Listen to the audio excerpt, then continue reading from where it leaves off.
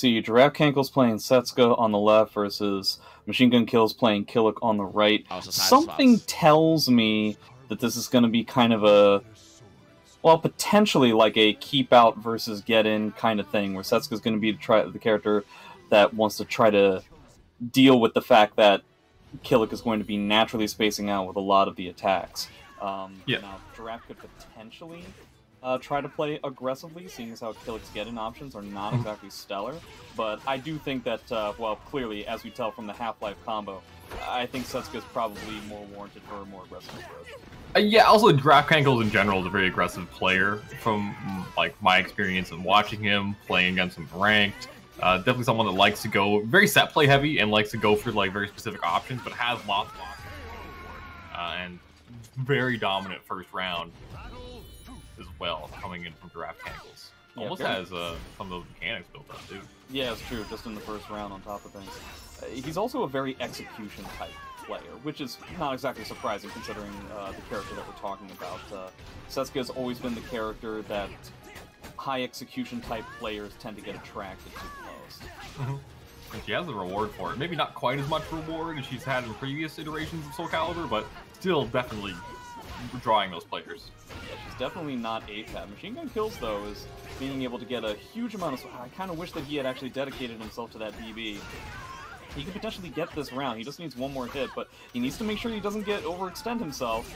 Yeah. Oh, wake up, back turn. Hey, he has a really hard spot for him to be in, but goes for the option that all Killick players love to go through, that AGI, only losing the thrust.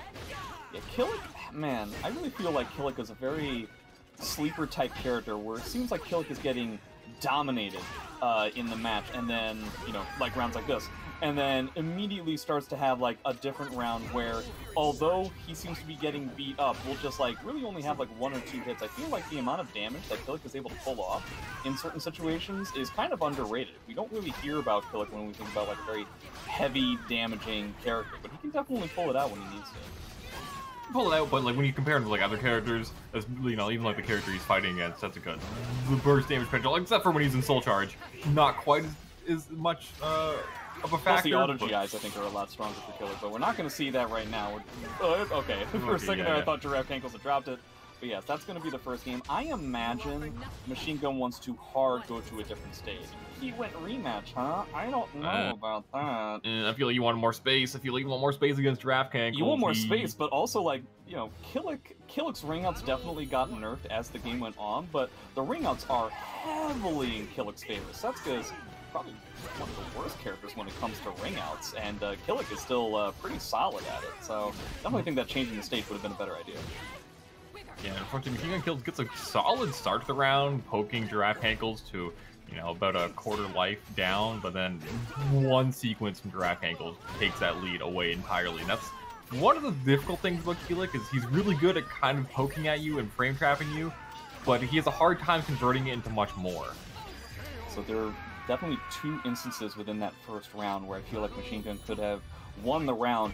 There have been multiple instances already in the set where we've seen him duck a grab, and in order to punish a duck grab, he goes for a grab himself as opposed to a wall rising B, and that's a huge amount of guaranteed damage that he's losing out on. He's also not doing the full optimized combo. Wow, he just decided to drop his controller. I don't know what happened there, but he also hasn't been getting the optimal damage off of his auto GIs either. He's just getting like Monument into, you know, AK or something as opposed to lethal hit. So it needs to get more optimized damage. Are we going to go with the lethal? No, okay, we're not going to go for the Soul Charge.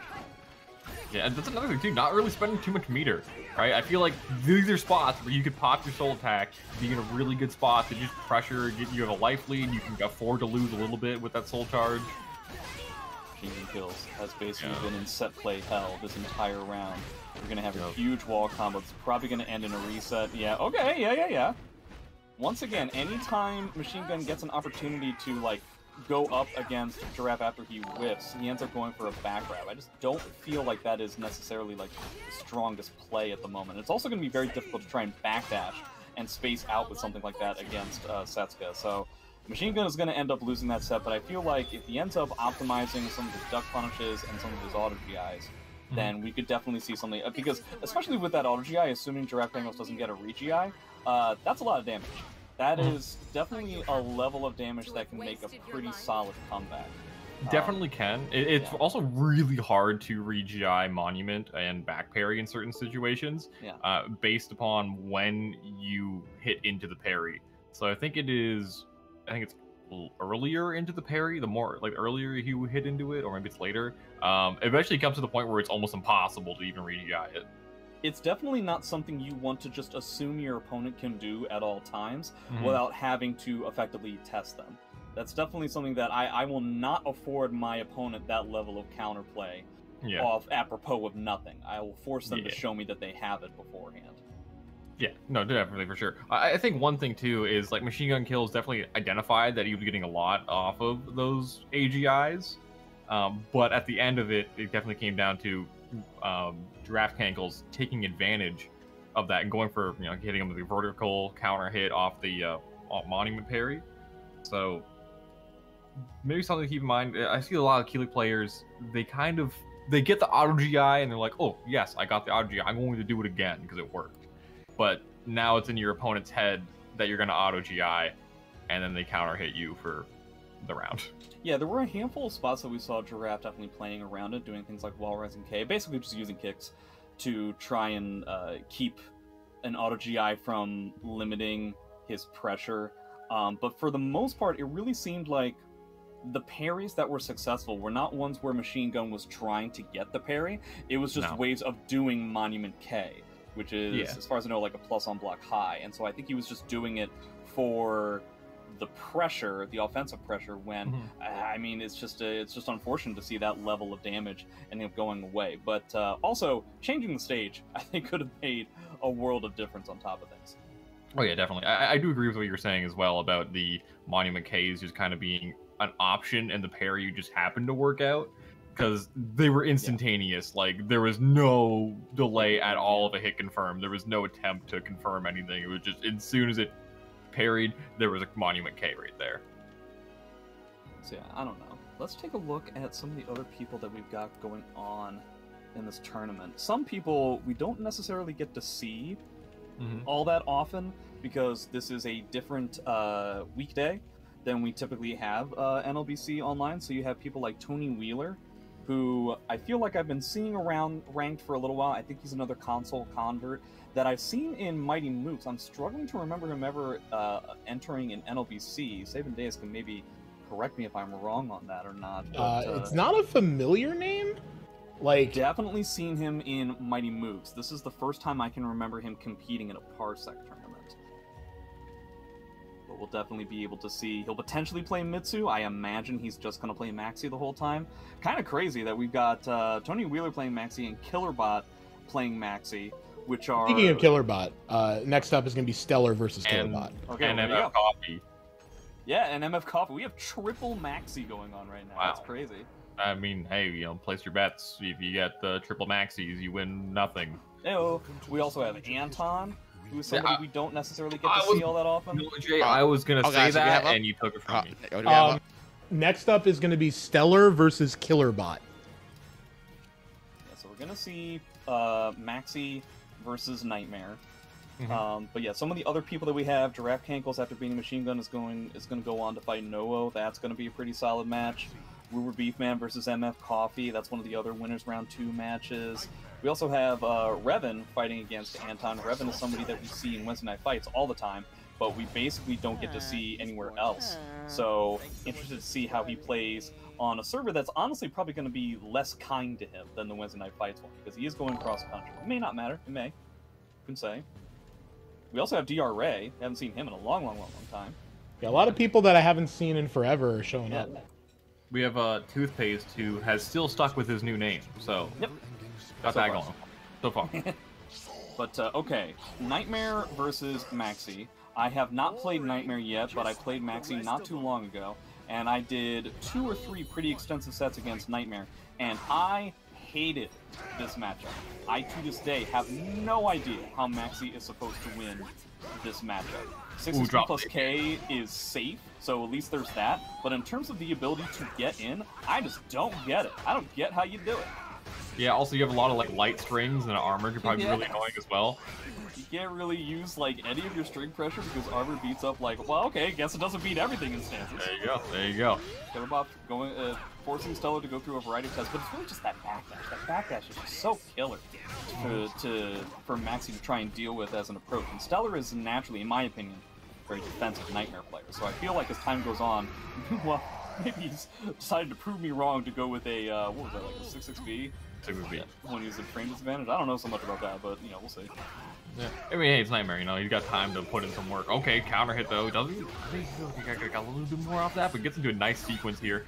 Gets the GI, drops to AGA the second time he's dropped that post-GI AGA. He gets his armor, so Killerbot is dead. Oh, okay, if that was a 6-6K, then Killerbot was dead.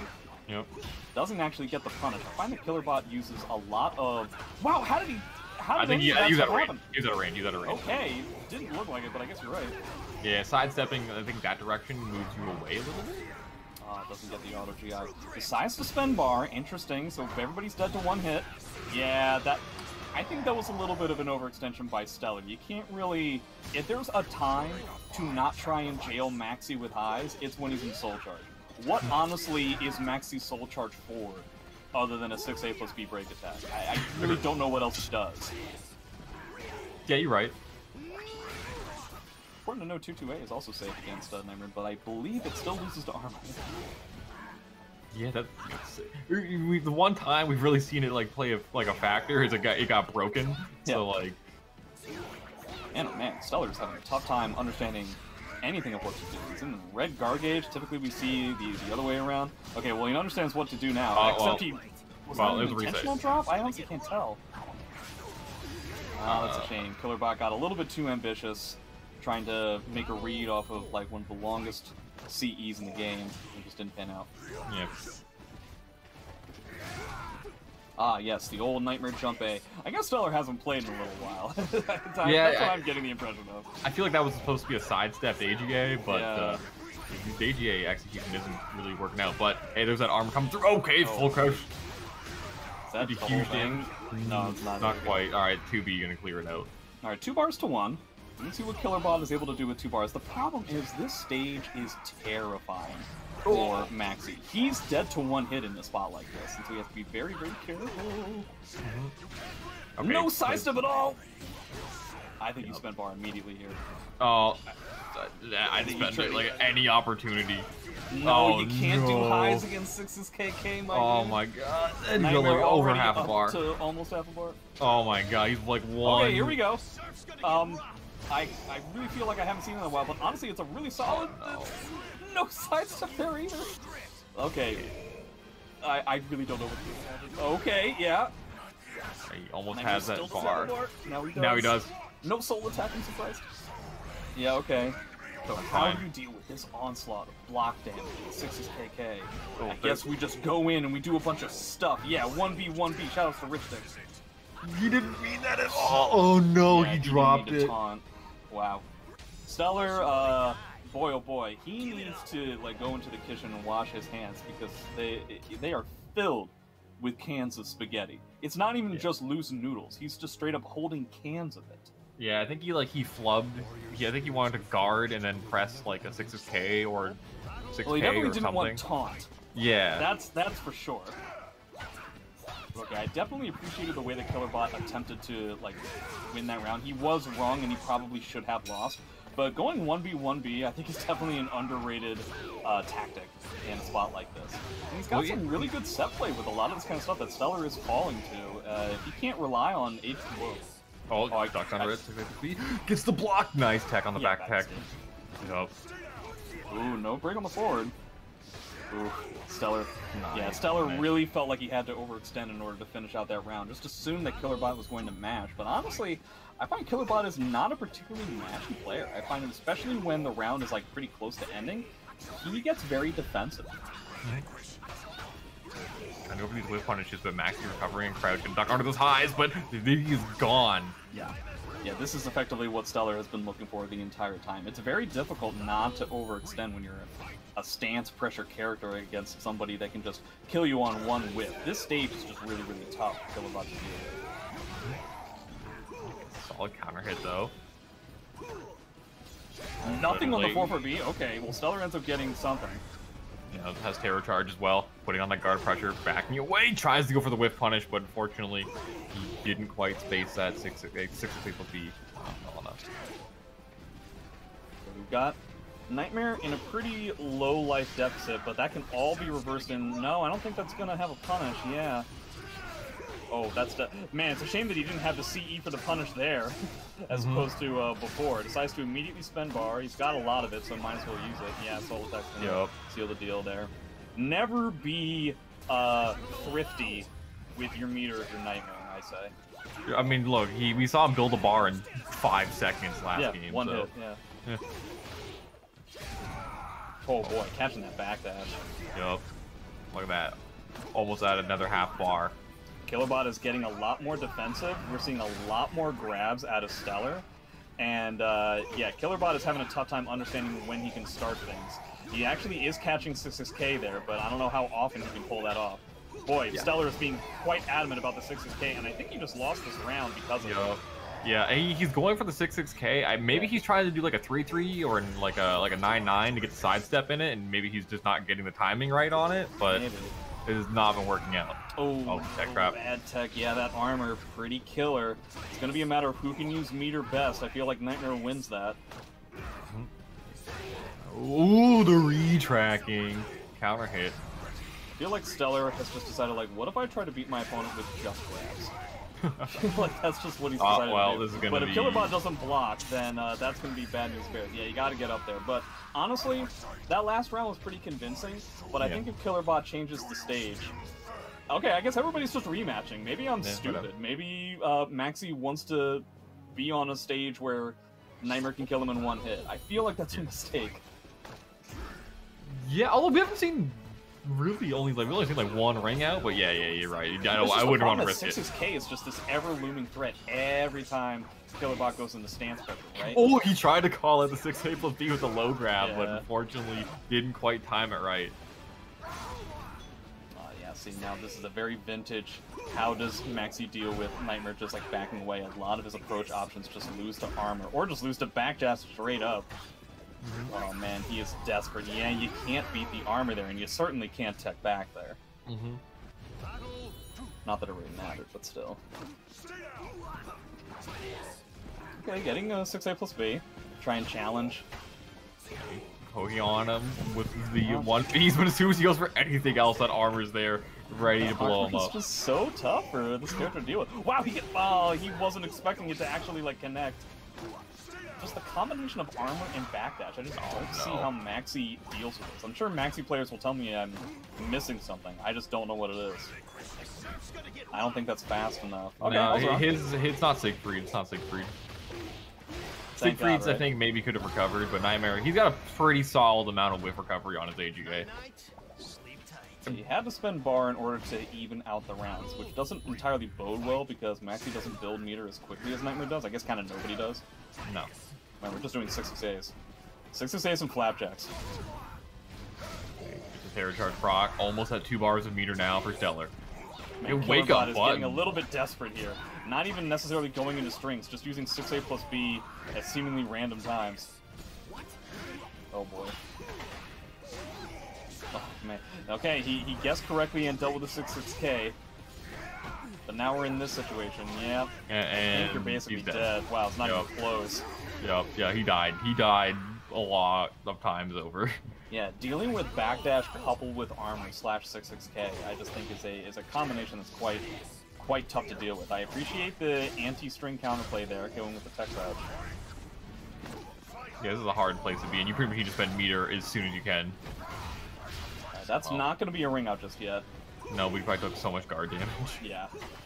Yeah, that's going to be the tough thing, assuming we go down to the last round.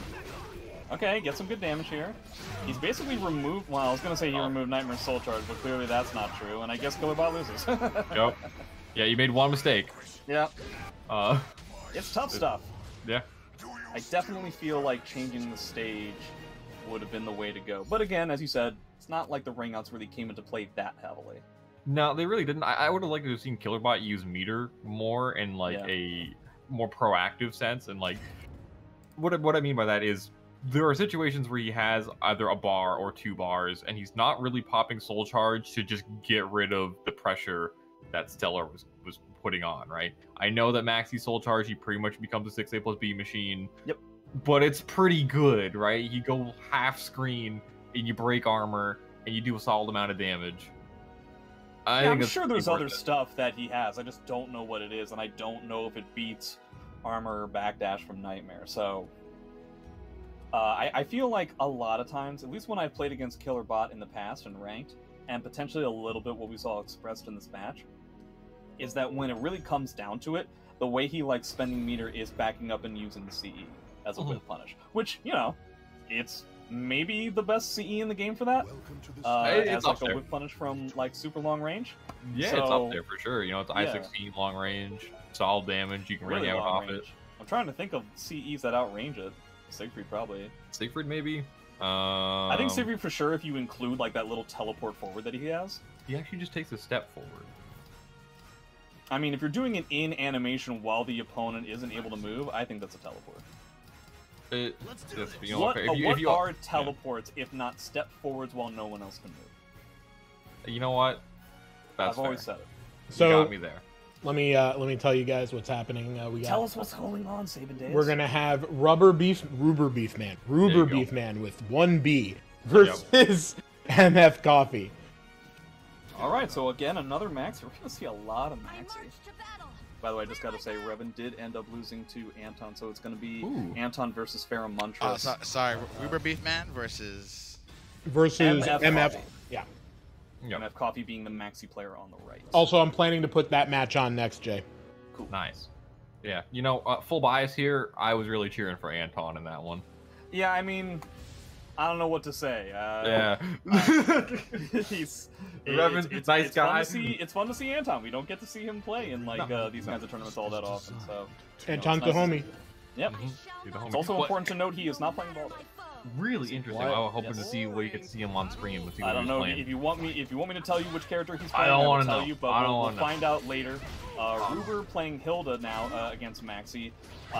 I honestly have no idea what this matchup is like. I would imagine Hilda wins. I think the mid-range goes more in her favor. I honestly have no idea what her level of counterplay is like against Maxi strings. Sidestep, pretty awful. Backstep, almost as good as Nightmare. In fact, maybe even as good as Nightmare. So, potentially the backdash is still going to be something that Maxi is going to have a tough time with. MF Coffee is significantly more aggressive type Maxi, in my opinion, than Killer Bot is. Yeah, definitely. And, you know, Ruber Beefman definitely a character specialist. Not too many people playing Hilda, especially not to the level that Ruber Beefman does. Yeah, kind of nobody in America, at least. Hilda is significantly more prevalent in the EU, I believe. Basically like him and Xander, who just has Hilda's and all. Alright, trying to sidestep there, but again, Hilda sidestep pretty awful, but we've already seen Ruber exemplifying just how powerful Hilda backdash is in a lot of these spots. Doesn't even really need to deal with any force blocks from Maxi stance transitions. Oh boy. Oh no, Twitch ducked or tried to sidestep late and gets hit by the ever forward. Nice backstep under pressure. You don't have to deal with that. And I gotta say, Maxi players might blow me up for this. That drop into like the reset, like the standing reset that Maxi did there, I think those standing resets from Maxi suck. Like, I don't think they're good at all. Yeah, I mean, they're great when someone ducks into them like that. But. Yeah, sure, but I find that, like, his ability to deal with MASH in that scenario is just, like, so bad that, like, I never respect them. Now, I play one of the fastest characters, so maybe that's, you know, bias. But, okay, gets a lot of guard damage here. Ooh, fantastic auto DI.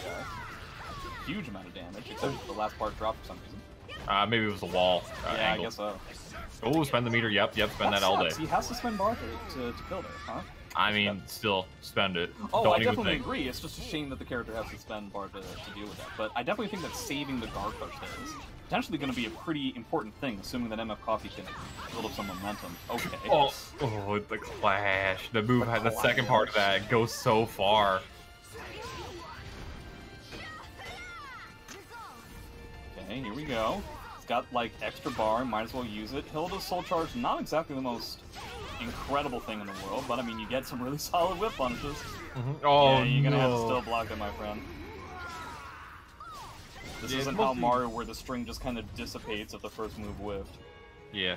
Yeah, her soul charge is mostly just string extensions. It's just strings, yeah. Some of them are good, some of them are bad. I find there's not even really a hell of a mix-up involved there. Honestly, I find both of these characters to have pretty underwhelming soul charges. Yeah. Those would be particularly defensive. It's amazing that he can backdash that 3K. Oh my goodness. Look at how crazy that is. What is MF Coffee to do? 6A plus B maybe has enough range? No way. This is an SE5. Apparently the kick just like blows through 6A plus B, but okay. Here we go. Got that wall pressure. Definitely keep Ruber as much into the wall as humanly possible. Alright, well now he's out. So yeah, he can still backdash. Ooh! I think he was actually dead if he had connected correctly off of his charge attack. Okay, plus 10. Yeah, too much pushback. Now you can't. Okay, there we go. Guess that stance transition beating the duck. Yeah, caught me down to the wire though on that last round. Very close, yeah. Okay. Oh wow, Fred's Neil there again. Yeah. Side wakes up, sidesteps, avoids that one, gets the lethal hit, gets the wall carry, but Maxi, unless he gets the right wall splat, well, actually, not the right angle. I mean, yeah, sacrificing about 70% of the remainder of his health. Yeah, 2A plus B in that situation, huh? Okay. The upper skidoo. Here we go. That's the thing people say. That's the thing that some people say when they're cool. Are you cool, Jay? Mm-hmm. Alright. Alright, he gets the auto GI, pushing Ruber into the wall yet again. Interesting. Jump A. I think he just got that. Wait, he got it. That's... No. into reversing the stage position. This could not have gone worse for MF Coffee. Okay, and I think he just killed, right? Yeah. Alright. I mean, that was really cool. It didn't work out, but then it did, so, yeah. hey. Reverse RI against an auto RI. That probably really stinks for Maxi, but Ruber, I assume, changed the stage. Welcome to the stage of history. So where are we going now? Small stage. Potential ring outs on, well, I guess technically on both sides, but I would be more scared of Maxi's ability to ring out than anything else. Yeah, Maxi can really get that carry going, especially if he gets CE combo. CE, yeah. Yeah, that thing goes far. But okay. We were definitely singing the praises of Hilda in this spot, but I guess it seems like MF Coffee has found a way of trying to make this character work in this situation. Getting some back throws of his own. Oh, tries to interrupt, but that move.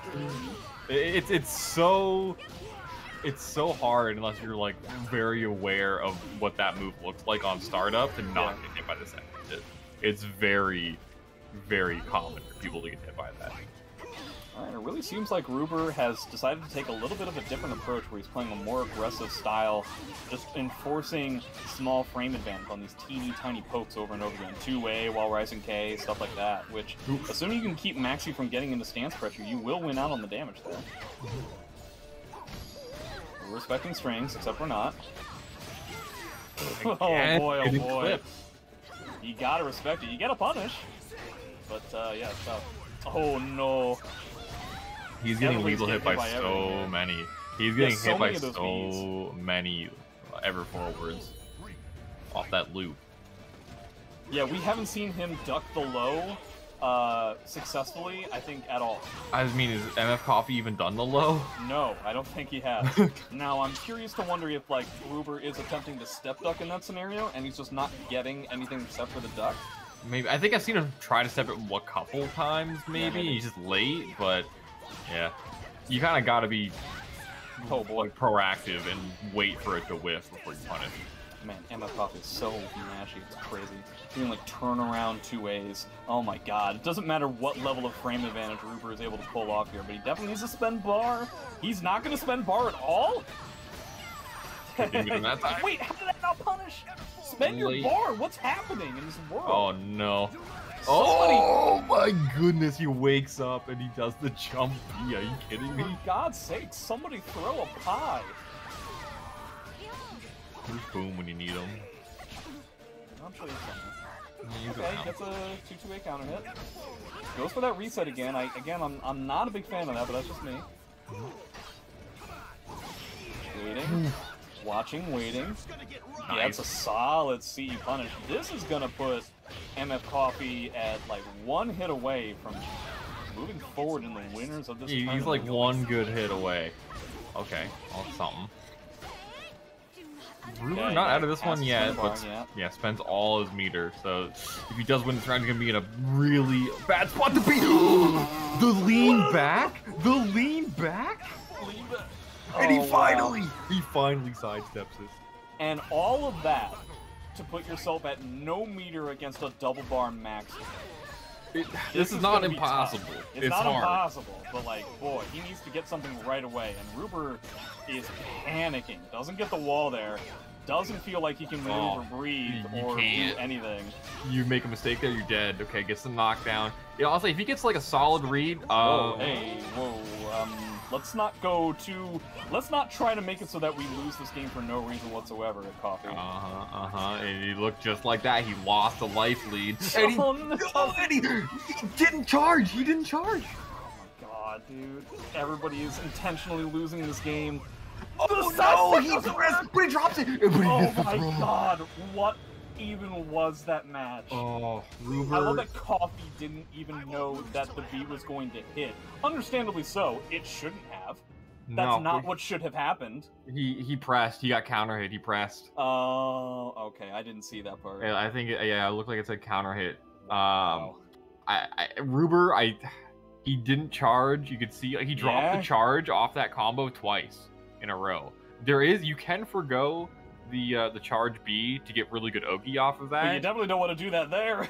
You don't want to do it when I mean, maybe it didn't kill. Maybe. I feel like it did, right? I just feel like there's no way. I feel like there's no way it didn't kill. I think he just flubbed the charge. Maybe he released it too early and it didn't come out. The tournament that's my nerves. guess too. But that being said, I don't remember him, typically speaking, when you see a Hilda player accidentally release the charge too early, we typically see them throw out an attack. We typically see them like whiff an A or something, or whiff a B, assuming that it was going to be the charge move, but it ended up not happening. And we didn't see that with Ruber. So I feel like either he realized way ahead of time that he was not, because it was off of the string that MF Coffee yet again did not respect. So it's not like he was able to confirm off of the first hit, right? So it's just the second hit. But that being said, if it's the second hit, then there's kind of nothing that Ruber could have done in that situation anyway, right? Because that's that is disadvantage enough to where MF Coffee wins the round. So I feel like that kind of what you were saying is just like such an air of tournament nerves that really screwed everything up. That was insane. Yeah, no, definitely. It was there was so much spaghetti. Like MF Coffee had it and then he gave it away, and then Ruber had it and he gave it away. It was just man. Oh, who we having up, guys? Guys? What a crazy set. Yeah, that was a slobber knocker. That was a back and forth crazy. Oh, who we having up, guys? Next up is gonna be Ferromuntris and versus Anton. Hey, this Anton will be is playing Astaroth on the left. Oh, just FYI, guys. They asked for a button check, so this is gonna be a button check. Okay, but I do believe these are the characters that are going to be played. I have confirmed with Anton that he's going Astaroth all the way today. nice. You know what? It's really fun to watch Anton's Astaroth. Yeah. I feel like he really just sometimes doesn't care, and it's like, I'm gonna do the thing, and I like that about it. Yeah, I find it to be very technically proficient. It also works with the typical kind of character that he plays, in the sense of there are characters that simply do not get any Oki on either of the characters that Anton likes to play. Yep. So that's something as well. This matchup used to be miserable for Astaroth, dealing with I forget what lethal hit it is, but basically Zos had a lethal hit that could basically work on most of everything that Astaroth did, assuming that it whiffed. Now I believe it does not work on whiffed grabs, so he doesn't have to worry about that. But it's still probably relatively difficult. You can't really use your was it armor. the knee one? The knee one where he goes? Yeah, that's the one I'm talking about. Yeah. But okay, we'll see how this ends up working. Typically speaking, Ferromuntris is a pretty mashy, aggressive type player, and Anton can sometimes have a tough time dealing with that, because one of the other things, along with like the Oki not being something that Anton really has to worry about, is that he typically plays slower characters that can sometimes get like out pressure. Yeah, you get that patience from. Okay, well, speaking of things not working on characters, things not working on characters. Got a curse. Not sure how he's going to use it. Fantastic step though. Wow, he went for the gusto. Makes sense. Another step duck. Nice. Okay. Forward grabs again. I like that Anton goes for the forward command grab a lot, because you see most Astaroth players, they want the back one because it does more damage. Yeah. So, you know, he's going for that one instead. Of people kind of conditioned throughout years of fighting Astaroth that they like to do the back command grab. Anton tried to go for the massive wall combo, but instead he gets this other massive wall combo. We do not see him go for the, I think it's like the 3B unblockable trap. He doesn't really go for traps all that often. No, he kind of plays pretty Astaroth pretty straight up, yeah. Yeah, like I'm gonna try and grab you, and I'm gonna try and bull rush you. It's a lot of bull rush. It's a lot of step duck into full trap. Yep. Okay, this is Zos meter, which now doesn't. Oh, I feel like he couldn't see Eden. Okay, well, I feel like meter should have been burned there, but he's got a huge lead coming into the third round, so we'll see how this ends up going. Yeah. Okay, finally gets the front tech. Typically the person who uses Astaroth soul attack rather than actually just using straight up soul charge. You know, it's not a bad soul attack, honestly. Oh, no, I-16 horizontal mid. Yeah, the fact that it's a Hori mid is a pretty big deal, but just as much of that is a big deal as it is getting two curses into like this situation here. This is going to be tough to get out of. Anton with impeccable defense. There it is. Wow, just 2-8 him out of it, huh? Big plus frames. Oh, didn't commit to it. Jeez, that magnetic grab. Okay, solid amount of damage here. Alright, goes for the reset. Hop forward 3B, huh? Hop forward is such a weird place to be. Yes. Like, when your opponent hops forward on their, like, on, like, a situation, you're like, huh, well, I'm in a 50-50. I guess that's just the way it's gonna be. Yep, there's that lethal hit that we were talking about. You can tell that Theramunch is just kind of rolling around on the ground to try and make that kind of thing happen at times. He's getting really good side steps to deal with these bull rushes, too. Out of the two of them, definitely Theramunch has gotten more out of his soul charge than the other way around. Yeah, ooh, ducking under the high. Solid amount of damage on the grab as well, the force choke. Oh my goodness, what was that, 70? Yeah, something like that. I feel like you gotta spend your bar. Theramunch spending all this time on the ground. Okay, I don't think that's out yet. Yeah, goes for the reset. Force block, not... Like ducks under, but he gets counter hit, oh no! If he had just waited, not the second. Yeah, if he just waited a couple frames, he could have taken that. You know, he had the meter. He could have skied to keep it simple. You could have done a lot of things. Oh my god, hell. I mean, CE wouldn't have been a punish, but it would have been a guess for the game, I think, for sure. I haven't really seen a whole lot of, like, big-time damaging combos from, wow, is this the first person I've seen that just, like, regularly ducks the K of 3AK from Zos? Gee whiz. Yeah, we've seen him do that, I think, twice now. Yeah. The 2 times we've seen him do it, man. He's trying to get a lot of 3K whip punishes as well, and it's just not really panning out. Oh, he interrupts there, and he gets him on the counter hit. Dead? Wow, yeah, the wall giving the optimal combo. Yeah, out of the two of them, Theramunch has definitely been getting a lot more out of the wall pressure than Anton has really gotten. Yeah, Anton got that one big wall combo, and that's pretty much all he got. Okay, oh, gets it right on the grab, 50-50. Ever looming curse. Nice, gets the whip punish, counter hit on the string. Now he's got to deal with this wall pressure again. Okay, 4A's out of it, soul attack, yeah. Oh my god, that did like 40 damage! Ended up just not panning out. Yep. 1B on whiff in the soul charge activation. Nice duck again, dude. Yeah, he catches the sidestep. That's a very fantastic read. Theramunch has definitely been just kind of sidestepping a lot against Astaroth soul charge, trying to deal with those bull rushes. Makes sense. Yeah, he has a lot of scary tools, and they're all really high damage when using soul charge. Yeah. Ooh, yeah, there's really no strong answer against Astaroth soul charge. You basically just have to guess full stop. Oh man, imagine if he confirmed that. Okay. Oh, is he dead? Oh, yeah, he's dead to a tech trap. Well, he's not dead yet, but he also doesn't have any bars, so this is gonna be tough. Yeah. And at this point, Anton is just having a tough time understanding when he can press. Just decides to build a little bit of meter, but he's just getting counter hit constantly. And again, Pheromontress is, whenever there is a huge life disparity, Pheromontress is rolling. He is just rolling and rolling and rolling and rolling. Anton hasn't really figured it yet. Yeah, he kind of has to commit to something when he's rolling. He doesn't have like a all catch move. Yeah. Like a Siegfried A-slide B, for example. You go for like a 1B or a 2A if you just wanted to hit him, but yeah, it's tough. And now Pheromontress is just winning out in the mid-range over and over again. Anton's going to have to Soul Charge to try and get something going, but it's easier said than done. Yeah. Guard flashing red here. He's getting counter hit like crazy, but this could be a big opportunity. Oh no! Oh boy, that was the flub of the century. 1B catches Astaroth sidestep, and yeah. I feel like that combo should have gone differently. You hate to see it happen. I'm not sure why that draw. Did he just miss time the grab? I mean, you know, if it's a 2-2B in Soul Charge, they're going to go a lot higher. Typically, what you see in a situation like that is like B plus K into 4BB. That regular grab is something that if you wanted to do a regular grab, which is what I think that he did not want, if you wanted to go for a grab like that, he would have to delay it pretty significantly. Yeah. So I imagine he wanted something wholly different than what we ended up seeing. Oh, he went to go for the Obsidian drop. Yeah, that makes a lot more sense. Yeah, the Titan Bomb. Yep. No, it's Obsidian drop. Oh, really? Titan Bomb's the forward command grab. Well, if you say so. Yeah. Okay. So actually, are you there? Available?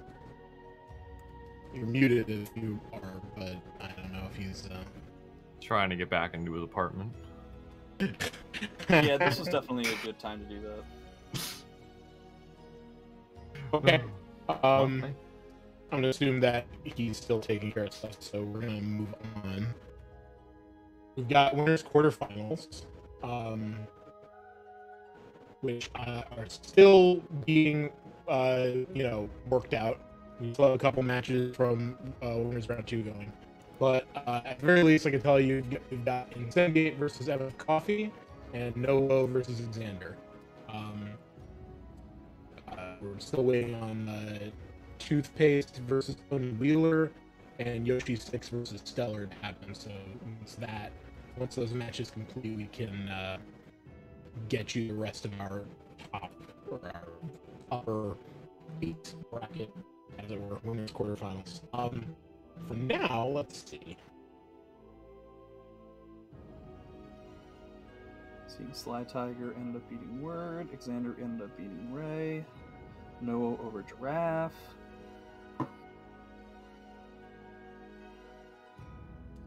Yeah, definitely like for not like the biggest turnout, this is definitely a we've seen really good games. You know, like the quality of the matches has been really solid.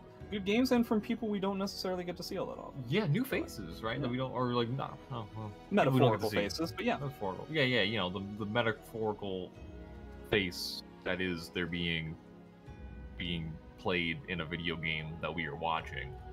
Yeah, the characters that are being played on the screen gives me a smile on my character's face. Yeah, I know what you mean. I'm picking up what you're putting down. Oh, hey, listen. I never doubted it. Not a one time. Yeah, you know, it's like if you were to. Hey guys, let me match arena real quick.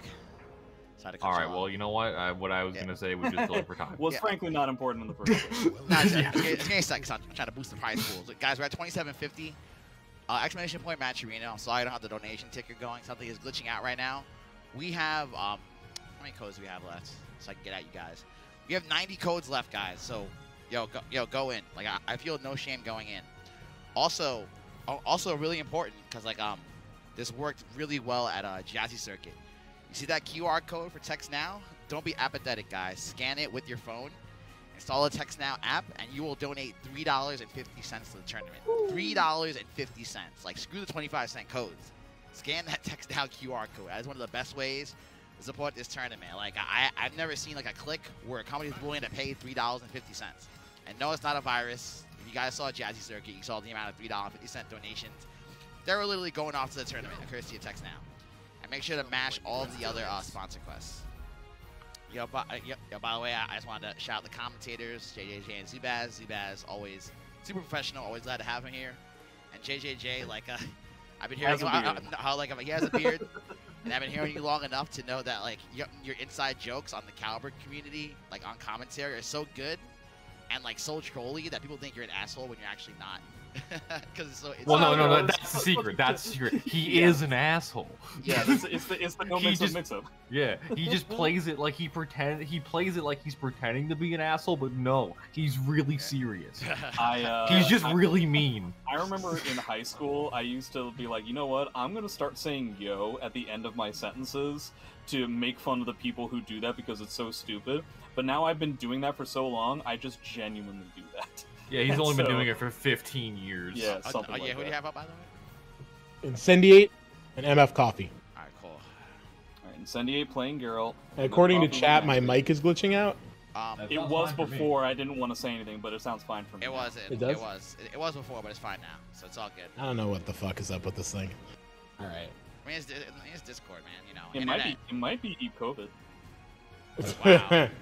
It's infecting the internet now. Just because it's been a while doesn't mean it's like gone. So it also could be the Discord setting, because you know every time you upgrade, Discord does all sorts of weird shit with the audio, so you have to turn a lot of it off. That's a possibility as well. I've had this happen before, and it required me to restart my entire computer to fix it. So no surprise. I'm not in a hurry to do that right now. Okay. Well, we got Incendiate versus MS Coffee. Incendiate coming off hot off a second place, I believe, off Combo Breaker. That's correct. Wait. Sean Hua for the most part. Incendiate lost a tournament? Wow. Yeah. Lost the boom. No, that actually happens. Incendiate's probably gonna have my head for saying this, but that actually happens kind of a lot offline. Yep. I mean, he came in second, okay? Yeah, he came in second. He came To in second. boom. Boom of all. Let's be fair. Let's be fair to Jordan. Look, just because he's on your team. I feel like I was nice incredibly to fair, and I said only facts, but you know. Yep. We've got Geralt versus Maxi right now. Probably a matchup that we don't see virtually at all. I would imagine that Geralt kind of beats the hell out of Maxi, but I feel like that happens to Maxi in pretty much every matchup. Oh, Takes a nice. huge bet with that punch. You basically get whatever whip punish you want in a spot like that. Playing against Incendiate's Geralt, I gotta say, is a drastically different experience than you would have against any other Geralt. He plays this character that is all about timing and counter hit mix so aggressively, despite the fact that he doesn't really have the frames or damage to keep up with that sort of thing all that often, but he does it so successfully. I don't get how he pulls it off. Yeah, and he puts like he plays this character almost like set play-y in a way. Yeah. That's a fantastic way of like calling it. Yeah. Yeah, like he's like, all right, I knock you down. I'm gonna now do a mix-up, and like other Geralt players are like, I'm just gonna back away now. He's like, nah, 50-50. Yeah, and he gets the signs really quickly, which means he also gets a huge amount of damage off of like lethal hits and stuff like that. We're gonna see none of that for now because we're just getting a clean 3-0 right out of the gate. I feel like MF Coffee should probably keep the stage because boy howdy, you don't want to give this character more space. Nope. Yep, and he does not. But that's a quick game number one from Incendiate. But yeah, he really just a very aggressive Geralt, not one you would see normally. Okay, wow, chases him down with that 6 critical. Yeah, the range on that is no joke. Yeah, he's getting like a huge amount of mix. Honestly, it's kind of weird to say because he's like the simplest character in the entire world, but there's a chance that MF Coffee does not have a lot of Geralt experience and therefore does not understand like what he's supposed to do about like the armor stuff. Like he's not getting his punish there. Like there's a handful of spots where MF Coffee might have absolutely no idea what to do against the character that I'd be willing to bet is the least played character in rank. Whoa. That was the best example that I can come up with, is that he didn't even know Geralt's REA had multiple hits. Yep. I think one of only a couple characters with multi-hit REs. Oh boy, now I have to think about all of them. I think Talon does, Taki does. Mitsutaki, Cervantes? Zas. Oh yeah, Zas. Zas has multi-hit everything. Yeah. Amy. Oh yeah. You know what? Never mind anything I ever said ever in my entire life. I'm wrong. That's a 1-on-1. You would think that MF Coffee has the meter advantage, but honestly, having just enough meter to do a 6BB is enough for Geralt for like the rest of the game. Yeah, no, and he builds it pretty quick because he doesn't really spend it. He does, yeah, he doesn't really spend his meter on anything other than like meter burns usually. So. Yeah, the CE does a massive amount of damage on the Soul Charge. It's very scary, but we typically only see that when Geralt was put on the back foot in some places, which has not yet really happened yet. I don't know so much about jumping there. I'm not sure what that beats. Ooh, man, sidestepping Geralt 3A. Yeah, it's a bit much, MF Coffee, but okay. And he hits him with a toe tap, put his toe right on his chest, and just kicked him over. It's also important to note that Geralt has one of the best soul attacks in the whole game, too. Yes, he do. Okay, nice. 50-50. Doesn't guess right. Huge amount of meter for MF Coffee. Not sure how he's going to spend it just yet. Always have to potentially be worried about that parry that Geralt has, if he has the meter for it. Nice patience as well. Yeah, gets the 6BB on the whip punish and GI. Okay, but speaking of whip punishes though, yep, fall flat. Nice, gets the conversion. Oh, drops the combo though! Get the full thing, and that is not no sidestep. No, you didn't get the sidestep on the 6B plus K either. Yeah. Again, a lack of knowledge. Oh, a fantastic clash setup. Shades of Linkors. We haven't seen that in a while. And Insidia taking it 2-0 pretty convincingly, only dropping one round. Yeah, I feel like that is a tough matchup. Like I'm going to say in virtually every matchup we're going to see in this tournament, I think it's a tough matchup for Maxi. Not really going to get a lot of opportunities to set up your mix. The character has incredibly long grab range, incredibly long pokes, is one of the better keep-out characters in the game. Unless you're able to overwhelm Geralt with, like, you know, the way an I-10 character would, with a massive amount of pressure, I don't really see the ability to keep Geralt from doing what he wants to do. So that's really tough. Yeah, it can be really, really tough, especially when you have like a great player like Incendiate. You know, Geralt is often said to be a character that is as good as the player is, and doesn't help that Incendiate's one of the best. So yeah, he's not a character that we typically think of when we think of characters that carry the players. No, definitely not. But a good player can really make this character look I'd amazing. honestly be willing to bet, like, I don't agree with this, but I definitely think there's a through line in the Soulcalibur community now that X carries players that do really well with the character, and I'd be willing to bet that one of the reasons why Incendiate decided to start playing Geralt is to stop those kinds of conversations from happening about him. I mean, like, who even does anything with Zhonghua that wins anything that isn't Incendiate or Zefukai, two people that have been the best for a long time. Yeah, I feel like it's a pretty unfair comparison, just in general, but I'd be willing to bet that Incendiate's the kind of person who doesn't want to deal with that conversation constantly being around, and just decided to pick a different character. Yeah. Also, like, I think I was talking with Jordan about this, is he...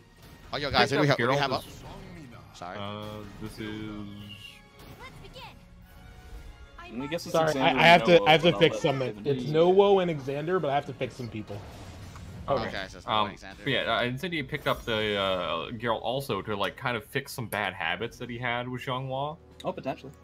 Yeah. So that was something I was talking with him about. Is that like he wanted to try and work on some of those things to like see the game differently, and it kind of worked. He also kind of plays Geralt like a Zhonghua player though, so.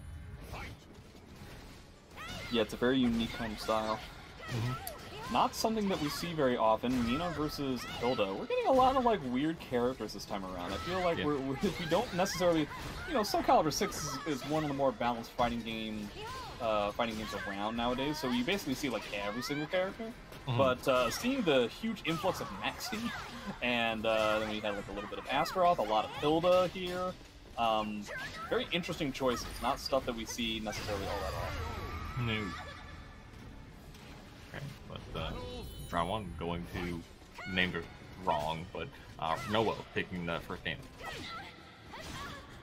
Mina versus Hilda. I have no idea what this matchup is like, but so far it really seems like Xander's having a tough time playing against Nowo's pace, which is very typical. Nowo definitely tends to, especially when he's playing Mina, when he's taking it seriously, tends to run a gambit of like this mid-range offense/defense that is very uncrackable to a lot of people, including Boom, who was our combo breaker champion, ended up having a first to 10 with Nowo on my stream, though, the War of the Roses, and it came down to, I think, the very last round. So, really tough stuff all around.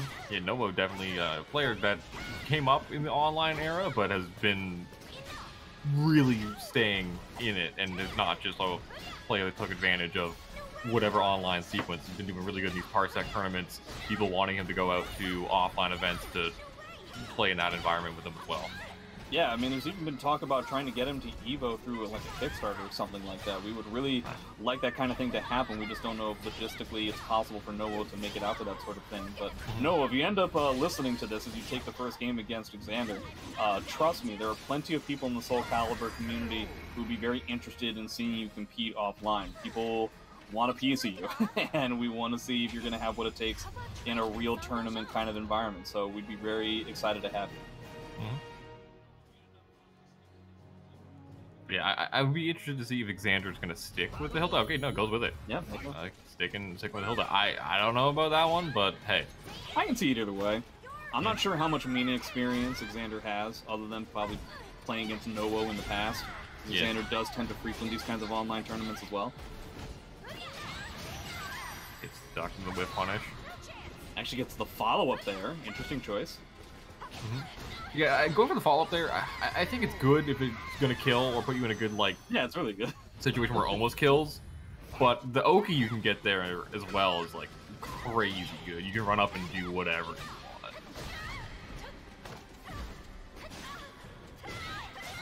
Okay, we're actually getting a little bit more pressure out of Xander now. I think he's getting a little bit more comfortable warming up with his character and is able to try and, like, come up with a little bit more damage out of certain guess rights. He's actually catching Nowo. It's a shame he didn't commit to that, but he's actually catching Nowo pressing at this point from jamming in so many verticals, so many launchers against Nowo previously. Ooh, the back steps have been working out for Xander in this game, but unfortunately he gets clipped on that one. But I like that he's kind of playing at that mid-range and just stepping out of the range where Nowo is trying to establish like a offensive defense, as you put it before. Yeah. Lots of meter on Xander's side. We're just kind of like letting the soul charge dissipate. Nowo has one more if he wants to use it. Frankly, if he ends up using it in order to win this round, I would consider that a win. But unfortunately, I think we're going to get a ring out here. No, he doesn't get the full combo. I think the that wall was a ring out. Oh, that's too bad. The wall messed it up. 4-4-B. 2-2-AA out of nowhere, but no punish. Putting the strings on, soul charge, gonna knock him away. Still a little bit of soul charge, but unfortunately the hell sweep gonna take it. But honestly, if I'm in Xander's spot, I consider that a win. The fact that Noah had to spend both bars just to get his first round, that's a pretty big deal. The problem is that he's not getting some of these punishes. You can already tell that Noah was trying to use certain ideas and certain moves to try and build more meters so that this meter disadvantage isn't as big of a deal. Okay, now I'm trying to run through the 6-6-Bs, but Xander finally gets a hit in. A lot of like oddly jump moves. Yep. I think that's like 8A plus B from Hilda versus the 4-4-B that we're seeing from Mina. And okay, just trying to lame out the little last bit of this game here. I doubt that he actually wanted that as his punish on post GI, but he ends up getting the round. Okay, so we're at 1-1 now. Yeah, I feel like he wanted like a 6-6-BB maybe. Yeah, that's my guess too. Decides to go with random stage. I'm not sure what kind of stage he's hoping for, because that's about as neutral of a stage as this game has. Does he want more ring-outs? Surely he doesn't want something smaller. Okay, well, going from one of the most neutral type stages to one of the other most neutral type stages, so the changing the stage didn't really change all that much. Now, I guess it's potentially easier to get ring-outs, because you don't have to worry about positioning changing. Positioning of what? The walls. What do you mean? You know what, Jay? I'm not even... Yeah, what's up? What do you got to say? Game number 3. Okay, here we go. 2-2-B from Mina. Does not get the correct combo at all. I'm not sure what that was all about, but fantastic Oki into more meter gain. Yeah, ooh, nice sidestep getting the 2-2-B launch and the whip punish. Well, that Xander is desperate to try and, like, level some sort of aggression here, but it just doesn't pan out. Man, Nowo is unreasonably good at sniffing out certain pieces of overextending aggression. I don't really get how he does it. frankly, I'm insulted by it. And look at it, as soon as he hits him, Xander tries to run in and try and close the gap. Oh, didn't let it rock. But he just eats these 6-6 Bs from Noah on his attempt to close that gap. He's catching some of those backdashes from Xander, catching some of the dash-ins from Xander. Xander can't move at all. He's having a tough time moving anywhere at any time. And now when he finally stands in place, he's getting hit by 6-6A plus B and 1B. So this is going about as badly as it could. Boy, Xander hasn't been right about a thing in the past 17 years. No, I feel like every single time he makes a guess. All right, well, you know what? He gets right go. there. Can't ring out because Hilda, but... Wow, RI there, kind of rude. Yeah, gets his I-12 punish. Ooh, he went for something, but didn't get it. Yeah, getting some of these guys. Ooh, I don't know about stepping so that your back is to the ring edge. I think it was the other direction than what you wanted. I'm forcing Xander to play slower and more patient. Okay, gets the second hit, it's not the launch. Bit, yeah. Not the launch he was hoping for. It's not getting anything out of these backdashes now, and eventually Noah isn't going to let you just backdash there for free. I think you have to spin bar. Yeah, I think you have to spin bar. Yep, guess for game. A Maryland player. Oh, did he catch the backstep? He did catch the backstep. No, it didn't even say run counter. Was that an actual punish? 1K is minus 16? You know what? It's a Mina, so maybe it is, and I'm just wrong. Hey, you know what? I wouldn't be surprised. Yeah, fantastic punish. Shades of Zhanghua, that's what everybody wants. Okay. Just a run-up kick. Already down to about half-life. Oh, gets hit by the string. Kids hit on the jump, forcing the soul charge out. And, man, I feel like Xander hit him a bunch of times, but I blinked and his whole health bar's gone. Yeah. Oh, gets the lethal hit there. No, not respecting the string. Not getting anything out of these whiffs sometimes and that kind of stuff. I mean, it's easier said than done against Mina. Sometimes she recovers really quickly on whiff and it stinks. Oh, dude, boy. No regalias, but it doesn't matter. Shades of Noah giving a taste of his own medicine, hitting him with the vertical on his approach. Alright, 2 bars to 2 bars. Immediate soul charge. I respect it. Mina soul charge, I think, is the best soul charge in the game versus one of the underwhelming soul charges, but over half of it's already gone already. But you're almost dead to this mix. Okay, that again, he did not get to start his soul charge until it was halfway gone. And he's already, and he ate that much health. That was crazy. Oh, you died. Oh, yep. Oh. Did you actually die? No. No, wow, that wall splat I think saved him actually.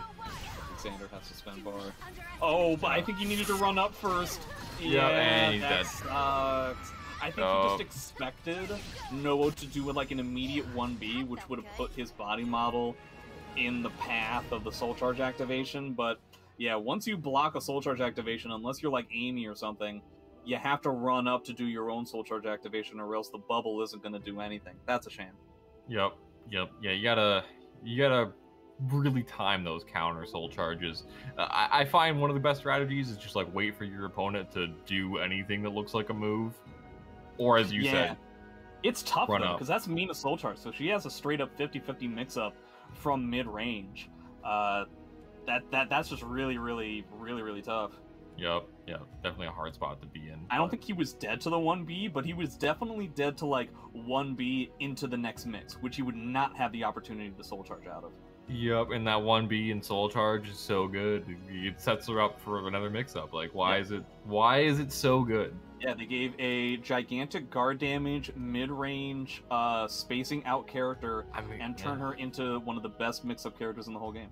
Yep. It's like, alright, here's 10 seconds of you can't guess wrong or you die. And as we saw... And even if you do guess right, there's a good chance that it's not going to matter. Yep, as we saw, Xander guessed right for 5 seconds, and then the remaining second it took him to get in, leaving him with 4 seconds, took half his life. Yeah. Alright, folks. Next up is going to be Toothpaste versus Sly Tiger. Two people we haven't really seen yet. Toothpaste beating Tony Wheeler. Kind of a shame we didn't get to see him. Sly Tiger beating Word. Yeah, this little part of the bracket. This hasn't been something that we've seen all that much yet. Yep, so Toothpaste, aka Florida Man. We saw this matchup actually just yesterday, didn't we? No. Both of them played in Wednesday Night Fights, but I don't think they played against each other, at least not on stream. I don't know, I fell asleep really early, so I have no idea. Yeah, I ended up doing commentary for a portion of it. Ugh, man, you know, Wednesday night fights is not Wednesday or night for me. But it is fights. There is fights. So you gotta, you know, 1 out of 3 ain't bad. Hey, that's not the song. That's not a passing grade. Okay, Talon versus Huang, presumably. Presumably. Oh, we're gonna go with Nightmare instead? Okay. I see that. You know, he doesn't really play Nightmare too much anymore, but hey, the armor is super annoying for Talon because she little girl, she got little girl arms, she don't hit hard with 1 hit, she hit hard with a lot of hits. I wonder if the backdash from Nightmare is enough to give Talon a huge amount of trouble, because I can't think of a character that's better at beating backdash than Talon. Just the sheer amount of damage that you get from 6BB counter hit is immense enough to where even a character that has a strong backdash is going to be scared of using it, but Nightmare's backdash goes far away enough to where even in certain frame disadvantage situations, might still be able to backdash 6BB. Yeah. I mean, yeah, 6BB, if you have Terror Charge on, like, a counter hit, it's going to do, like, what, at least 80, right? Almost? It's going to do somewhere between 1 and 17,000. You know, when you're right, you're right. Yep. It goes for the GI. Important information for Sly to have. Can mix that up. Column really good at delaying the offense and going with strings and stances. Doesn't get the 2A+B. That could have been actually a lot better situation if he'd gotten that. Just decided to crouch for 17 years. I mean, it was an interesting choice, but yeah, Sly trying real hard to make this wall pressure become a thing, but unfortunately the stage positioning gets reversed. So now we're just in this spot here. Dead to a 2K? Wow. That would have hit me. That would have hit me. Yep. I also got hit there. I 100% ducked. Yep. Just a straight up 50-50, so that's tough beats. Ooh, Lots of counter meter hit coming confirmed. from Toothpaste here. Look at he counter hit confirmed that. That was actually really sick. That's not easy to do. Sly has yet to really get an opportunity to play the video game so far. Lots of chip damage there. Not really any perfect blocks, so just kind of unfortunate. Nice punishes in the 3K as well. You know, Nightmare, not great block punishment, but when you get it, you gotta take it. I feel like Sly just tried to do 2-2A 3 times in a row there. And I think that's funny. Yeah. Lots of meter from both players. Nobody's decided to use anything yet. Two-Face is just being very adamant about just like trying to get out of some of this pressure via attacks rather than anything else. Sly uses his frame advantage. Oh man, imagine he had hit confirmed that. That was the round. Yeah, and a great read from Toothpaste going with that Nightmare thing. Ooh, CE. I'm honestly not sure what Talon has in Soul Charge that beats the CE there. He would have had to just go like a run-up grab. Yeah, pretty much. It's that armor. Maybe 6 so BB hard. is fast enough because the second hit is a break attack. I'm honestly not sure. No! He tried to get the whiff punish, but it was a little too slow, and man, Toothpaste just dominating.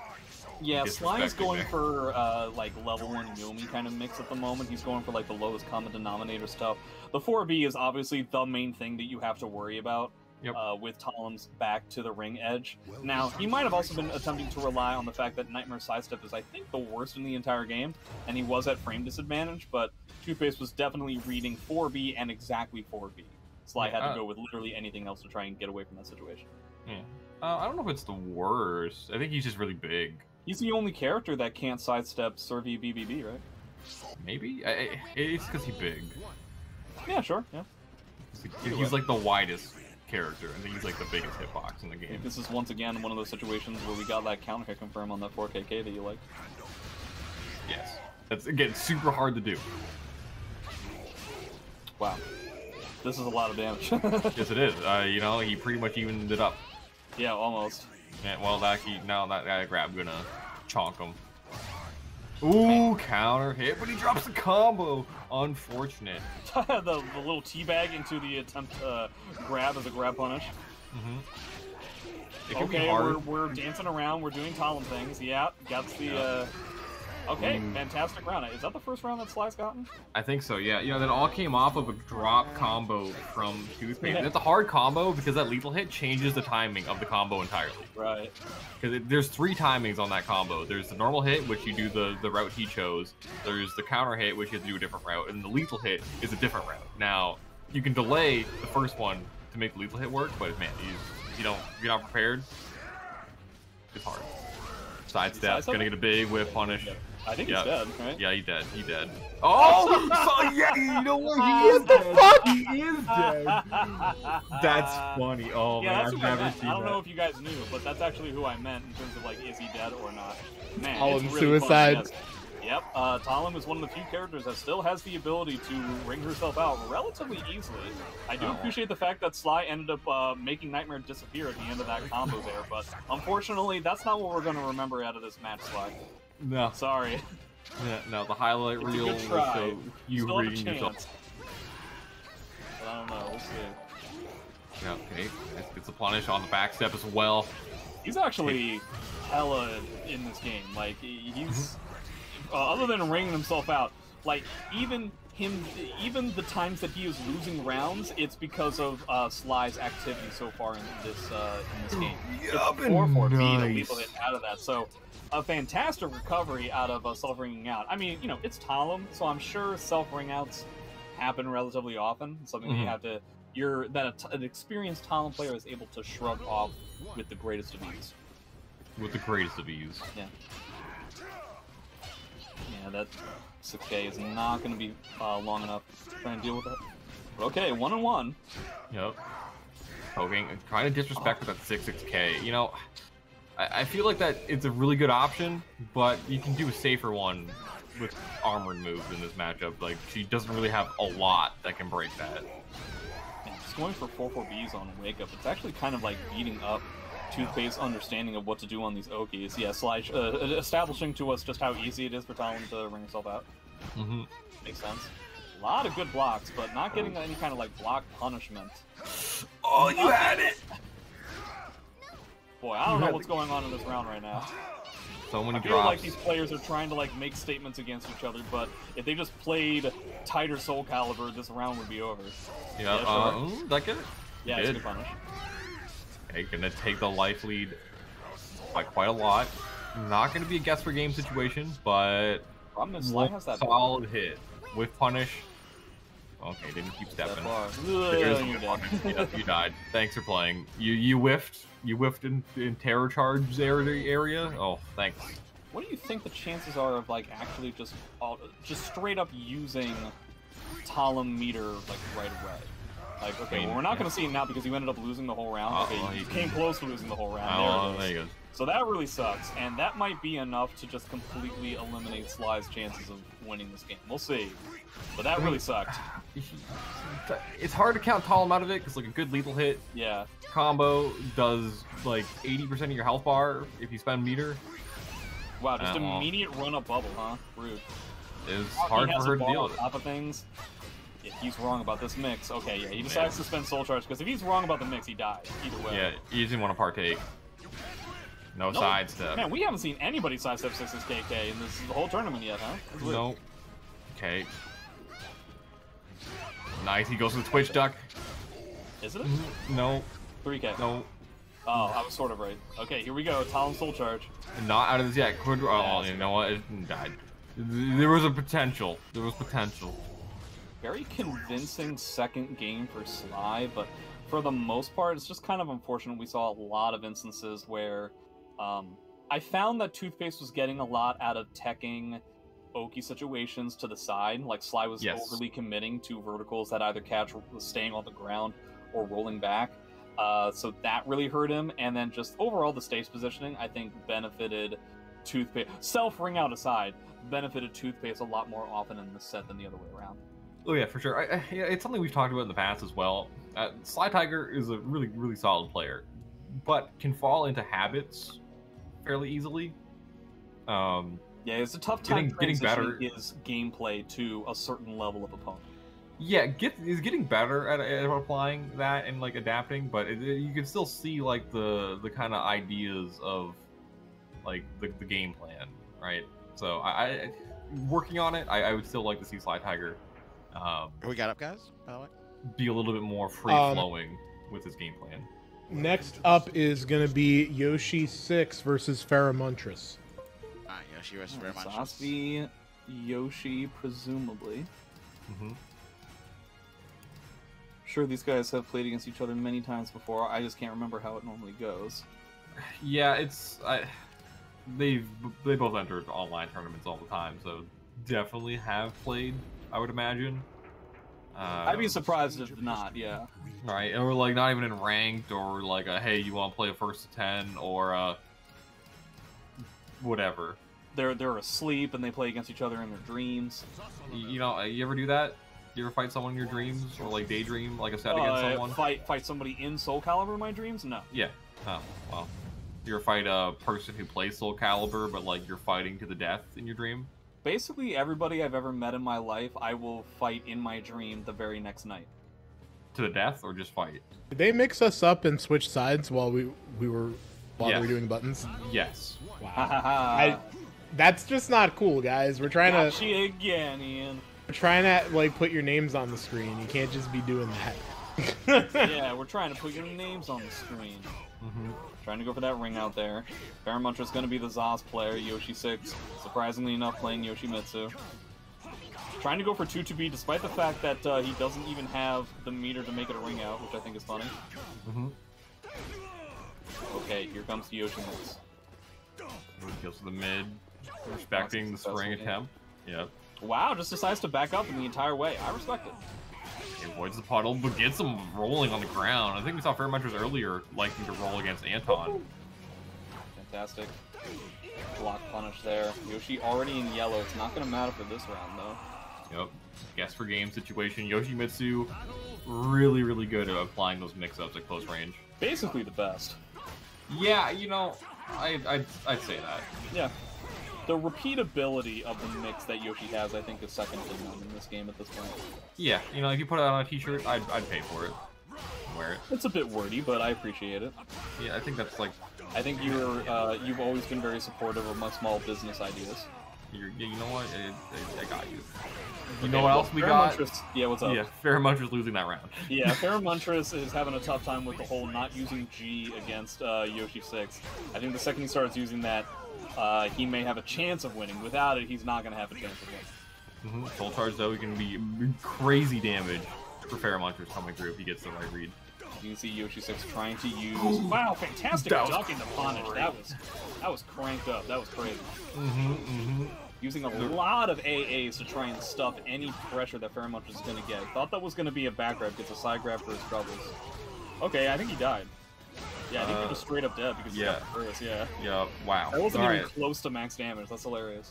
Yep, dude, this character, when he got curses on you and he hit you... When he got curse on you, because it was just one. Yeah, it's nuts. It's nuts. Alright, make it 2. Yep. No punish there, that's a shame. Oh wait, that's not punishable. I don't know what I'm talking about. Catching the sidestep. Yeah, there's that AA. It feels like Yoshi 6 is very adamant about using AA and kind of AA alone. Gigantic amounts of damage.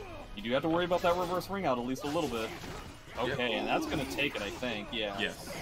Whoa, okay, that almost looked like it wasn't gonna work, like the pillar was gonna screw something up, but it ends up working out. I assume we're going to keep the stage because neutral stages are probably the best thing to have against Yoshi, because either way, he's gonna be the best at ring outs or the best at wall combos. You might as well go with neutral stage. Yeah, he's better than you at both, so you might as well. Yeah, there's very few characters who are better than Yoshi at even just one of those. Yeah. Yeah, very. Like, I'm struggling to think of anybody who's better at either of those. Yeah, off the top of my head. Is he better at wall combos? Yeah, I'd probably say so. Okay, well, there you go. In terms of, like, damage he gets, I think Yoshi's better at getting, like, conversions, but yeah. Ooh, nice, well, almost a nice punish. Got a lot of mashing going on. Wow. Didn't even have to deal with the auto GI. Gets 7.2 trillion damage, plus yellow guard gauge yet again within the first round. Make that red. Yep, one hit away, guess for game situation. Both players now guess for game. Ooh, nice size. The quintessential classic. It happens, everyone's got hit by that. You think you got the whiff punish, but the back swing on the attack. Boy, howdy. Well, he's that one, yeah. That one he actually does swing a sword backwards. Yeah, it's clear that that was supposed to happen. It's kind of similar to Tira's Jolly 6BB, you know? Yeah. Where she does end up, like, throwing her weapon the other direction. Now, okay, if Faramuntra can win this round without using the Gar Crush, he's still in a very solid lead. I definitely don't think that this is the right way to go, though. You're going to give Yoshi time to heal that guard gauge, not to mention build up all this meter. Okay, so you end up winning, right? So you won the round. So, you won the round against Yoshi. Yeah. Okay. Now you gotta win at least 2 more to win this game. At least, huh? Also at most. Red guard gauge, soul charge. We saw a lot of AA coming from Yoshi 6 last time. I wonder if we're gonna see the same things. Okay, apparently not. We're just gonna see Yoshi 6 get hit a bunch. Trying to go for those force blocks. Nice punish. Is that dead? No, this is gonna do a lot. Oh, that didn't break. Yeah, I thought it was gonna break, but... Well, Yoshi's been blocking with his face for the past, like, 50 seconds, so... Yeah, and getting hit does reduce your guard damage. Don't get wrung out, Pharamantras. Do not get wrung out. Nah, it's kind of a shame that he had to use the guard crush, but we got the guard crush to solidify going to the last round, which means he's gonna have a bonus bar. That's nice. I don't know about going for guard crush now. It's a bit ambitious. But okay, here we go. Yeah. Taking that life lead. Nice. Oh, that's a shame. Hate to see it. You hate to see the drops. Ooh, could have got. I think you wanted wall rising A there. You just mistimed it. Ample bar for both players. Man, we haven't seen Yoshi soul charge literally at all in this set so far. Yeah, considering he is like probably one of the best, if not the best soul attack. Yeah, one of the games where it's like the second you get in, which is honestly not that hard for Yoshi. That's some pretty solid stuff. Are we gonna see it now? Yeah, okay. Yeah. Okay. And then he has like the best mix, like on top of things. He pretty much gets free damage when he activates his soul attack. Man, everybody's got the ducks on these non-jailing high strengths today. That is not something I can pull off with any level of regularity. Did he decide to go with random stage? It can only get better for him, so I guess that's fine. Probably the only stage that's worse than that would be like the castle stage. This is definitely a better stage for Yoshi, I think. Yeah, I would agree. You know, he has those walls that he can work with. Once the walls get broken, he can get the ring outs. He has good conversions to get ring outs off the walls. He doesn't really have to worry about what kind of splat he gets. He can pretty much convert off of every single one. Yeah, not that this stage is the worst thing in the world for Zos. Really, the main problem is that he doesn't necessarily have the room to run around. He's kind of stuck against a shorter range character in a small box. Well, circle, as the case is. There's one thing I can say about Zas. He's not part of the Turbo team, so he has to walk slowly. But I gotta say, all 3 games, Pharamantras has had his opponent in the yellow at least within the first round. Yeah. We play. Okay. So... Yes, the old hop forward corpse jump to get the grab. Vintage setup. It's weird, man. Soulcalibur, if you're weird and you do weird stuff, it works. Boy, put that on my tombstone. You're weird and do weird stuff. Weird works. Because it's also a weird statement, you know? Yeah, it is. So it's like threefold. Wow. Okay. I think he's dead off of the break, right? No, because we don't know our combos. Yeah, please don't die, Pharamantras. Oh, Pharamantras, please. Oh no. Are we gonna go out of our way to lose this game because we didn't have our correct bound combos? No, this is gonna give him a huge punish. Okay, it's just a good punish, but it's still a really good punish. Yeah. Steal some meter. Oh, you know what? He stole the meter, got the soul charge. Yeah. You know what? You know what? You know what? It was the right decision. He stole the meter, Jay. He stole the meter. He got the soul charge. Yeah, for sure. You know what? I am not blaming Yoshi 6 for anything that happened. All of the blame is solely on the other side of the screen. Maybe he thought he had a curse, and that's why? I feel like he did have a curse. It's just that he used 6BK, assuming he was going to have like the counter hit stun, but he had already used that stun within the combo, so like it was just all kinds of weird and trash. Okay, he gets a curse. Ooh, oh man, that was almost a really bad whiff. Speaking of whiffs. It was a bad whiff. Okay, goes to the bazooka knee. Yep. Mix up situations here. Okay. Alright, well, there you go. I was about to say, I'm surprised that Pharamantras didn't punish the helicopter kick when he blocked it the first time, but he was angling specifically so that he could punish another one for the entire round. So, I like that idea. Go for the tech trap. Yoshi 6 doesn't take the bait. That's substantial life lead right now. You know, one combo needed, or sequence to take the life lead. And ready to say anything. Man, ends up trying to like go for a bubble there. That was crazy. Okay, Ooh, here we go. Lethal hit. Got Yoshi 6 in the yellow again. Make that red. Yup, Soul Charge coming through. Even if he loses the round, he's gonna get that bar back. Nice Twitch Duck. Okay, here we go. He's been Twitch Ducking that. Yeah, he's been Twitch Ducking that every time. He wanted to get the guard break there with the 3 AK because that would have done insane damage. How do you deal with this guard crush? I guess the way to deal with it is just to try and get a punish, or like get a knockdown and then just do infinitely repeatable pieces of mix. Yep. Now you got 3 curses on you, dude. Yeah, he's gonna get the huge combo here. Actually, that wasn't all that impressive. Yeah. I don't know why. It's hard to say sometimes. You know, you see 3 curses, you see Boosh, you go, oh, he died, but then sometimes you see Boosh more often than I care to admit.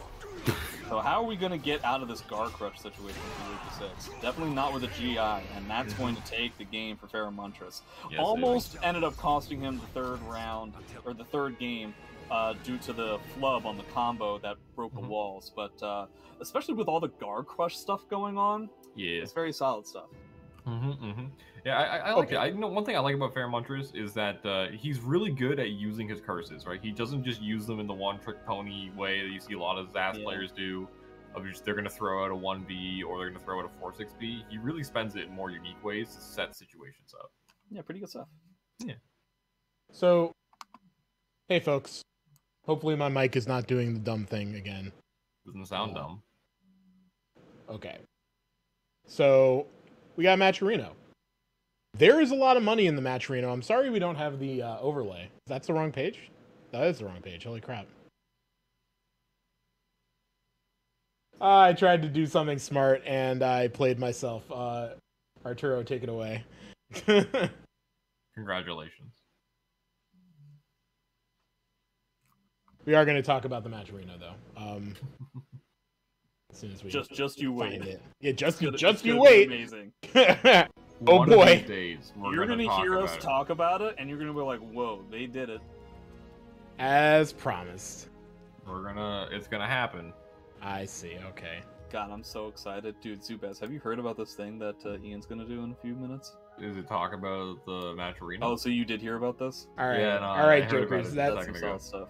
Okay, hold on a second. Wait, no, he's about to start. He's about to start. Shut up. Shut the hell up. Shut the hell up. Let's talk. Jay, shut up. He's about to say it. Jay, shut up. He's all right, there's $34 in this Matcherino, but let me tell you, you could click this button. This is one button that says claim code.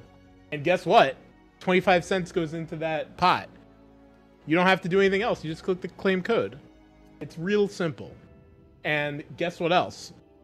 You could download Text Now by taking a picture of that QR code or just clicking the button, and that'll put $3.50 in the pot. That's enormous. That's like an infinite dollars. It's close. It's like, you know, approaches infinity if you asymptotically at some point. Anyway, it's great. You should do it. The Matcherino really helps us, you know, all joking aside, it really helps us keep these tournaments going. It helps incentivize the players to give it their all and put on a good show for you. And it helps us actually, like, you know, make sure that the people working behind the scenes get, you know, a little something for, you know, putting in all this time, giving you guys a good show, you know? So truly appreciate it if you could click claim code, download Text Now using the ad there, use any of the other sponsor quests, or if you have, you know, actual dollars in your wallet that you know, would like to contribute, that's also great. You can click the contribute button. That would be really awesome, guys, and we really appreciate it. So is that the end of talking about Matcherino? Yeah, but now I'm going to talk about the bracket. Okay, all right. I can hear the sarcasm in your clapping. No, sarcastic clapping sounds like this. Man, think about all the people who said we would. So anyway, yeah. And now look at us. We're here. Meanwhile, I don't have Okay, now I'm gonna.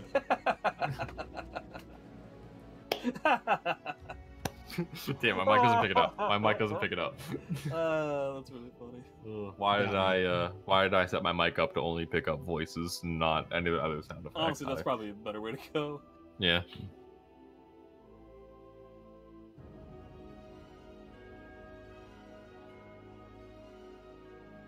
So you guys want to talk about something else, or? Yes, I do want to talk about something else, but I had to push some hard-to-push buttons in the button-pushing box. God, they should really update those things so that they're easier buttons to push. Lube them or something, you know? It's okay. It's okay. Don't worry about it. That's gross. I'm going to tell you what's coming up, because we got winter semifinals. That's 4 people who are part of the top 8. Now, we are going to see about the other side of that bracket a little bit later, but for now, I'm going to tell you about Incendiate versus Pheromontris and Nowo versus Toothpaste. Those are our matches, and we're going to get one of them on stream for you very soon. Just wanted to also mention, I'm seeing that Stellar ended up beating Anton, so Sly and Stellar, who we saw earlier, are going to be rematching in losers. That was them, right? Or no? I think so. No, I'm making that up. I don't know what I'm talking about. That was Stellar versus Killerbot. I don't know why I confused that with Sly Tiger. I don't know, I was just agreeing with you. Yeah, Ruber Beefman beating Xander. So Ruber Beefman waiting in losers round 4 for the winner of Sly versus Stellar. We got Ray and Giraffe Cankles going on. Word beating Tony Wheeler.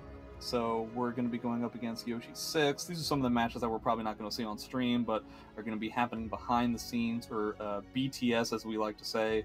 In the industry, yeah. You know, we like to say BTS. Yeah, it's like mocap, which is short for motion capture. Yeah, which is short for do some motion, we will capture it with the camera.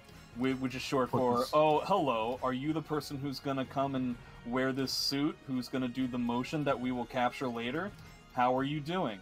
Let us know if craft services is going to be at the table over there. Do you have any nut allergies that we have to be worried about? These sandwiches were made in the same place that peanuts were at one point, and then they shortened it to mocap. Yeah, it got real lengthy, so they really needed something to kind of... Awfully wordy. Honestly, yeah, annoying. Annoying to go through that whole thing. There's a lot of things you put on a t-shirt, I'd buy it. And you know what? I'd check out the hook while the DJ revolves it. Right? And I'd still buy that one because I feel like that one, it's really wordy, but that's kind of why I'd buy it. It's unexpected. Yeah, it is. Like, they're going to be there. They're going to stare at your shirt for like a minute. Yeah, they're going to read it for like a minute, and you're staring at them, and you'll be like, hey, eyes up here. And they'll be like, but the story's not over. I'm like, eyes up here. Yeah. Learn how to speed read, you jerk. Yeah. You're not in competitive speed reading? You got that on Parsec. Okay, we've got Tell them, Ian. Yeah, talk about all the things that you want to talk about, and we'll definitely genuinely clap for you. Don't let anybody tell you any different. Yeah, not a sarcastic clap. You know what I'm not going to sarcastically clap over, though? What aren't you going to sarcastically clap over? This match coming up. Toothpaste versus Nowo. I honestly don't remember the last time we saw... I'm sure they played a bunch of times. I mean, guaranteed. Yeah, you're gonna like the way this match goes. Yeah, there's Huang, this character, there's like 2 people playing him, plus Lolo sometimes. Plus Lolo sometimes. I feel like you can say that about a lot of characters. Plus Lolo sometimes? Yeah, plus Lolo sometimes is a real good bet. Yeah, Huang, Astaroth, Cassandra. We saw him play Cassandra in yesterday's Wednesday Night Fights. Another fantastic duck on a non-jailing high. Toothpaste trying to figure out what Nowo's ability to deal with Huang is right out of the bat. I respect it. Yeah, okay. Well, apparently it's really good. That was double back turn B plus K. That was 2B counter hit and the stand kick counter hit. And I think that was supposed to be double back turn B plus K, which I think is funny. Yep. Does it get punish here? Yep. It does. Okay. Oh, wow, the day one. Yeah, faking in grabs. Getting some chip damage. Oh, air hit, not get the full launch. Yeah, trying to go for that 4-4-B. Honestly, I like shoving a lot of these moves against Mina, especially when you're in close, because honestly, this is one of those characters that I think if you're not relying on her inability to punish -12 with anything significant, then I don't know how you're dealing with this character. Yeah, well, her 5K is what, 0 on hit? Yeah, I think so. Like, it's like 12 damage, you 0 on hit? You can do a 2A. Yeah. That'll give you at least a little bit more, but yeah, it's pretty awful, and that's the way that you have to deal with the character, really. Yep. Huge amount of damage here. Yep, not gonna be a ring out, but... Oof. Yeah, that's like Half-Life, dude. You can't get hit by that. Speaking of ring out, that is not one of them. Okay, well now he's dead. Now he's almost not, but yeah. Boy, we've seen this stage a lot this tournament, huh? Yup, and you know what? We haven't seen only a couple times is really fast game 1, 3 rounds straight. Yeah. Yeah, that was, there was a few back and forth situations that Toothpaste was able to take advantage of, but not enough. I mean, when you're dealing with a character that pokes with launchers, it's tough stuff. Yes, it is. Yes, it is. And, you know, I like that Toothpaste was kind of... That was supposed to be that was supposed to be wall raising B plus K for sure. Oh, he still got the 2-2B while he was in the air. But man, Noah is on fire right now. This is quintessential Noah. Yep, and you know, he gets these hits. Real quick, who won that first one? That was Noah. Noah. Whoa. Whoa. No? Whoa. Whoa. Whoa. Going for that 6K for the push out.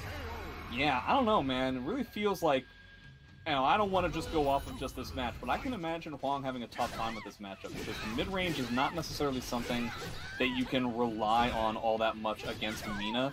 Like, Mina is totally fine with a character that pushes out to a certain extent. Now, that being said, there's definitely a level of aggression that Huang is able to pull out, you know, with -12 type stuff that I bet that Mina has a tough time dealing with. It's just that there's a pretty staunch difference with how you have to play Huang in a matchup like this as opposed to something else. You know, I feel like maybe Boom's style of Huang would be really, really solid here, because he tends to not spend too many talismans. It keeps positive karma really well. When you're down, like, oh my, like, hey, maybe no, it's not. But if even if he wins this round, he's in a bad spot. He's like 2 combos away from dying. Yeah, -6, which means he'll be at -4, assuming that he doesn't spend anything else right now. Okay, yeah, I definitely appreciate the bar. Oh, wow, immediate reversal edge. He's gonna get out of there, but yeah, I see you. Yeah, nice cancel. You know what, he got the round, but like, man, look how much health he's gonna be down. He's gonna be down. Yeah, now he's at -5, which is still yellow, but it's also the fact that he loses out on the meter on top of things. Yep. Yeah, now we're at -9. This is where he wants to be. He wants to end this game right here, right now, but question is, how is he going to do that against double bar Soul? I guess this is how, and now he's dead. No, he's not! I think he was literally dead off of that combo. Wow, what a jump kick.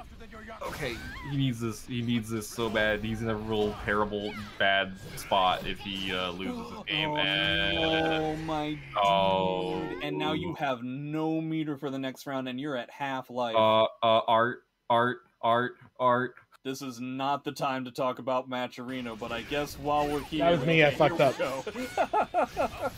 Alright, so we got almost Toothpaste getting like a full bar, but okay, I appreciate using meter right away. Wow, what a tech jump! Yep. And for those of you who didn't see, thinking, wow, what did he get hit by? Nah, he pretty much started his life. He got hit like one time by like nothing. He had assumed that he was going to get a guard crush there, and he didn't get a guard crush. He's living! Noah assumed that he was going to get a ring out, but he didn't get a ring out either, but he does get a 2-2B. So a lot of ridiculousness going on at the end of that game. And, yeah. Rob Dyrdek's here. Rob Dyrdek's here. This is MTV. That was ridiculous. So much spaghetti. You feel like Sweaty Spaghetti is here, but he's not. Well, they just both assumed, like, Toothpaste assumed that he was going to get a guard crush, and honestly, I think that was a reasonable assumption to make. And if he did, he won the game. Yeah. Noah assumed that he was going to get a ring out on the 236BA, and I thought that that was a perfectly reasonable thing to assume, and it didn't come to fruition there either. So Noah went, typical, like, A3 Mina mode. Oh, did I whiff something and my opponent's getting up? Well, it's time to 2-2B, dude. Yep. And it worked out for him. You know, he wasn't ready for it. He got clipped, he got launched, and he's done. It's true. The match is definitely over. Yep. It can in no way be denied. Yep. Unless you were to go back in time, which we don't have the ability to do other than show a replay, but then the match has already happened. It's still over. You're just watching it at a later time. But it's already happened. I'll also mention, it looks like Ray ended up beating Giraffe Cankle, so it's going to be Coffee versus Ray. Going on in losers, Sly beating Stellar, so that's going to be Sly versus Ruber. Is that a match that we saw earlier? Why do I keep thinking that we saw matches before that we haven't? No, again, that was MF Coffee. For some reason, I'm confusing Sly with all the Maxi players that we saw earlier on. There's just so many Maxi players. There's so many names. This one, that one, human beings. Okay. There's too many human beings. This time I'm gonna click the button intentionally. Okay, here we go. Bam. Hey guys, Bam, Matcherino's bam. still here. We would really love it if you did the thing and click the Matcherino buttons to make the money go into the pool of money. Yeah, Matcherino. Thank you. What a silver-tongued sleuthsayer. I don't know how to speak or apparently click buttons on a stream thingy. Well, they're hard to press buttons, right? You gotta lube it. You gotta lube the button. Probably true. I really wish we would stop saying the word lube. It might be my least favorite word. Well, suck to suck, I guess. That's also one of my least favorite words. Oh man, gonna get a wall combo. Geralt versus Zos. I'm sure they've played against each other enough to where this has happened at least once or twice before. I just honestly can't remember what this matchup is like at all. Oh, I feel like we've been saying that all night. We don't know anything. No, I've definitely known everything that's happened until now. That's not true. This is the first time that something has happened that I haven't known. His whole life. Literally every game that we've seen so far, I have had at least one or two of the characters that have been playing at S-Rank. It was all in precognition. Yeah. I think he did just end up getting his blue sign, Incendiate that is. So, one more sign and he'll have 1B lethal hit. Wow, Yep. just wakes up with 6BB. Into 6BB. This is almost death because of double curse. Yep. Oh my goodness. Yeah, I wasn't kidding. I like the punish. Mm-hmm. Okay, a little bit ambitious from Incendiate, but he's got plenty of bar to be okay. No, not the whip punish that he wanted. That could have been a 6BB, and that would have been probably connect. Sized him in a neutral hop there. It was an interesting string of decisions. Okay, catches him doing anything with a 6BB. A lot of 6BBs. That is the second time we've seen Ferromuntress whip on trying to find something to CE, but a lot of damage plus triple curse. This is very scary. I feel like almost scary enough to where Incendiate might be interested in using his bar. He may not get a chance to. Yeah, not dead, but guess for game situation. He tried to mash there. So, like, basically, it was a situation of to parry or not to parry. Yep. There we go, in range. Wrong both times in that regard. Double bar. He's got plenty of resources that he can do something with. Do we CE here? No, we don't CE. We get a huge amount of damage, though. Yeah, it has a 6BB lethal hit ready to go, so a whiff punish could be huge. Oh, it doesn't get a punish there, but double crit. Doesn't spend it on the 1B. Okay, it decides that second time around, that's when we're going to spend it. I think that wall added a lot of scaling there. You gotta spend meter, my dude. We have to spend meter, don't we? Spend meter? Oh, you could have won the game. Alright, well, spend a meter. Someone spend a meter, it's not Incendiate. Feel like we should still spend. There's spending meter. That's good. Okay, I tried the second time and it didn't pan out. So now he's got to spend all of his meter, and that kind of stinks. Yeah, that's okay. He almost has enough for a 6BB after this, so... Dude, I gotta say, we didn't see anything out of the soul charge. Okay, we almost didn't see anything out of the soul charge. Wow, just run up. What an interesting set of decisions. If only Ferromuntress had taken what he had decided was the way to go. But now he's soul charging immediately against Geralt, which is like the one way you can give him a ton of damage. So I don't entirely know if this is the way to go. It seems to be going okay. Now it's not at all. Yeah, I don't know if that back throw was optimal. I think 4B may have connected there, or... Maybe. Does he still have the 6BB lethal hit? He still has the 6BB lethal hit, yeah. Okay. Maybe he wants to save it for a situation... Oh, no. Fantastic whip punish. Ferromuntress has the meter. Will he decide to use it? And he decides not to. Yeah, he teched and gave himself more damage there as well. Sometimes that will give you the tech even when you don't tech. It's some sort of like weird buffering kind of thing. I don't know if anybody else in chat has dealt with the 1AA from Geralt in that spot, but sometimes I can literally like put my controller on the ground and it'll tech for me. It's very frustrating. You're trying to tell me that the buffer system in this game's like really bad sometimes? Oh, let me tell you some stories after we're finished telling stories on mic. You know, there's one thing I can say for sure. You and I are telling stories. Yeah. There's one thing I can say for sure. Zubaz and I definitely talk to each other when we're not commentating.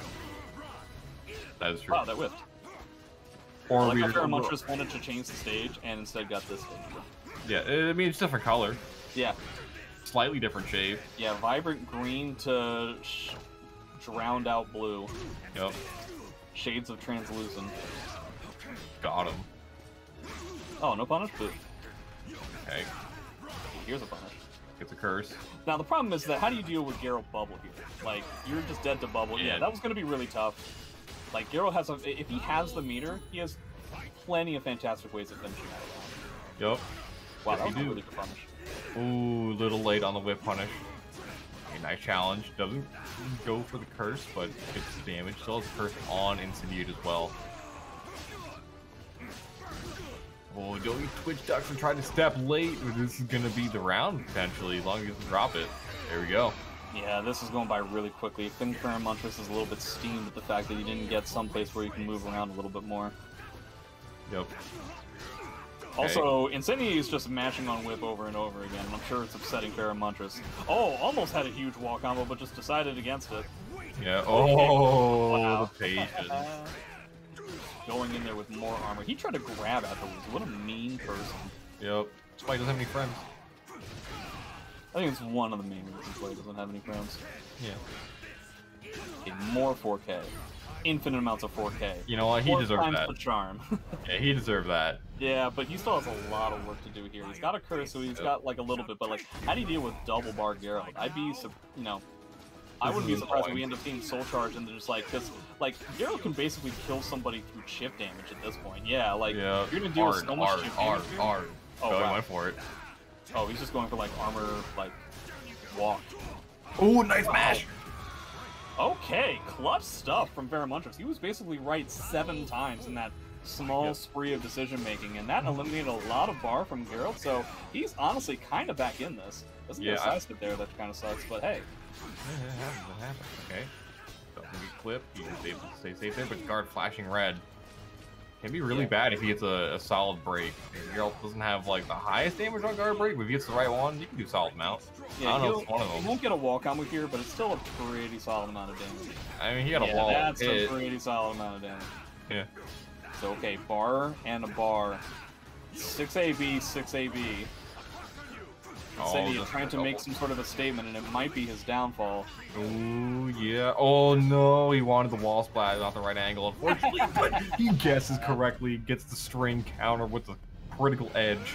Once again, I feel like Incendiate has been intentionally walking into this stuff. But it's important to note, now Montress, on top of all this stuff that we've seen in the past 2 rounds, has to be clutch AF, because you've got double bar Geralt, which I think is very underrated, because the amount of chip damage that this character can throw out within his soul charge is bar none. Gets a huge lethal hit here.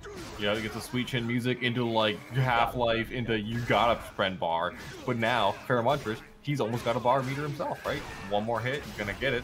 Yeah, it just sucks because like now he has that bar, right? He can potentially use it as a counter CE, but like other than that, you're gonna potentially give Geralt more opportunities if you end up going into Soul Charge yourself. Nice! Oh! Oh, he still gets it. He still gets it. He mashed. He mashed back to B plus K. Guaranteed. Guaranteed. He mashed it. He's a masher. I guaranteed. I see, George, when you're watching this later. You're watching this later in your own head, or even out loud. You said I mash, and then you got hit. Got hit. And then he probably like legitimately got upset or some weird stuff. Oh, he wanted to change stage. Okay. Because your ass. That seemed unnecessary. Yeah. You were tiptoeing around it, you skirted up right to the edge, and you just belly flopped right onto it. Yeah, I mean, look, I'll say it. What? What no. will you say? Yeah, I don't want to say it. Name 3 things that you will say. That's 1. Yeah. Number 2. Yeah. That's 2. Yeah. And. Right. There's 3. There's 3. I think you chickened out. I mean, those are 3 things that I would say. Yeah, but also I think you chickened out. I just looked it up on Chickens R Us. You're #1 chicken right now. Wow, at least I'm #1 something. Yeah. At least I got some sort of attention. Yep. Okay, huge amounts of damage. We're on a little bit more of a neutrally kind of stage. I don't know if you want to call it neutrally, but you know, it's a huge whip punish on that RE. That's something that you can tell, like from Incendiate, that potentially other Geralt players, if there were any other Geralt players, will do, is that reversal edge early into the first game, because potentially the weakest character in the whole game is Geralt without any meter. Yep. Being unable to use any sort of meter burn to extend combos, thus gaining him more meter, that's a really tough character to do well with. Yeah, no, I agree with everything you just said. Double curse. This damage disparity can be removed in one combo. Yep. Oh wow, he could have gone with the third curse, but he decided to like botch it. I don't know so much about that RE cancel, to be honest. And that Quen cancel gonna cost him that string. And he's dead. And he's dead. He And he's walked gone. up to him and did a CE. Okay, Pheromontris in blistering speed. 2 rounds and putting himself at match point. Geralt's got a lot of meter and also a lot of work to do. Definitely can make it happen though. We've seen Incendiate play super solid and be very, very effective with his meter usage with punishment. Definitely not in the last game. We did not see very much solid play from him at all there because he played like a jerk. But you know what was really solid? That slight delay, sidestepping, making the movement, baiting out the GI with the movement because it looks like he's doing something, getting the whiff punish with 60B. That. Walking around, he's got a curse. He's at the wall, which is a little bit scary. He wants to try and get out of here, but unfortunately here is where he'll stay. He ends up catching the 2-2-B tech trap into additional wall pressure. He's going to have to spend bar. He will. Yep, I like those meter spend. You have to spend it there. Oh, yeah, it just really kind of sucks. Okay, fantastic punish on a grab that frankly should have hit him. Oh, grabbed him out of the seat. Okay, the chip damage, and he's dead. Ooh, okay, there we go. So honestly, the fact that Pheromontris spent his meter kind of means that spending meter himself to get his first game isn't the worst thing in the world. It's not like he's at a staunch disparity here anymore. Yeah, and the reason why he got that is because he had no curses, so his CE is weak to high. He needs no curses. Ooh. Nice sidestep with the whip punish. Yup, can't get the curse proc. Can't get the curse proc if you don't get it on hit or block. Definitely seems like Incendiate's tightening up here.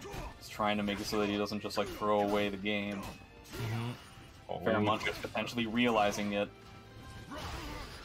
Yeah, little tiny stuff over and over again. I think this is going to come down to just like one small poke. Okay.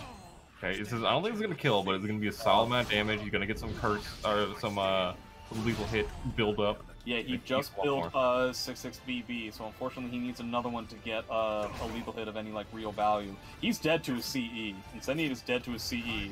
Nice side step. Nice. Nice patience. I kind of wish Pheromontris had just kept that bar for this last round. He could have had double bar, which honestly maybe isn't the best idea because then 1AB is a lethal hit. Maybe that's what he was thinking. Okay. Yeah. I think it's possible. Oh, late. Yeah, but he didn't get the sidestep. Nice tech from Incendiate. You know, grabs aren't great with punishes. Yeah, unless they're back. Yep. Huge amount of damage, double curse. Incendiate's trying to clutch the hell out of this. He's going to have to be right multiple times in order to get out of here. Gets rid of the curses, gets a solid GI. Okay, he does get an okay amount of damage. Now he's in Soul Charge. Now Geralt can do a huge amount of damage, assuming he gets a 4B, a 4A, a 4 anything. But before we end up seeing that... Oh, he gets hit by the tech trap again. What's up, dude? Not quite. Oh, man. Is he really getting hit by that tech trap multiple times in the set? I'm surprised that there's no way Incendiate is unaware of that tech trap. I feel like he is aware of it. Maybe he just thought he was going to go for the... I think there's a dead trap there, too, he can go for. Is there not?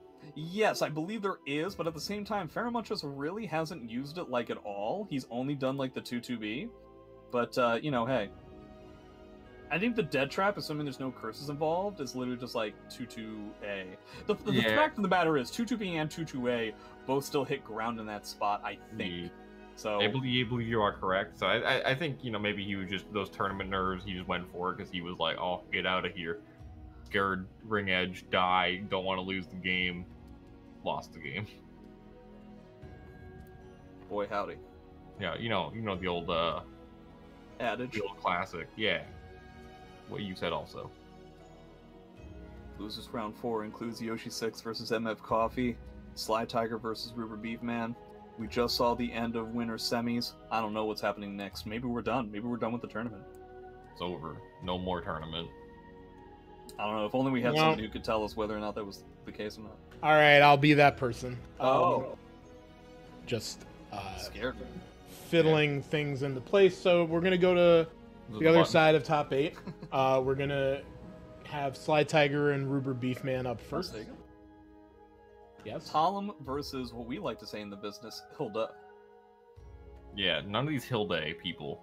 Yeah. Like, we're... That's incorrect.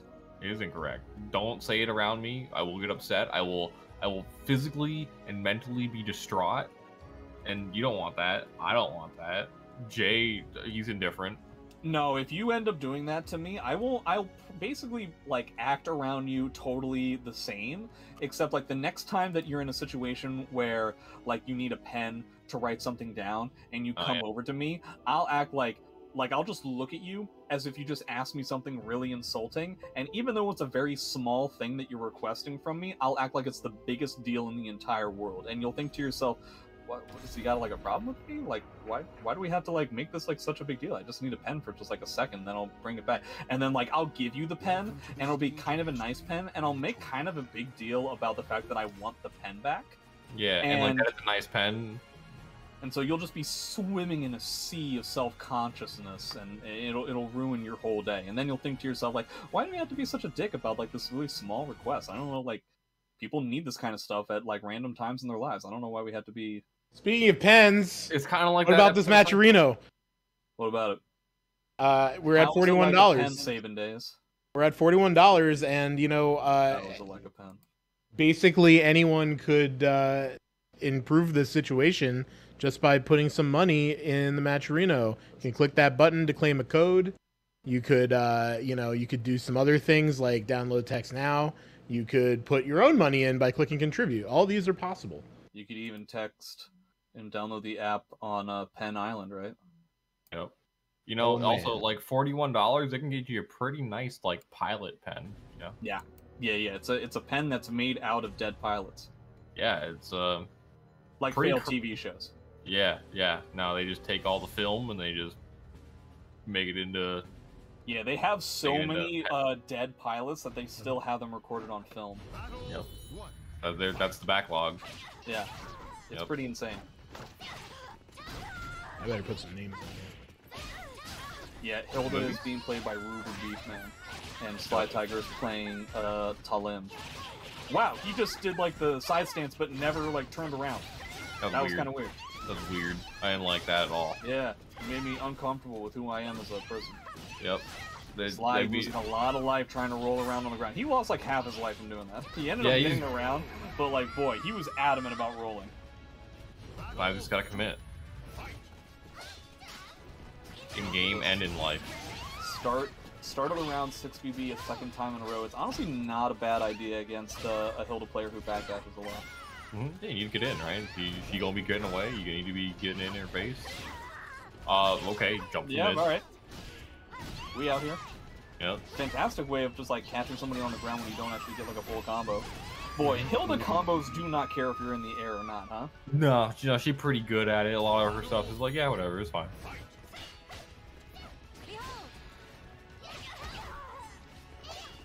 Starting out the third round with yet another 6PB. No punish on the 6AK. Interesting piece of information. Same with the 6K, so Sly doesn't necessarily have to worry about small block punishes all that much. Which is kind of typical of Hilda's, as they will tend to drop the punish so they can maintain their charge. Speaking of charge, oh boy, I feel like that was supposed to be something else. There's that hit. Yeah, finally getting it. It has the Spear Regalia, so potential huge burst damage if Ruber is able to get the charge B off, but... Drop the rest of the combo to go for a grab that would have gotten him the game. Yep. Man, I'm slipping over words. Bad. Ah, we switched to 6BK this time. Run right in with the soul charge. Yeah, getting the movement. Oh, you got up not blocking. Congratulations, your health total has been deleted. That was 3 hits, and Ruber Beefman is basically dead. I really hope he doesn't spend bar on this round. Oh, okay. I don't know. Wow, wake up 6K. Sly, when he wants to end the game, really doesn't care about any consequences for anything that he does. But that being said, now we've got a double bar Hilda versus almost 1 bar Sly. I appreciate spending soul charge before the opponent has a chance to re-soul charge. Now, unfortunately, he didn't get his -14 punish, and it turned into 6BB counter hit from Colin, so that couldn't have been a worse exchange. Ooh, but on the other steals side, the bar, steals the bar. Stealing that bar. Gets Now the back Ruber has his own bar without any kind of counterplay to worry about. Yep. With Punisher, you're going to steal with the super critical edge. You can soul charge out of pressure. Don't want to be there. And there you go. You know what? Kick the game. Yeah, a lot of spaghetti on that last round, but it ended up panning out. Now, I imagine Sly's going to want to change the stage. Oh, yeah, this is a huge stage. You don't want to be fighting on this one in this matchup. Huge, dude. It's bigger than Jay's... What? Beard. Okay. Yeah. I will take that, if only because if I ask you, if I disagree with you and you change what it's bigger than, I might find that the risk-reward is out of my favor. Yeah. Honestly, I didn't know what I was going to say until halfway through that sentence, so... Yeah. Guys, we're flying by the seat of our commentary pants when we commentate, so... Well, I don't know about you guys, right? Commentary pants, essential. Yeah, have you ever seen that MC Hammer music video that's older than everybody in Twitch chat? Yes. It's a lot like that. Yeah. They're comfortable. Not MC Hammer himself, but the other guy. Yeah, the other guy's pants. Yeah. Or those. You Okay, need the room to breathe. Sly almost undoubtedly wanted to get a smaller stage, and I guess technically he got it, but I feel like there's a lot of other stages that he could have wanted more. Yeah.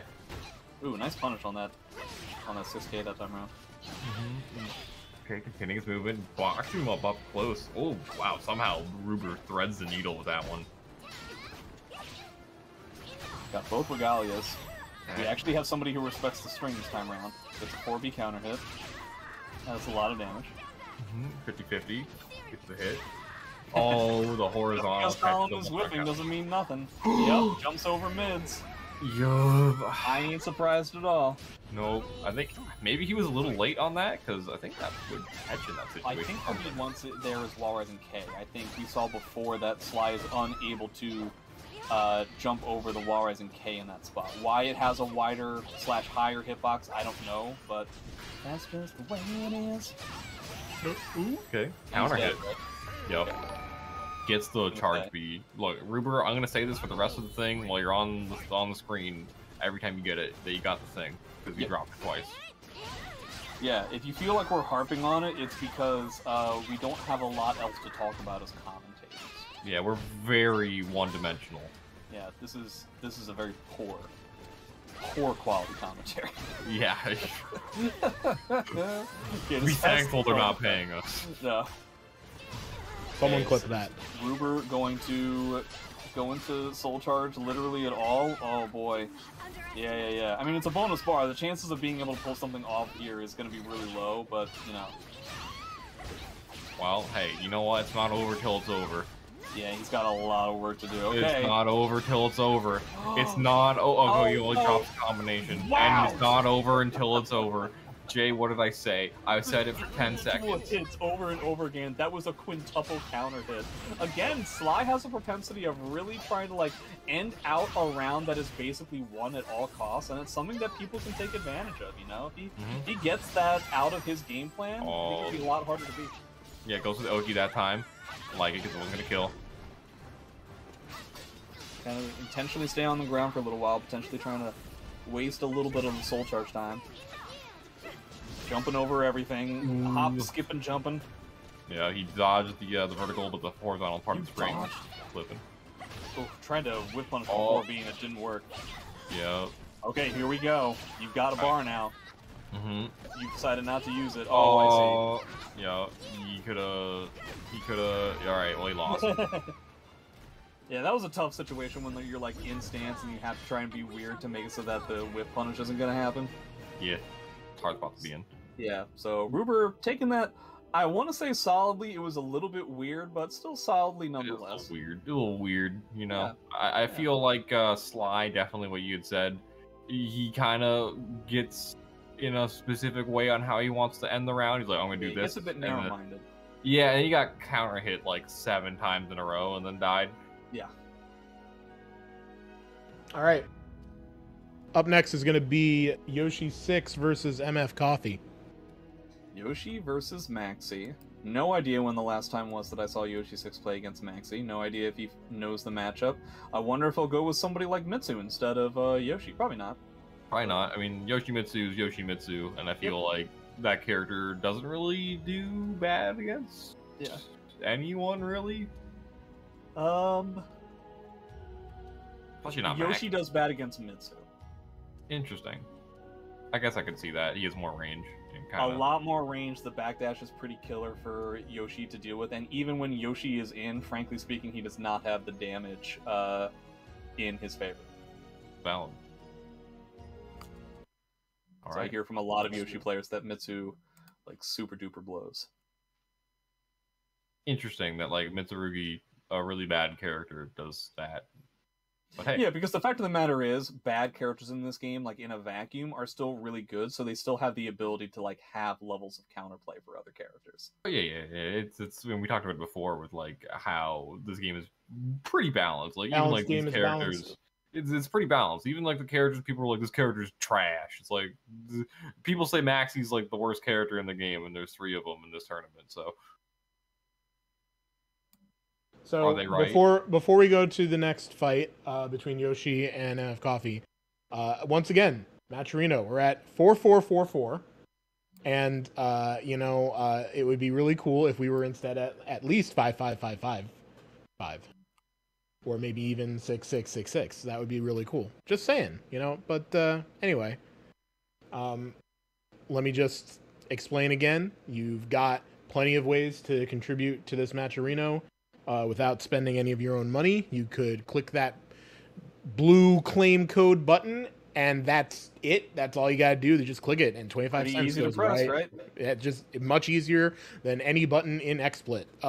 Just press that button, and you will get 25 cents in the pot for paying out the very talented Soulcalibur players that are fighting today, as well as supporting Next Level Arcade in Brooklyn, and the fine commentators that are on the stream right now with us. It really does help every little bit, and if you've got some extra money in your pocket, you can hit the contribute button and just dump a little bit in there.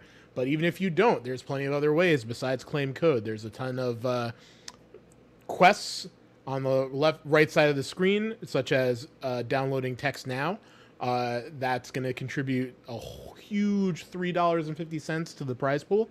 It would be really great if you could check that out and give it a try and get that money in the pockets of our players. And there's a lot of other things, just how to retweet or, follow some Twitch channels. But yeah, we really appreciate anything you could do.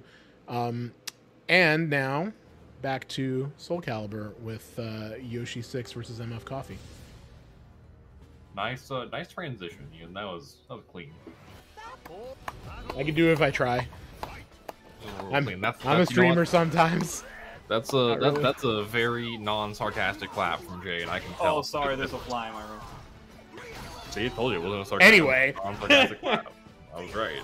I can tell. Man, MF Coffee has been going through losers for a long time. I'm trying to see, like, how many matches... Shouldn't talk about Yoshimitsu 6 like that. Why not? I don't know. He beat Ray, and he beat Giraffe Cankles. That is not easy. It's not easy to do those things that we just said. But okay. Lots of damage coming out, especially if MF Coffee doesn't block. And boy howdy, again, the repeatability of the damage on Yoshi Oki is really tough to deal with. Now again, you gotta block the 6A plus B when it comes your way. You can't necessarily get up matching. In fact, I'm not sure there's any piece of Oki Yoshi has where you can get up matching with button. Like, I'm not sure it's, like, impossible ever. It's real tight. It's real tight. Oh, it's so tight, dude. Lots of guard damage coming out of MF Coffee right now, but it's not going to matter because this round's over. And you're done. Yeah, difficult to challenge Yoshi at the range for basically anybody. Yeah, you're one mistake away, and you know what? He didn't really realize he had 2 bars of meter, and he got hit, and then now he's down a quarter of his health. I always feel like using Yoshi 2-2A at the start of a round when somebody has 2 bars is kind of like, you have to test out if they're going to have the ability to punish, because you'd be surprised how few people actually punish it to like the full extent that it can be. It's really good. You know what? I think it's minus 20, right? Yeah, it's real negative. Yeah. I categorize that one in the easy AGA lethal hit Yeah, department. EAGA. Yep. Okay, we go into a different stage? We should have. Please tell me that's what happened. It's taking longer That's to a good load. idea. Yep. Load time says. This is pretty good. This is the first time we've seen this stage so far the entire tournament. Yeah, you know, it's crazy because like this is a good stage. Yeah, sometimes you never see it. It's this one, and I don't know the names of the stages, but the one that's like supposed to be the desert stage, but they put those half walls on it. You know what I'm talking about? Yeah. Yeah, we haven't seen that one yet. Those for a reset to go into more. Maybe MF Coffee's legitimately trying to get 7 stars. I honestly can't tell. We haven't seen him get 7 stars yet, but sometimes. Oh right, yeah, that's a mechanics character. Yeah. Sometimes there are maxi players who will go for it, and like the fact that he's going for a ton of resets leads me to believe that that's what he's trying to pull off here. All right, he spent bar for a Heaven Scars when he hard called what Yoshi 6 was trying to do, and his reward was getting blocked. Yeah. And health bar deleted, and one mix-up away. Okay, well, you know what? He got him. He Yeah, I think debated he him. only needs one more stance transition in order to get 7 stars. I might be wrong, but like Yeah, I think that Yoshi 6 really has to make sure that he keeps the pressure on so that he doesn't have to worry about this. Yeah, lots of anti-match situations. Yeah, but wow, he was flying! I think he caught 6's K, and you just got out, my friend. No, you didn't, because that combo was terrible. Yeah, he could have gotten him out, but Yeah, he he went had to. try to keep it simple, and now he's gonna okay. We only dropped the combo, so he didn't die. Boy, I was so wrong about how many more stars he needed. He needed so many more. Dude, I swear, like I thought there was a counter. Is it only when he gets the full thing that shows up on the screen? Yeah, the way that it's quote-unquote a counter is that like when he gets a move that's like a 7-star thing, you can see the constellation forming while Maxi's in that animation. That's how I'm kind of keeping track of it. Wow, you tried to do back while rising B plus K. I think you forgot what game we're playing. Critical Edge gets stubbed. That's a pretty important piece of information. Oh boy. Okay. See how he needs only like one, like all of them were filled in except Yeah. yeah. Except sometimes like they're not getting filled in. I don't get it. I don't understand how Maxi works. I don't understand how it works either. I don't like it. I am both frightened and confused by this piece of information, so therefore. Okay. All right. Hitting him, frame trapping him. Nice Ducko. A lot of good stuff here. The problem is that like once he's wrong once, the amount of meter Yoshi 6 is able to like sink into a punish is pretty gigantic. He should have just wall rising aid. He got a little bit too greedy. Your greed might become your downfall, my friend. Yeah, could be Oak Clash. Okay. And Okay. he looped. He looped when he shouldn't have looped. It's difficult, right? But It's still, hard. last round, 2 bars to 1, while rising B plus K. Again, I feel like we're playing a different version of this game. A different title in this franchise. Yeah. Oh Okay. boy, you gotta spend your bar. I feel like that's not the right combo, but I might be wrong. Oh, if only that was the speed punish, dude. But okay, gigantic amounts of damage here. Goes for the standing reset. Doesn't get anything out of it. Nice. Oh, 3K, keeping him in check though. He dead? No, he's not. He just No. like walked away. He's trying to angle for like a ring out. Yoshi 6 feeling not all that confident, attempting to whiff punish / block punish Maxi. I can't say I blame him. Oh, there you go. Is that dead? I think so. Should be dead. I think this does 80. And he's yeah. No, it's not he's dead not yet. dead. But the Oki, right? Yeah. How did that not even kill? went the version of it. That was weird that it didn't kill. Does it not do 80 damage? No. Weird. It's supposed to be like one of the worst, if not the worst Cs in It's the game. bad. It's probably the worst. It's almost useless. You can sidestep it on reaction. It's If Aswell mashes at the beginning of a round to try and get a weapon, you can whiff punish him. that's true. You can whiff So- punish Ivy's 6/6A hold if you make it whiff.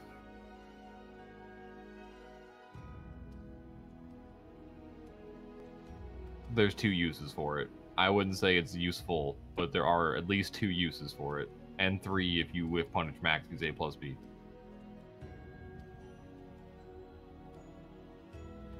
So, All we're right, going to then. continue on in losers and do Incendiate versus Ruber Beefman. Nice. I know those two talk in Discord a decent amount and play sometimes. Talk, bicker. You can talk all you want, but it's different than it was. Yeah. Now, Also, if anybody gets that reference, I'll give you $5. 5 whole American dollars. Yep. Wow, that's talk, bicker. You can talk all you want, but it's different than it was. No, it ain't, but you gotta know the territory. Well, hey, that's if that's not worth donating to the Matcherino. I'll watch the Twitch chat. I will donate $5 to the Matcherino, and I'll give you $5 if you can tell me what that is. But it has to be within a decent amount of time, or else you're just gonna Google it. Yeah, you gotta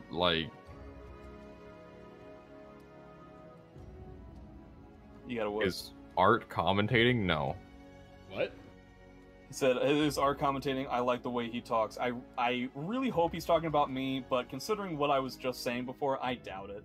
I mean, which one of us sounds more like Art, Ian? It's not me. I'm pretty sure it's not me. I don't think it's me either. Yeah, Ian.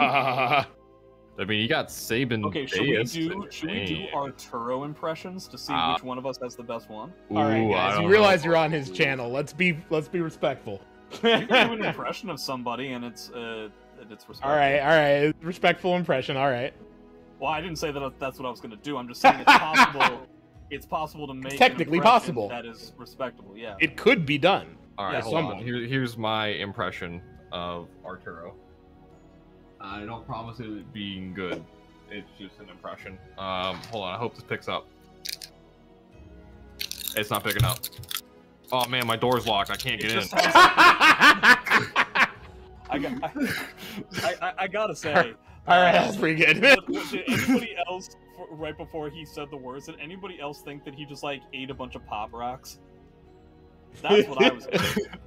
Here's one thing I know about Art. He loves to eat Pop Rocks all the time. That was a fantastic Pop Rocks impression. I'm going to do my Arturo impression on this Matcherino page while I wait for Jordan to wake the fuck up. Nice. So, hey guys, we got $44.69 in the Matcherino. That's nice, but it could be better. It could be more dollars. And you know what? All you would have to do to get more dollars in the Matcherino is to click that button that says claim code, because we got that's like a billion codes, guys. It's just like a trillion bazillion codes sitting there waiting for you to click it. That's all you gotta do. You just gotta click the button. So I don't know why all 200 something of you haven't done that, but I have faith that you can, in fact, figure out how to click this link that I'm gonna put in chat. You know what? Mine was more funny than yours, but yours was way more accurate. We'll see how accurate it gets as I continue to ramble about how much money you could be putting in the Matcherino. It looks like wait, no, Jordan's awake.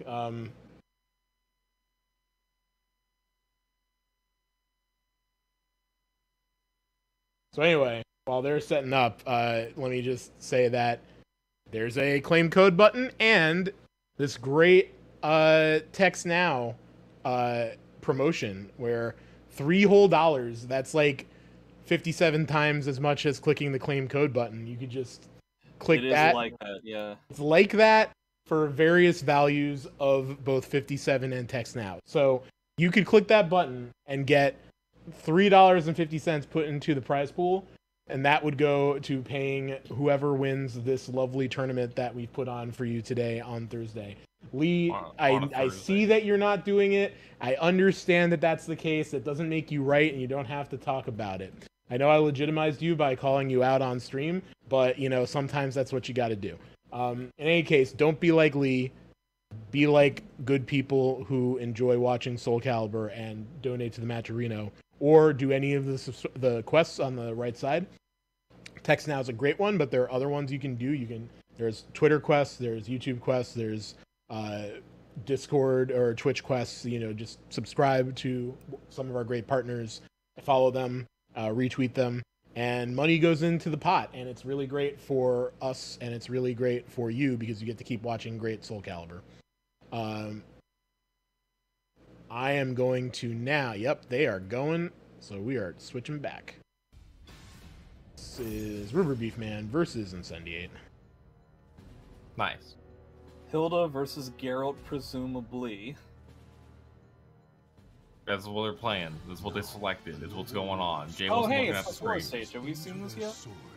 Oh, you know, Soul Calibur's like a weird game where, hey, the It's random so weird, select. dude. It's so quirky. It's got bangs. It's like, what if we just did the same stages It's got the glasses whole and a string? ponytail. Yeah, it's got paint on his overalls. Nice Yeah. while rising charge B. Huge damage. Doesn't. Man, he did a wake-up grab into an immediate reversal edge, and Sendiate is playing like he wants to finish this. Immediately win or lose. Yeah, he wants to get his chicken tendies. He wants to order off Uber Eats. Well, he's got to do better in the tournament if he wants to start getting some of that money. Yep. He'll never And- be able to afford tendies. Never. Ooh, what a fantastic punish. Still has the Spear Regalia on top of it. Yeah, you can see again, abusing the fact that a Hilda player is going to want to maintain the charge and is not necessarily going to get a full amount of a punish. These two have played against each other a bunch of times in this matchup, and a fantastic while rising punish. Max damage, that being said. Very solid stuff. And, you know, not optimizing punishes was Ruber. He got the whiff, but then just goes with the run-up throws. We've seen him do quite often in this tournament so far, and throws are really strong, but they are not good with punishers.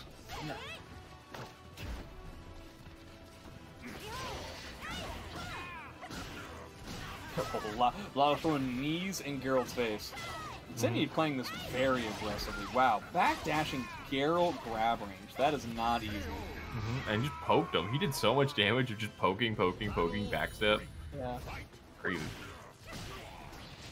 1 bar to 1 bar. They've honestly stayed a pretty equal meter this whole time.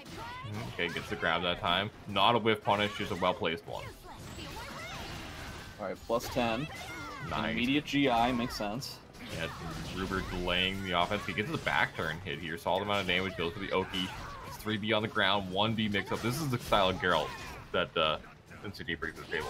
Ruber just pressed 8 for like a million years. Yeah. And yeah, a very confident movement from both these players. This is the kind of stuff that you expect from people who have played against each other a lot. They're taking big bets, they're taking big swings. Even if it's not necessarily attacks, they're taking big bets just kind of in general. And so you can kind of expect that from a lot of people. Wow, Like what a right call. there. Like right there. Another nice. fantastic call, getting a huge combo here. Wow. That was even kind of super, like, backloaded. Okay. No delaying. 6AB. Oh, imagine he had connected with that. That would have been a wall combo. Would have nuts. Okay. Trying to contain movement both ways. Spending the bar here. Is he gonna kill? I honestly don't know. I'm gonna say yes. Looks like it's gonna kill. Looks like it's gonna kill. Yeah. Maybe I said it too late, so that's not actually impressive. But... Well, as soon as I saw that like last little tick before the final hit, I was like, all right, yeah, he did. So this is the first time I feel like we've seen Incendiate kind of... Yeah, I understand that he's in losers, but that was the first match where I really feel like his Geralt got kind of outmatched. So I'm curious to know if that's enough for him to feel like maybe switching characters is the way to go. Might be. You went to character select. Yeah, you never know. You never know. He is a lose and then sit there and thinker. Which I think is the correct way to go. Anytime I lose, sure. I always sit and think, even if I'm not going to do anything other than retry the stage. Yep. There's a variety your of characters opponent. that he plays. He might want to try and play a character he hasn't played against Ruber for a while.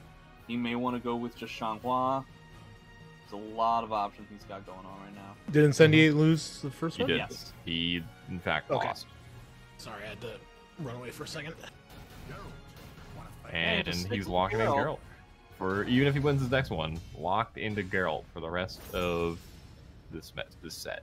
Now here's a stage that I'm convinced Incendiate hates, because I've played against him on this stage before, and there are certain moves that Geralt has that will give you a wall combo that seem inordinately inconsistent on a stage like this.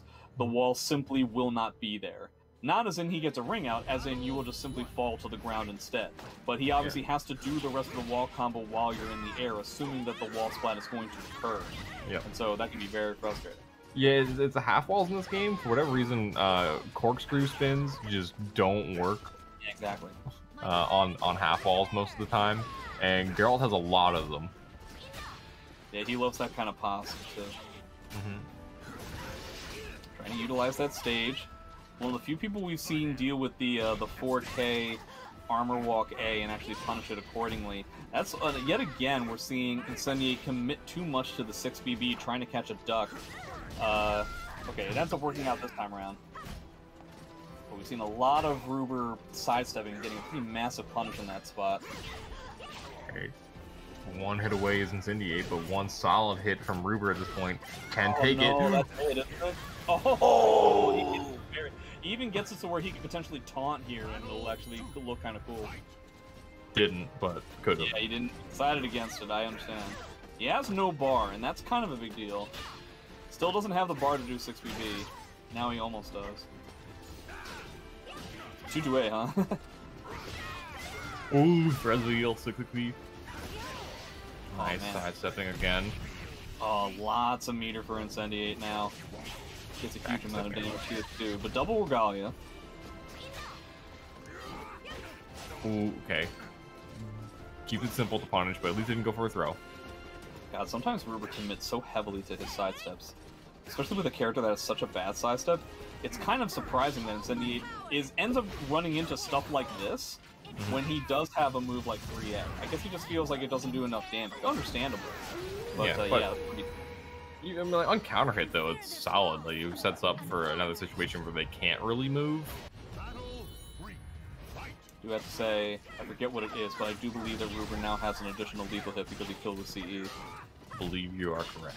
I don't know what it is. Is it the B plus K one? Do we? I don't even know Hilda inputs. I know nothing about this character. She is a charge character. That's Good one. punish. I just remember her from SC4. I'm okay with not knowing her for the rest of my life. Sounds like most girls from your teenage years.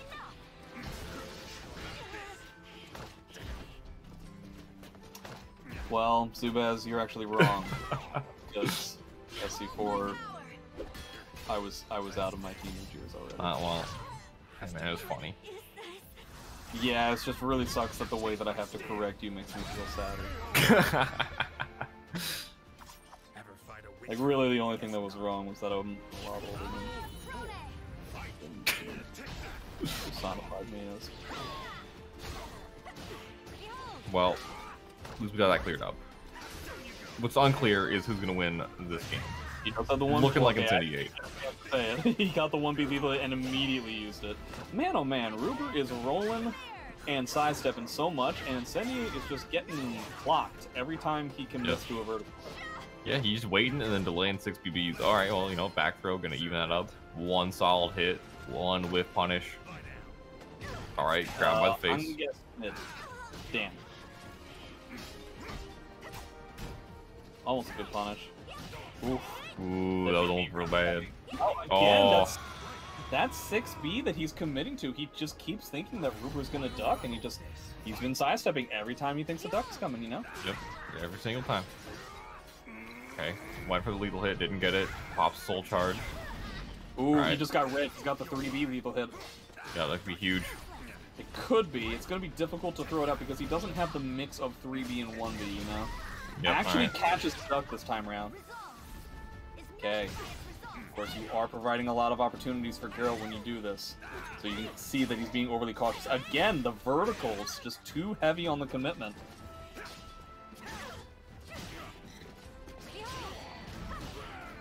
Could really be anybody's game here right now.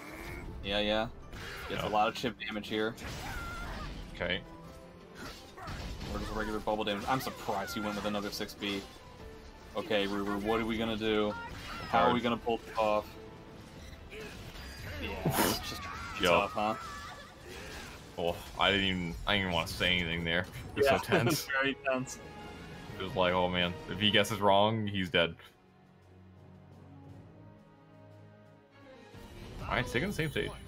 I guess it's not so bad because Geralt's wall game is... Yeah, both these characters don't really have great wall combos. Don't really have super great ring outs.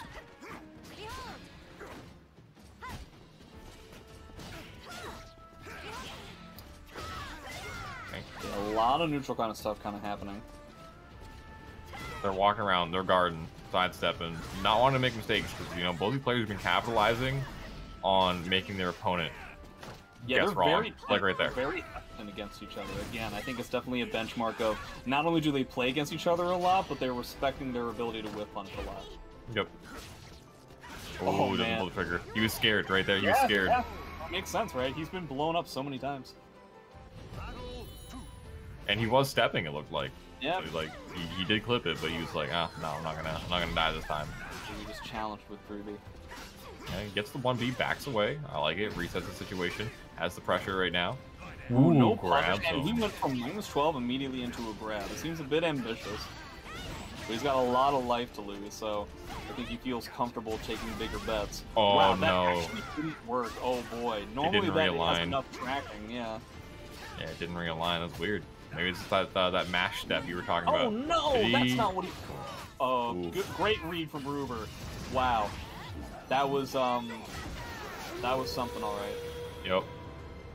Consider this loss an honor. Yeah, definitely not what he wanted. Or maybe, you know what? Maybe he was. He has been mashy. He has been I honestly mashy. have no idea. Yeah, maybe he meant soul attack. Maybe. I can't tell you. In fact, even if I knew, I wouldn't tell you. Oh boy, Okay, there it is. 60B. Wow, he like ran up there, sprinted up there to get the rest of that combo. Yep, sick. All right. Okay, that was a Dead. fast round. Yep, on the board. Ruber, though, only needs one more game, or one more round. Oh man, sidestepping that back turn B plus K is not easy. It's very smart stuff. Lots of meter on Incendiate's side. Yeah, Catches. Yep, nice combo extension. Ooh. The grab is huge. It's huge. Oh, not quite in yellow. He's going into full clutch mode right now. Still in soul charge. Yeah, it does even more extensions here. So how are you gonna get out of this -10? Just blocking it out, doesn't necessarily have to re-S. Nice patience. Man, Ruber was in control for like a solid 6 seconds. And Then he all that almost- clutch play gets Incendiate to the point where he has a meter disadvantage on the last round. Yeah, but you know he's got the he's got like what 5 60Bs, almost 6. Yeah, He's something good. like that. He's good. I mean, obviously a meter disadvantage doesn't mean as much as it does to other characters when it's Geralt. Yeah, one big whip here as well. That's like, yeah. Damn. Yep. Incendiate just really clutched this out. That was kind of insane. I think that is death. This C does a lot of damage. Ooh. Yes, and he is done. Incendiate coming back, which, yeah, he That was very definitely impressive. took that time. Yeah, he took that time after that loss. Chilled. Well, it's just also that he was like down 2 rounds in the Yeah. last game, and then had 2 of the most convincing rounds that we could have seen. Honestly, all 3 of them were incredibly convincing. Yeah, really, really solid set. I'm really, really happy we got to see that one. Alright. Who we got coming up next? We got. We're gonna have Yoshi 6 and Toothpaste closing out this losers quarterfinals. The next All right, all two right. folks would that is whoever wins this will be fighting Incendiate in semifinals. But at that point, I think we're gonna go back up to winners finals and get that out of the way once we're done with this match. All right, cool. Well, we will get up into there in just a minute. I want to give us a little ad Yeah. read. Yeah, you know, let's take a quick break. Welcome to For the that. stage of history retold. Okay. So, hey guys, if you've been listening to the stream for the past, several matches, you've heard this already, but I gotta say it again, there's still codes. Those codes, they are still there. There's like 50 something. You could still hit that claim code button and put the money into the hands of the players. That would be super awesome of you if you did that, and I would appreciate it personally. It also will go to help Next Level Arcade, as well as the commentators. We try to feed all these mouths, it's a really big deal. And shout outs to Matcherino for providing the platform and doing all of the sponsorship relationships for us to get all these great companies to advertise on our Matcherino, like Text Now. 3 $6.50 if you download the app and sign up. That's pretty big. That's bigger than anything else on the platform. There are other quests and such that you can do. Just like looking through a few of them. You can do some following on Twitter. You can join some Discords. You can follow on Twitch. You can subscribe on YouTube. All sorts of things that you can do that cost you nothing but a small amount of time and will get us money in the prize pool. We really do appreciate it. Go with Match Arena money. What about Match Arena money? I'll tell you where Insidiate will go when he gets his Match Arena money. Where is that? He's gonna go to Uber Eats and he's gonna get some nuggies and he's gonna get some honey mussy. Promote on Match Arena. They should. Yeah. That would be a good cross. Art, where you at? Huh? Yeah, what's up with this? How come you haven't been able to do Why don't we have that arranged? Why hasn't that been arranged? So many people that win these tournaments buy Uber Eats. Yeah, all one of them. You know what? I know it's not up to him, but maybe I'll suggest it to those folks. I have just never tweet at Uber Eats. It's never happened to me. So yeah, Matcherino, super great platform for getting money into the hands of the players. And we really appreciate it if you donated. Meanwhile, back over here in Soulcalibur land, these guys are still doing buttons.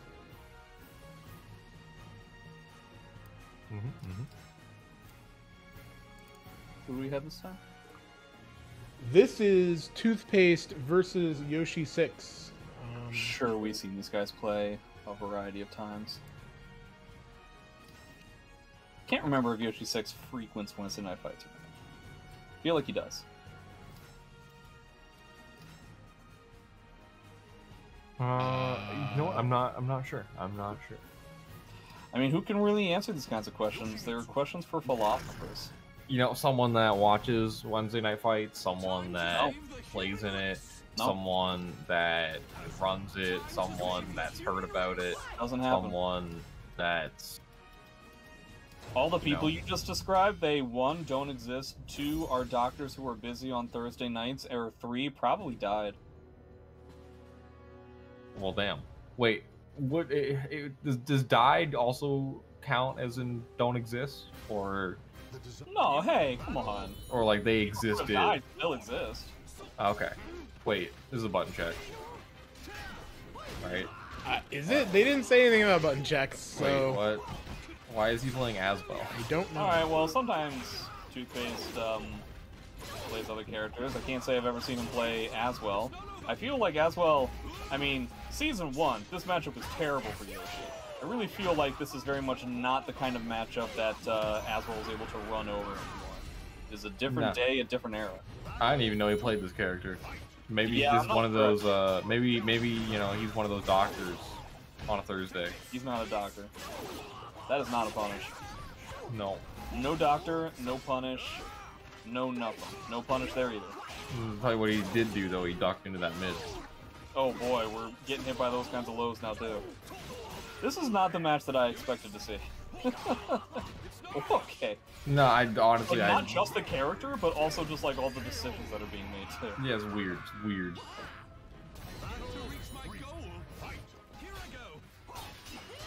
Okay, 2-bar Aswell can definitely still do a lot.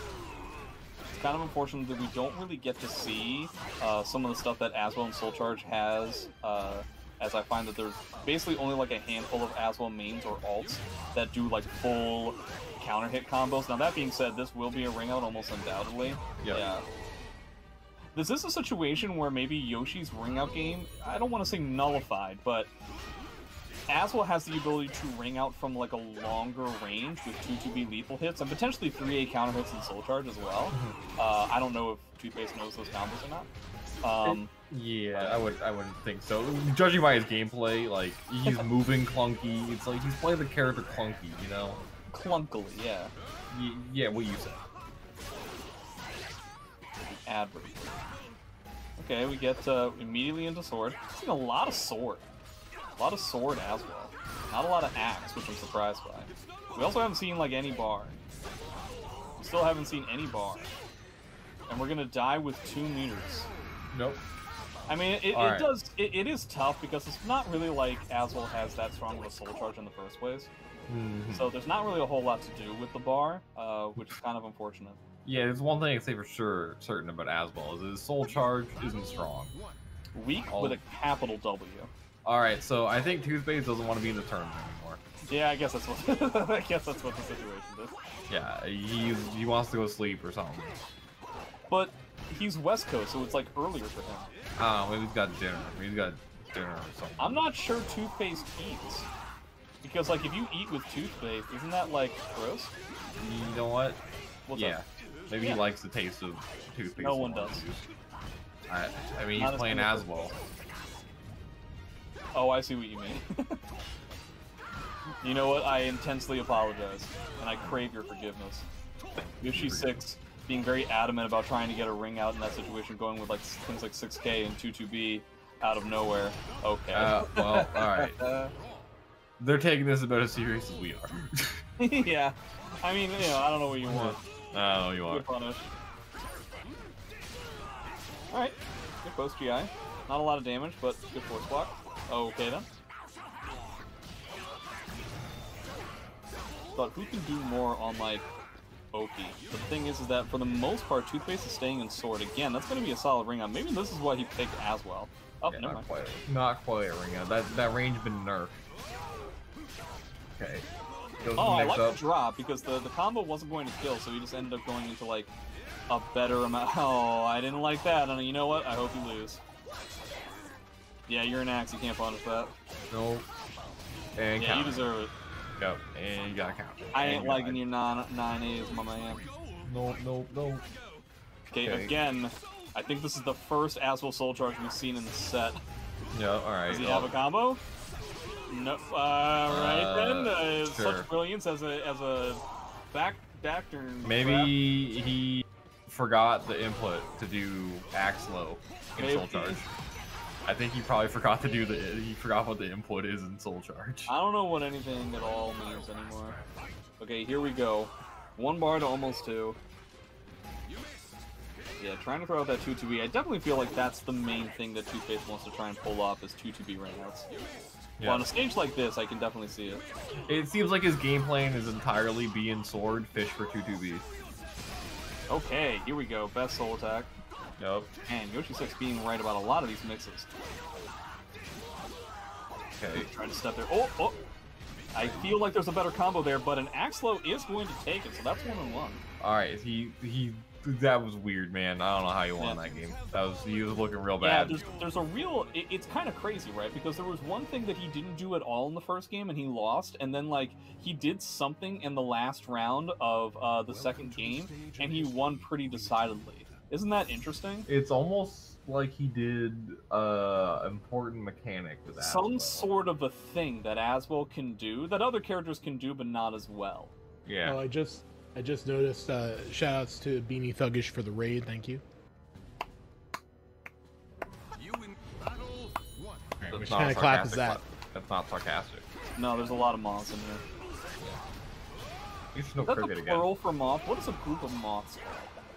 So like a gaggle, like the geese? Is that what it's called? Oh, I don't know. Well, that's what a gaggle of geese is, yeah. Do you know what a group of unicorns is called? Nope. It's called a blessing. Weird. Okay, well that's a ring out from, like, almost fast screen. Yep. Yes, I definitely agree with your assessment. He's definitely all about sword as well, despite the fact he's in spear at the moment. Yep. Alright, backing away. He's just doing stuff. Yeah, he's just doing spear stuff right now. Just Jumping, like, still decisive. like the Toothpaste is a good player, right? It's very clear that like he's doing stuff. He's like, yeah, this is good. This is definitely the kind of Aswell that you see from somebody who hates Aswell. You know what I mean? Oh no. Well, that's okay. There's not really a whole lot that you can use with Aswell Bar anyway, so it's really not that big of a deal. And he still won. Yeah, he's gonna win this game, and probably like tell me like, Jay, why did you make fun of my Aswell the whole time? Like clearly I was right, and you know what? You weren't. So, like, you definitely weren't, and I don't agree with your assessment if you're going to come at me for my commentary on this set. Alright, he has a 2-2-V. Yeah, I don't think that's a ring out. No, I don't think so. No, wall in the way. Alright, solid amount of damage. Man, I gotta say, Toothpaste has not been successful with axe mix against Yoshi. And I don't think that's because he's like inexperienced with the characters. It's that Yoshi's just been guessing correctly on this stuff like, all the time. Yeah, he only got hit. He only got hit by like one axe though. Yeah. Nuts. Alright, well, his anti-axe, well, doing pretty well. yeah. You know, bar meter though, got that soul charge potentially to happen. Oh man, tried to sidestep, asshole sidestep, not stellar. Nope, that 6A plus G went in the wrong direction. Yeah, we're both just playing like Soulcalibur right now. Oh, interesting, okay. Feel like soul attack would have been a combo, but we're gonna get an axe load here. Yeah, yeah. Another one. Alright, he's guessing right, he's guessing right. One good turn deserves another and all that. Oh, you did. Is it? Alright, you know, he just didn't block. Alright, well that's one way to get around. He But was now trying he's to got roll. no meter. Yeah, that's no He's meter. no real meter for anything, and Yoshi 6 is double bar. In fact, I feel like soul charging almost immediately would be the way to go here. I'm a big fan of spending bar when your opponent doesn't have the ability to spend back. Yeah. Oh my god! Still had to block that. Okay. Right, Yoshi 6 has had enough. He wants to do force block stuff. Okay, we're just gonna let 2-2-A fly. Oh man. Good GI. Toothpaste is... He's not getting a lot here, but he's surviving. Yeah, you almost got a bar meter. Well, really, now his no. saving grace. Oh, he's like close. He's gotta get like a hit. Oh no, yeah, Yoshi 6 has got him.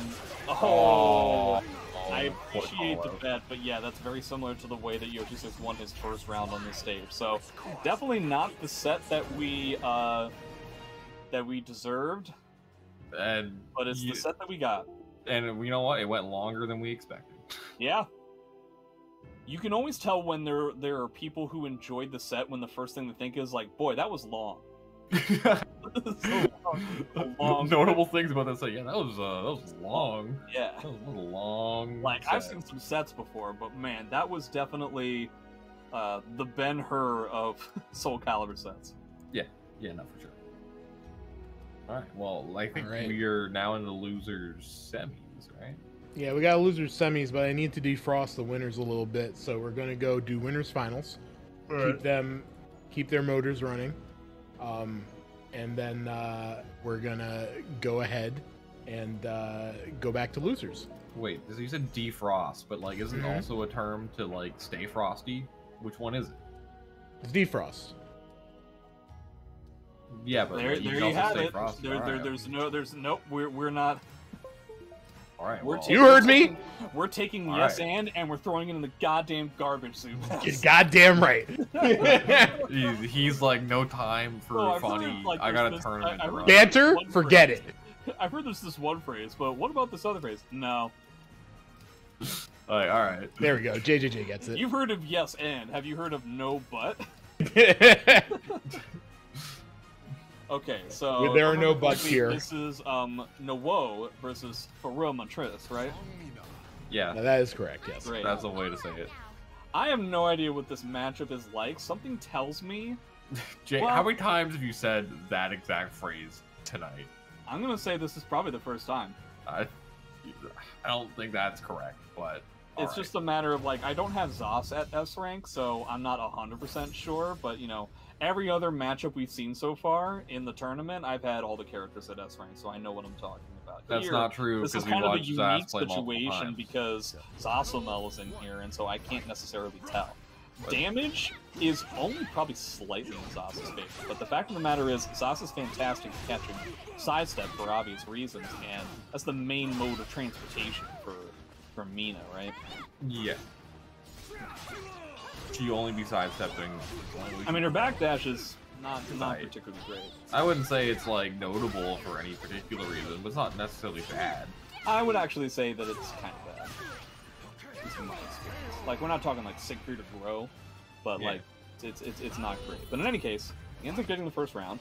Nowo's defense can sometimes be kind of unstoppable. I wonder if we're going to be seeing that in this winner's finals, because Pheromontress has to... Just trying to take 3 games off of Nowo just seems like such a slog. It seems really difficult. Yep. Not an easy task for anyone. No. Got like the small box. It's probably beneficial for Pheromontress, especially for combos like this. Wow, you died. I did not think he was dead. Nope. But hey, that burst damage coming through. Right, both these characters be hitting you hard. I feel like Zas definitely be hitting harder. On like in situations where it's like, okay, do the most damage that you can possibly do, Zas is definitely in the lead. But then you have situations like this, where you get like huge like pokey situations. I don't know how he sidestepped that. Like that was incredible.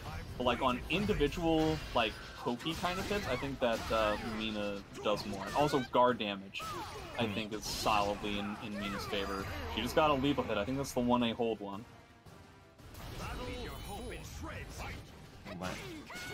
Oh no, that's a lot of damage. Yes, it is. That's literally a Zos combo of damage. Okay, into the guard pressure. Oh, that was the just range. No, the tech trap. Goes for like a 6-6K afterwards to try and like reset the stage position. He gets that stomp. Okay. That's gonna be a wall. Oh, no, doesn't get the second wall for... I have no idea. Haha, I was right about which lethal hit he got. Nice. I'm proud of you, Jay. Yay! Did you get me into the S rank? That felt good. Yeah. Is that why you know that? Yeah. Nice. Do you want to ask me how many days it took? Do you want me to ask you how many days it took? Don't answer my questions with questions. How You can say no if you want. How many days did it take? Well, all I asked was, do you want to know how many? Ooh, the 4-4K lethal hit. Everybody shut up. Nobody talk. Silence for the rest. I don't want anybody to talk about anything while 4-4K lethal hit is happening. I mean, Mina's got a curse on her, but it probably won't matter, as in, we're, again, getting into one of these situations where, like, I can't remember the last time Pheromontress was in the driver's seat. And honestly, Zos is typically in the driver's seat, you know what I mean? Like, a lot of, like, string pressure and stuff. That was a vertical string, wasn't it? Yep. Jeez. Oh, oof. God. I don't remember how long ago it was, but somebody definitely told me that, like, when I said that Zos is one of the kings of vertical tracking, that I was being silly, that that's not the case anymore, and my information was outdated. That person was wrong. Yeah, I wonder how it feels to be like that guy right now. Yeah, probably pretty bad, at least I hope so. Gets the guard damage. Oh man, that didn't hit.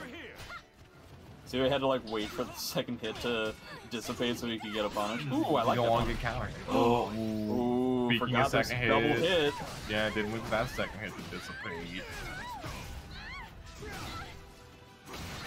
Huge amounts of damage here. Yup. Okay, I like it. Yup, see that lead. No, okay. Oh, didn't go for the strang. Oh man, didn't do the third hit, so everybody just kind of looked at each other like, oh, I don't know what's going to happen here. But the fact that Pheromontress was able to get Noah to spend bar is probably pretty good, seeing as how he only spent the bar to even the rounds up. Okay. So Noah got that lead, that guard pressure be flashing. Not a spot you want to be in if you're Pheromontress, because that could be the round just like that guard breaks. Oh man, he had so much time to figure out what he wanted to punish with and went with a back grab. I'm not saying it was bad, I'm just saying like he had a lot of time and I thought that was funny. Got that red guard gauge now, doesn't want to spend it here for obvious reasons. Oof. Does he mean to do these 3 A+Bs when the opponent's grounded? Seems weird. I don't usually get it. you'd see them do 3A+B hold, because like it's active forever and builds tons of meter, but... That's why it leads me to believe that it's an input error. Yeah. Oh man. The B-slide A6 or whatever. Oh, is he dead? Yeah, he's dead. He has become dead. That's a pretty big deal. You got Noah to spend the bar and everything. Yep. Okay, full meter for Noah. He's got that guard pressure still on lockdown. He's got that S on lockdown. Oh no. Oh no, double no. Oh, you're almost dead, my friend. Yep, and you guard flashing. Oh, and you took the size suspended here. Interesting. That's not gonna kill, I don't think. No, it's not. Okay, assuming he wins this, we're gonna get a GI here, so he can potentially get some. Oh wow, that 4K. But okay, 2 bars to 1. I feel like that was kind of a mistake from Noah, kind of like a misallocation of resources. Oh boy, this is lethal hit. Pheromone just trying to challenge. Challenges a second time around and gets the tech trap yet again. Yup, soul These pack. 2-2-B tech traps have gotten so much damage. So much damage. So much mileage. Oh, didn't get the full combo. Not quite the right alignment. Yeah, definitely spending immediately. I like this. Wow, what a call out. Okay. Is that 1-1 or was that the first game? I feel like that's 1-1. I think it's 1-1, right? I think we'll Like, find out one? in just a second. Pretty sure it's 1-1. Did I miss a game? I think so. I don't know, I was kind of just really invested and wasn't paying attention. 1-1. Yeah, it's 1-1. I will look forward to your apology in the mail. Nope. Oh, I was talking to you. I'm also looking forward to your apology in your mail. What would I apologize for? No, like you receiving the apology in the mail. Oh, you're Yep. looking forward to me accepting an apology in the mail. Well, I mean, whether you accept it, it's irrelevant. Did you get the apology? Whether I receive it. Okay, well, I'll let you know when it happens, when we talk off stream, which we do all the time. Yeah, every day. Fortnite. When we play Fortnite. Yeah, of course. Pork knife. It's a solid wall combo. Whoop! Suddenly, Pheromontress with a lot of meter. And gets the K. I actually don't know what Zos gets in a situation where he gets the K reversal edge whilst in the air. Did anybody see that? Okay, you got the plus frames, you got the curse. He can make this round happen. He's 1 hit from death, but at this point, so is Noel, and well, that's one way to lose. I think he wanted to do that move and do the curse proc, but it doesn't work with it. I have no idea what that move was. That I don't think I've ever seen that move before. Just at that angle, I feel like I've never seen it before. Ooh, it goes under the 4-4K. It's got that bar. Pheromontress just getting hit by everything.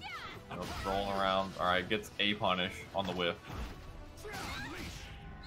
Everybody's hard sidestepping. They're fast as lightning. Yeah. Wow, 6-6B the non-hold version multiple times. Interesting choices. He's been doing that a lot in like catching people's approach all tournaments. Yeah, I guess so. Now we've got Noah with about as big of a lead as you could ask for. Whiff into GI, solid stuff.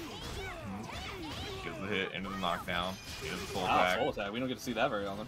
No, we don't. Alright, 1 beat. Not out of this one yet, is very much, but 1 hit away at this point, really. Yeah, honestly, I find that Mina is not the best at those kinds of situations, like those one hit, like one more hit in order to like finish out the round kind of scenarios. She doesn't have like fantastic like little small things to hit people with, kind of like Killick does. And we're kind of seeing the exemplification of that. Yeah, has to spend the bar. I do think this is a worthwhile spend. Yeah, 1B. Oh. It's kind of a shame that it didn't end up working out, so very expensive round. Yep, and now you have the meter advantage for Montress. Alright, well, there you go. It was a counter hit, so... Even though the GI didn't activate. Nope. Okay, has the curse on.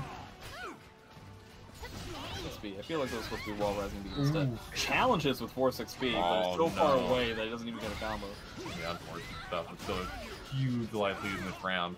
But not over. Noah can, bring it back, get a couple lethal hits. It doesn't get the whip Wow. punish. Everybody's just doing things, and then when they don't work, doing other things. Okay, fair much Isn't that interesting? Yeah, fair much is going for these knowledge checks as well, like with these first procs off of moves that people don't normally do first procs off of. Didn't work out, but like definitely a nice knowledge check for people to keep in mind. So suddenly, we've got a situation where everybody has all the resources in the world, no guard pressure to really speak of on either side. He just got that lethal hit again. We'll And see if now that comes into play. You see him crouch to try and bait that full crouch 1K / wall rising B mix. Are we going to see a resoul charge? We're not. Okay. Oh, there it is. You Waited. wanted to wait for the R9 maybe. Yep. Okay. Alright, 1 hit away. And he's dead.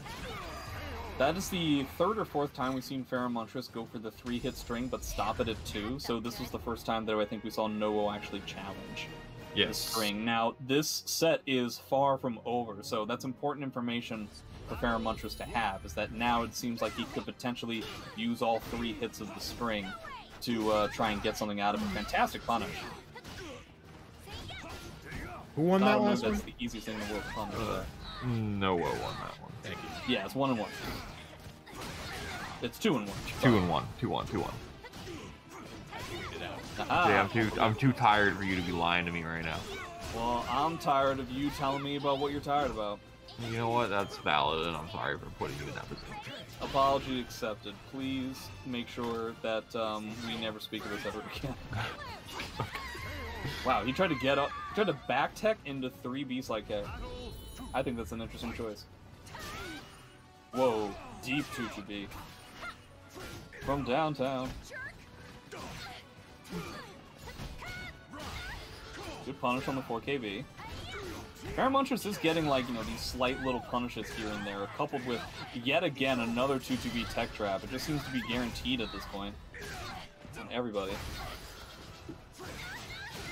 Are we gonna spin the bar? No? I guess we're just gonna get, like, a fantastic combo without using it? Oh no, the wall. I think the wall messed it up. Oh boy, there was a lot of weird stuff going on, and that really sucks because Nowo just lost the bar there. Yeah, now for losing bar with Mina is no laughing matter, unless you're playing against Mina. Oh man, this is all Pheromontress. Huge error. Okay, here we go. Nowo has that shot. Except now the apparently meter he doesn't at all. He keeps trying to interrupt these strings now, and this is not working out. No, it's not. He stays on the ground. Doesn't duck the second parts of the string. Very expensive round. Definitely has to spend it. Does not get the sidestep catch with the full craft 1K. Oh. And that's going to do it 2-2. Good stuff. Pheromontress cleaning that one up. Kick characters away. Maybe he wants a different character. Maybe he wants to ice. Maybe he just wants to. Yeah, we have a Valdo. We have a Mitsu. I don't know any other characters that Nowo plays. But honestly, if you beat Nowo's Mina, I don't know. I find that like his other characters are pretty alternate. They're pretty ancillary in that regard. Yeah. I would agree with that.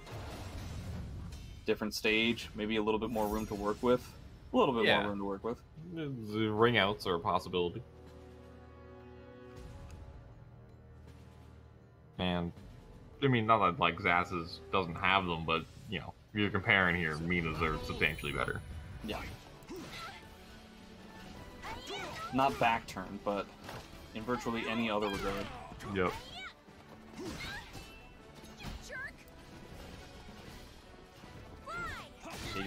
Wow, he ducked into that 2-2B and it didn't matter. Okay, 60 with punish, goes for the frame trap, doesn't get it. Oh my god, so many tracking verticals here. On the best sidestep in the game, at least one of them. Wonder how much... I have no idea what Nowo's level of frustration factor is like. Like, I don't know if he gets frustrated. Because I think I've only, like, heard him talk once. Yeah, honestly, same. I think for like a second, and then he kind of just left.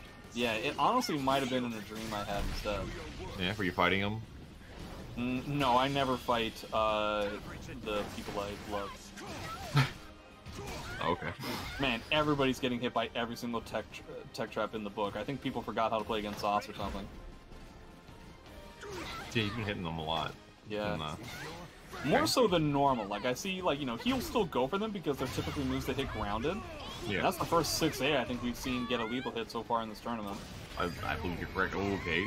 Because of the 2 people's guy. Pheromontress in solid position to win winners finals here. See, well, I'm around, got 2 bars a meter, but so does his opponent. But it's a longer road for Nowo. Nowo road. Yeah. Ah, man, Pheromontress just playing it very lame, allowing the whiff punishes to come to him.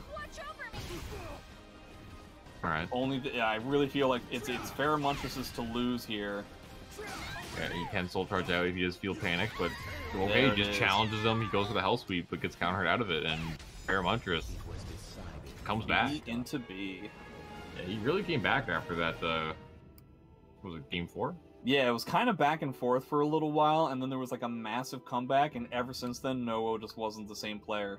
He's getting tracked a lot off of verticals. He was getting frustrated. Some of the stuff was getting screwed up with the wall. He wasn't getting anything out of his bar, and I think he was just having a tough time understanding Paramontrus' rhythm. Mm-hmm. Paramontrus, who else did Paramontrus beat in this tournament? He beat Incendiate, okay. He beat Incendiate. Yeah, we saw that match, yeah. 56. Okay, all right. He beat Anton. Nice. We saw that match as well. Paramontrus has been on stream a lot this tournament. I think all of his matches, other than against Yoshi 6. So we're gonna go back to losers and clean up losers semis and losers finals. So that's gonna be first up Yoshi 6 versus Incendiate. Definitely seen these guys play a lot. Mm-hmm. In the meantime, as I've been saying, we got this Matcherino. Matcherino's pretty cool. And you know, it's $56. That's something, but it could be more if you just, you know, click that claim code button or the contribute button if you got some money in your wallet and you want to, you know, help us out. That'd be pretty awesome. If you want to do another thing, we got plenty of other ways that you can contribute on the right-hand side. Big one here, Text Now. Text Now is a texting app that if you download it, you can contribute $3.50 just by downloading it. Don't have to pay a thing. You just get $3.50 in the prize pool. That's a huge amount. That's like 5% of the prize pool that you can increase it by. There's other stuff in here that you can just like go ahead and follow Punch Planet on Twitter. You can join some Discords. You can follow Matcherino on Twitch. Plenty of other ways that you can get money into the prize pool without having to pay out of your own pocket. And yeah, that would be super awesome if you guys could help us out by doing that. All that money goes to, you know, paying, incentivizing these fine young gentlemen to play Soulcalibur well. You know, this is the prize pool that they will get if they win. It'll also help out Next Level Arcade because we're still supporting them, supporting Henry. You know, it's they've been going back to offline and doing okay that way, but you know, we're still supporting, helping out the scene. So I really appreciate any money you can give or clicks that you can offer. Any of that would be super great. Meanwhile, we're going to go over here, back to Soulcalibur, where Incendiate and Yoshi 6 will be fighting each other.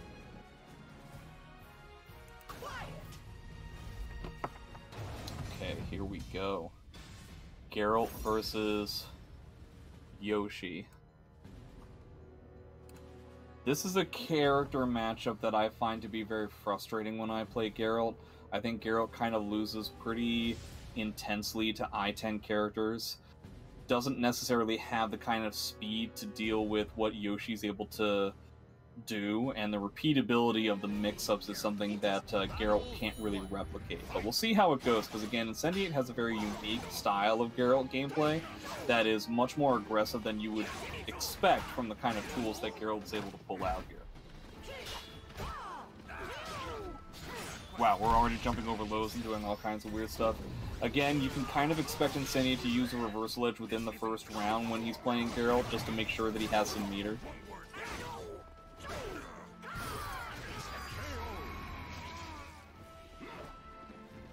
Okay, Yoshi 6 getting the first round pretty handedly, but there's always a difference between when Geralt has meter and when he doesn't. But I guess the same thing can be said about Yoshi. I wonder just how much the meter steal becomes a big deal when Geralt is attempting to use the meter for brave edges and yet doesn't necessarily have the capability of doing so because the meter's getting stolen.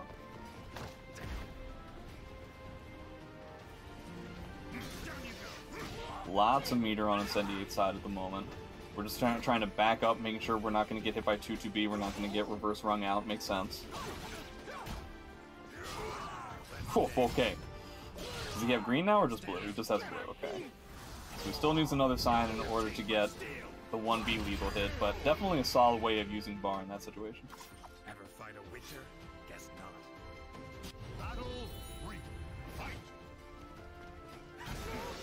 Insania trying to play this hella backing up. Makes sense considering how fast his opponent's character is.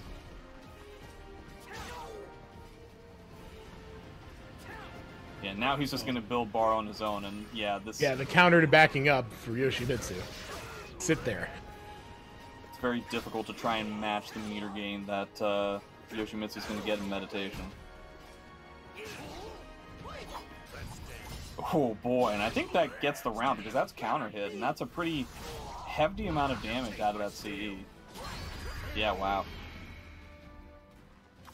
Ever fight a witcher? Guess not. Great punish. Okay, 2 full bars for Yoshi. I wonder if he wants to just use it with Brave Edges so that he doesn't have to worry about exactly this. I feel like when he got that AA, I kind of wish that he had just... Okay, well, I guess that's it. No, it's not, because that wasn't the correct combo. Wow, Yoshi 6 kind of going out of his way to lose this round, but he still might pull this off because it's Yoshi at the wall. So, okay, well... There it is. No, he doesn't Oh, he get didn't any do it? kind of combo whatsoever. Boy, howdy. Yoshi 6, I don't know, man. You really, Sparring with you really kind of flailed about there a little bit in the last round. Battle 1. Fight. Okay, we kept with the same stage. Alright, I'm back. We have 1 over Incendiate at the moment. Alright. Yoshi versus Geralt. Yoshi 6 playing a little bit, Oof, shall we he's say, not gonna be fidgety. okay. Yeah. He is really poking away at Insidia right now. Insidia kind of being mashy when he's back turned a lot. Yeah. And, like, I know he got a good back turn people's K, but like, come on.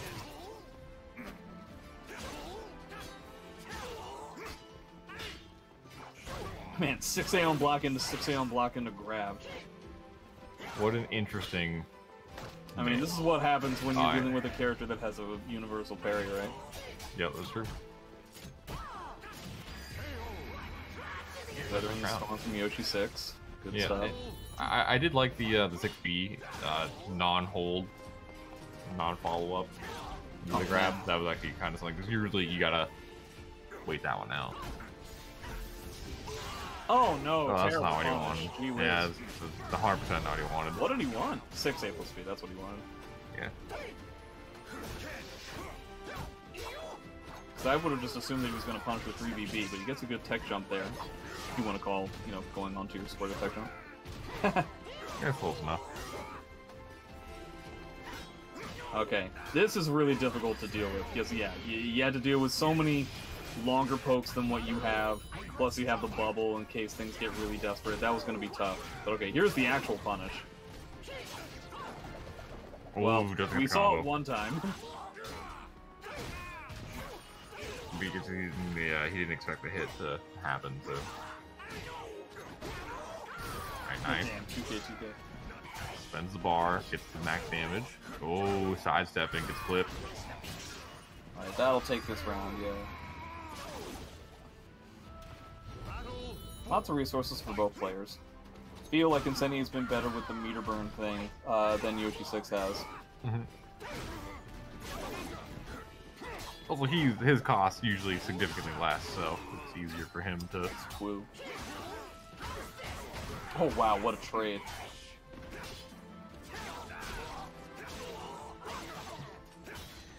Alright.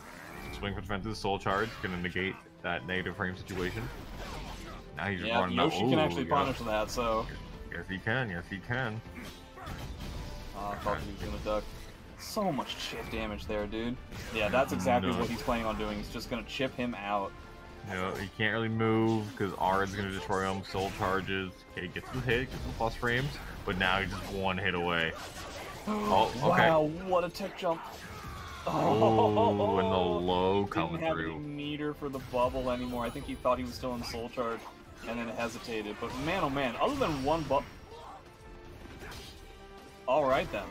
Yeah, alright. For some reason I thought that like more things were going to happen. I don't know. Yeah. Oh, he got the Jurgen clipped. Now Infinity in a really bad position. He has no soul charge. It feels like so long ago that he was in like full control of the situation, and now suddenly he couldn't be in a worse spot. So yeah, okay, didn't die at least. He gets the Jurgen. Knockdown. Oh, gets him with the dead trap. Doesn't really add too much damage, but still, okay, good. Okay. He gets him with the Wall Wall Rising Rising V. alright, and that's gonna take it for Incendiate. He came back in that round, like, Yeah, just both minor mistakes. Matches, yeah, the first game was pretty heavily in Incendiate's favor, and then the second one was so back and forth, as you were saying.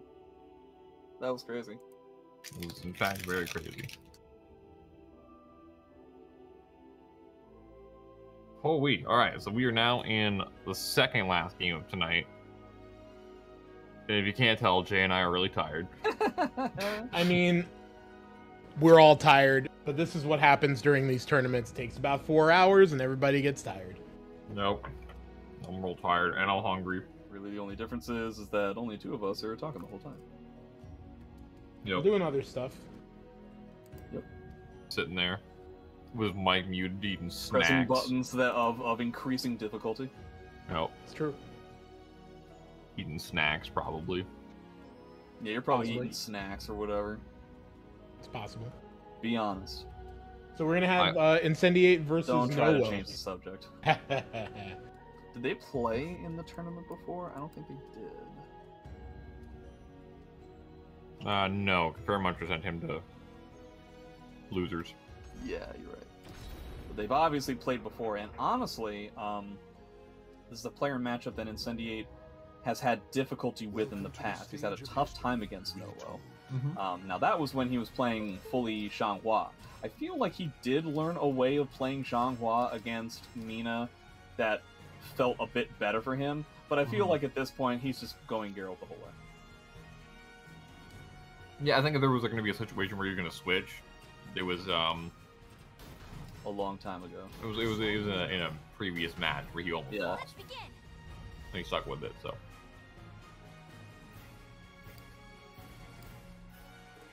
I think we are correct, Jay. I think we're going to see Geralt versus Mina. Yeah, it makes sense. Yeah. I think being able to eliminate one of the best soul charges in the game, if not the absolute best, is pretty awesome. Yeah, it's pretty sick, not gonna lie.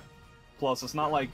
So, you know, one of the biggest quote-unquote weaknesses of Geralt 4A against the opponent in soul charge is just the fact that, one, it's not the fastest thing in the world, but also it's unsafe, right? Is it really actually unsafe to Mina? I don't know. Not really. You can also potentially try to use like 1AA as like a get-in tool, not having to worry about the I-12 punish all that much. I doubt he's going to be doing something like that. Geralt doesn't really need to like go fully aggressive like you would against maybe, say, like a character like Nightmare. Yeah, it's valid. The tragic. Yeah, you're gonna need like a 5K or a 2A, and both are not really that bad. Oh, wow. The second hit wasn't in range, and yet he still jump kicked it. Alright, half-life away from Noah already. Yep. Oh, okay, he goes to the back there's a turn, follow-up but there's... there. Oh, and you're dead. Yep, thanks for playing. Okay, Noah needs to get probably prepared for what's in store. Yep. Okay. Yeah, see, he's just immediately going for 1AA. He doesn't really care about the punish, especially now when he's in the lead. I mean, yeah, like, what's the worst-case scenario? He takes Fan kick. 12 damage, and now he's neutral in Mina's face. That's pretty good. I guess, like, the worst case scenario is Noah hard reads it with a 4-4B and he gets launched, but that sounds tough. Yeah, it's not easy. Being 2A. Yep. Challenging with the 2A, getting the 6B afterwards. Okay. D8, oh, you just had a range of that. But doesn't pull the trigger on 6BB. And he gets the With the solid AA, punish. yeah, Now, there is that guard pressure. I don't know, man. It's difficult. I'm not saying it's impossible, but when you're 2 rounds down, trying to use guard damage as, like, a way to go is, Okay, well, that's, he was going away there. Yeah. Far and away. Wow, so many different decisions in the 15 seconds of this last round have been weird as all get out. Oh. Got 6-6 BB. No punish on the 3B either. Now, it's important to note Geralt's 3B is -14, so Mina actually does get a pretty decent punish there. So, Yep. I don't know. That's important information for me if I'm Incendiate. Is that, like, yeah, obviously Noah knows how to punish, like, a -12 thing, but if we're not dealing with, like, a solid -14 punish, then I can go even more buck wild than I previously envisioned. Yeah, she gets, what, 3B slide K? 3B slide K, I guess, would be the optimal, right? But that's easier said than done. You're not exactly an easy input, though. 3KK is still pretty decent for Mina. Going out some more 4Bs.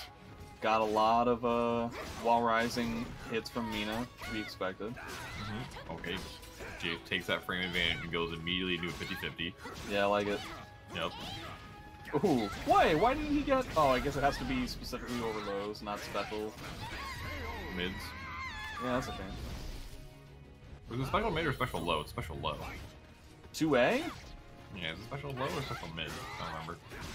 This Special was low. told to me, like, mere days ago, and I don't remember now. I should probably know that. Also, Noah should probably know that that's not necessarily a combo. Going for the roll, like the B+K there afterwards. Noah hasn't really gotten an opportunity to play the video game yet. He's really not. Good punish. Right. Yep. I-12. Okay, gets the just frames. Nice. Just beat the mash. Yeah, 3A is going to make backdashing in that situation literally impossible. Yup. All pieces of movement impossible against that 3A. Yeah, okay, nice. Just a whip punish. Yeah, alright, yeah. That was not I'm what you sure wanted. that's what he meant. Goes for the Oki, gets a good piece of Oki there. Thought that he had the counter hit so he could get like the B6. Ooh, interesting piece of counterplay, that's cool. And he's dead. Yep. I think if he didn't attack, you may have lived. No, I think he was good. I think the combo was good, straight up. What does he do? Is he doing RI specifically so that he doesn't have to worry about 1 AB? Oh, maybe. I mean, I don't know. Is spending half a bar worth it? I feel like that's a bit expensive, right? Yeah, I don't know about that one. Okay, he hasn't really used Soul Charge either. This is leading me to believe that Noah is giving way too much credence to the level of power that Geralt gets as counterplay to Soul Charge and meter stuff in general. Like, I don't know if it's that... I don't think that somebody should have the idea, like, okay, well, Geralt gets a good amount of damage against characters who are in Soul Charge, so I should just never spend my bar, no matter how powerful it is. I don't know if that's the way to look at it. It's just a part of the sacrifice, that's all. Yeah, I feel like it would just be like okay, I have to be more wary of when I'm using it and like stuff like that, and like what I'm doing in it. But her Soul Charge is so good that like you can't not use it. And the tools that he gets to like hard counter it, you know, they are a bit of a like a situational. Like, you have to kind of get it, you know. Yeah. Yeah, to me, that's like essentially being like, okay, Nightmare is in Terror Charge. That means I can literally press no buttons ever. Like, yeah, you have to be a little bit more strategic about it, but you can't let it dictate the entire pace of the game. Yeah, no, I agree. Little small hits. This is the version of, wow, that's sidestep catch. This is what happens when Geralt gets stage control, is that he still just pokes you with some stuff. Yep.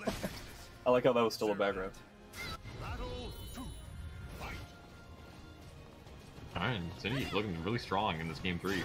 Yeah, pretty dominating. It honestly seems, assuming we're correct, and those RIs from like far away were a way to keep from like lethal hits from happening, assuming we're correct about that, Noah seems kind of terrified about this character. Yeah, like he seems like, oh man, I really don't want to have this thing specifically in this matchup. Yeah, I guess so. But I feel like he is sacrificing kind of a lot. Yep. Oh, okay, gets the side tech, yeah. Yep. 3K, 3K. If he had dedicated himself to either of those, he would have been fine. Oh, super slow 3A, okay. Yeah, Alright. I guess that's what he's doing. He's just, in a way, that's kind of smart, but I feel like it's too expensive. Yeah, I don't know. I feel like... I feel like now he has to do it again. Like, yeah, I feel like I just hang on to it, you know, like whatever.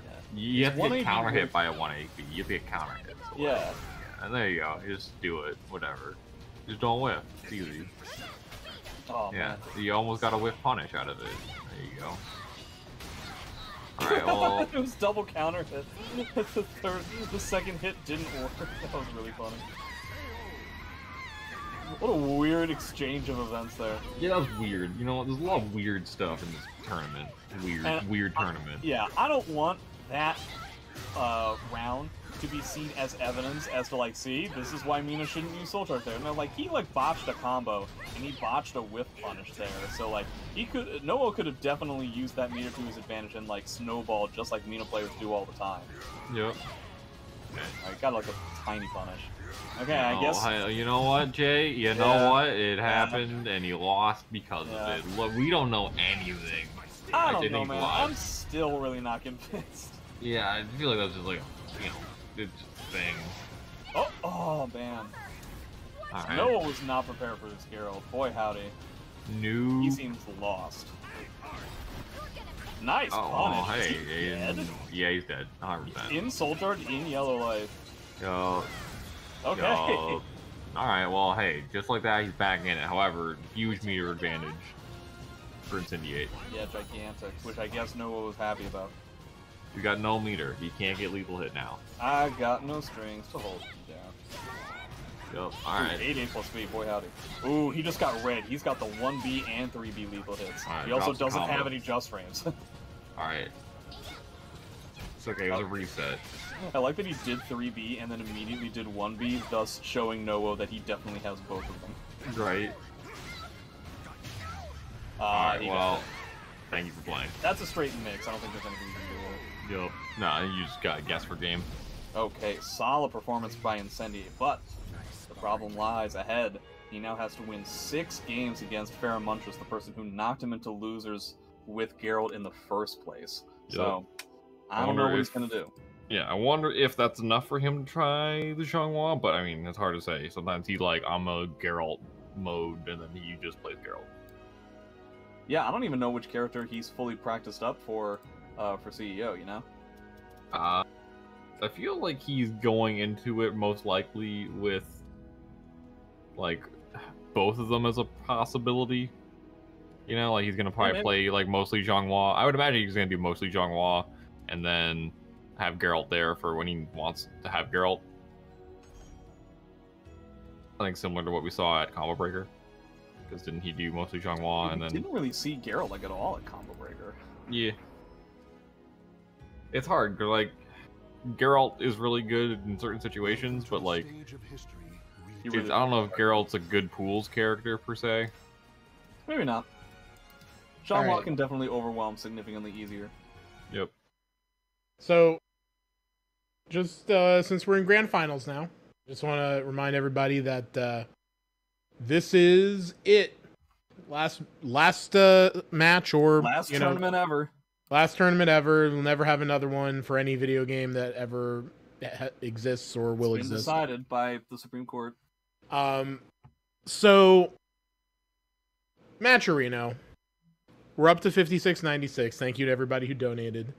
I see you all there in the list. You are all pretty cool people.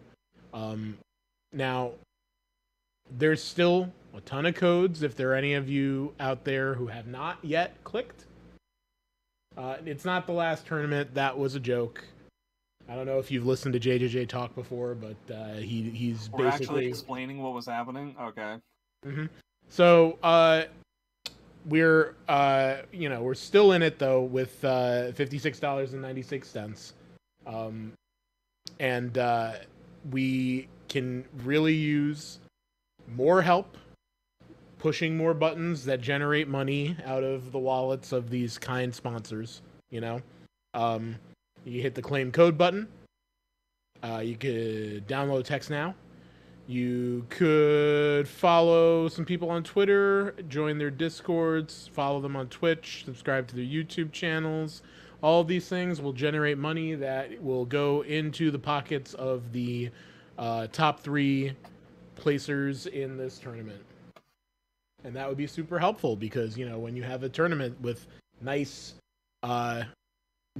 big, fat, juicy matcherinos, it makes people want to compete harder.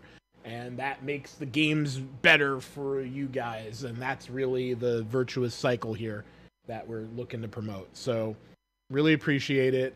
It really helps the tournaments continue and be hype as they ever have been.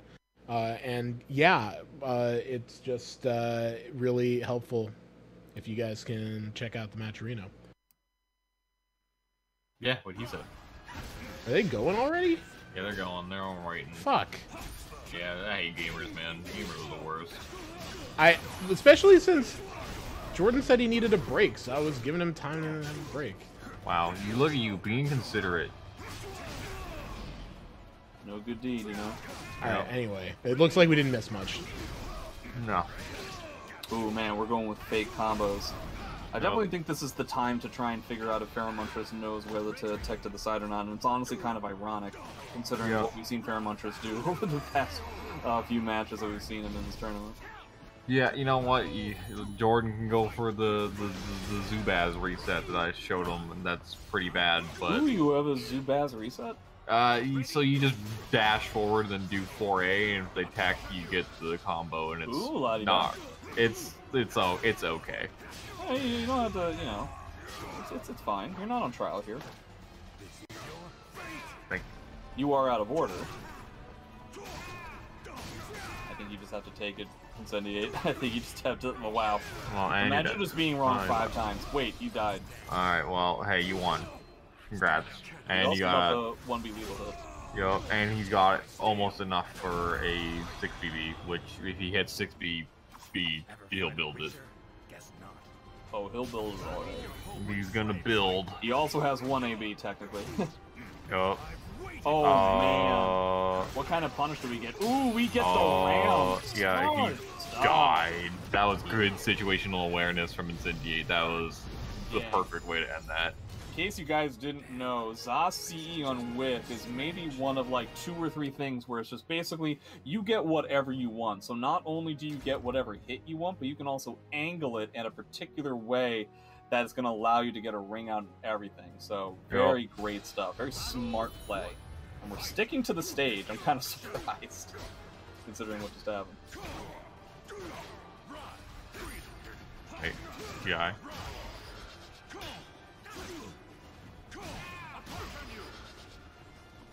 Pheromontress has plenty of time, even if he gets clobber for the first 3 games, which is very similar to what happened when Incendiate pit against Boom at Combo Breaker. It doesn't necessarily mean that Pheromontress is down and out once we get to the true Blue Grand Finals, if we get there. Oh boy. Alright. Got around on the board. Trading break attack for break attack. Yeah. Pheromontress still being very matchy. No, depends that curse to stay safe. Has no wall pressure still, though. Ooh, fantastic whip punch, boy. That is not very easy. Oh, okay, putting that needle. Nice. Get the whip punish on the 4K there. Alright, Pheromontress really only seemed like he needed 1 game in order to feel comfortable again. Yeah. Got warm up, got decrust. Oh man, trying to shove that 4-6B out of nowhere. That's the first counter we've seen so far. Yeah, he gets just frame this time. Incendiate has honestly been having a tough time understanding, like, Pheromontress's rhythm as of late. Because this isn't the first tournament that I've seen Pheromontress beat Incendiate in kind of a similar matchup. He's been having a tough moment. Yeah, like, what a weird rhythm right there. Like, he just does that and then CE. Weird. I mean, although, like, I say, like, one of the best things you could have as a Soulcalibur player is weird timing. Yeah. Being random / awkward is the best thing that can happen to you. So that's going to give him the game. He's got the 1B lethal hit now, too. But yes, unpredictability is the strongest talent / skill. that a fighting game player can have, and the biggest weakness is predictability. Because even if you do the most efficient stuff possible, it doesn't even matter. Also, does he have the 3D lethal hit? I didn't see him glow red. I thought I saw him glow green. Am I stupid? Don't answer. No, he glowed red. I'm colorblind and I saw it. Damn. Yeah. Don't I feel like a big jerk? Yeah. You should. I will. Okay, thank you. Yeah. You know me well enough to know that I will. Oh, that was an RI. Does he get it? Does he get it? He Yes, does. he do. Good That's read. like that weird timing. That move like had just enough time. It was just slow enough to miss the reverse RI, but it was fast enough that like it's hard to like Yeah, get the delayed like timing a of an butterfly and ability. stings like a bee. I see what you're saying. Yeah, it's Muhammad Ali in one singular ability. Catch him if you can. Can't catch him. No, no one could. No, it's like that movie with Tom Hanks and Leonardo DiCaprio. Oh, Shutter Island. Yeah. Yeah, Yeah. he was one of the doctors. Yeah, I know, Jay. I was talking about the movie. Oh, I was I've just seen talking it. about I was just talking to Twitch chat about it. Wow, very haven't awkward seen playstyle. It's also important to note Paramontrus is going to CEO as well. Okay. So I wonder if this is a matchup that we're going to see at some point. And if so, will Incendiate just stick with Geralt, or is he going to go to Shanghua? I'd be willing to bet that it's the latter. Yeah. Maybe he just want to give away his strategy on the Zhonghua. He wants to run it out with this one, get that experience, feel it out. Ooh, goes for the max damage there as opposed to the, Wow, he doesn't even get the hit there? That seems rude. That was weird. I guess like that weird sidesteppy thing he does with the PP+K. I think it's just a matter that, like, Paramontrus was technically sidestepping as the armor walk was starting, and so the armor walk doesn't realign. That's just my guess. Like when he's in Quen? No, Quen kind of, it tracks. I don't know if it does when you're, like, literally point-blank range. Oh, maybe not. Maybe not You know what that I mean? close. Yeah, maybe not that. It's always so difficult to figure out what does and does not track in this game because it's so random and dependent on this, that, and the other thing. Okay, what kind of punish do we get? We get no punish because we still had the block.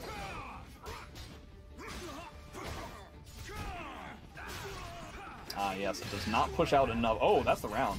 Oh, he had to spend bar for that? That's kind of unfortunate. Or he just did that so that he could get bump ups.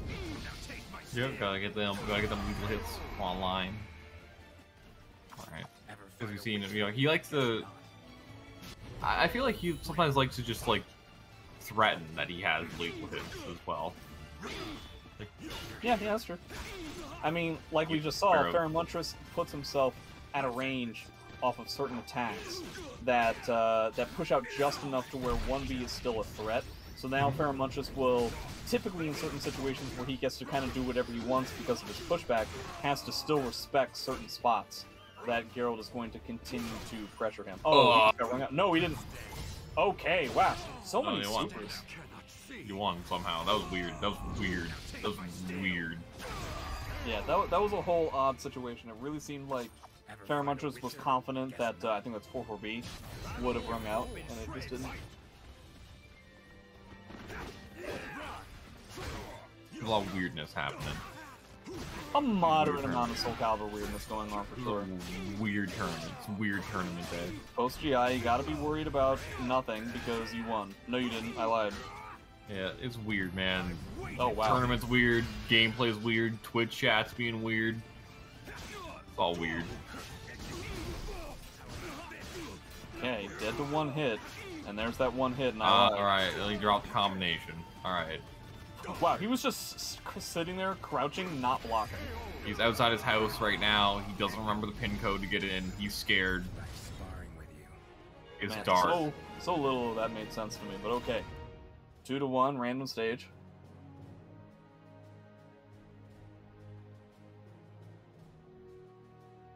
Welcome to the stage of history retold. 2B stage this time. Oh. That's on 2B stage. Yeah, it is. What? It is? Yeah, look at the building. Look at this, like, you're It's right. got the robots and stuff there. the What robot. do you think that 2B stage was? No. I actually was looking at the color of the outside part and not the building in the middle. Well, you can never look at the outside part. The outside part's never a look liar. at the outside, because if you start looking at the outside, you tend to lose what's on the inside. Dude, if I look at the outside, half of stages look like Karamorn, so like. Yeah, that's true. I got bamboozled. Man, God. this is one dumb huevo. Yeah, I don't even know what that means, and I agree. Huevo is it's Spanish for one who seeks luxury. Okay. Oh, you died. Well, He actually gets a ring out this time. nice. Spanish for one who's.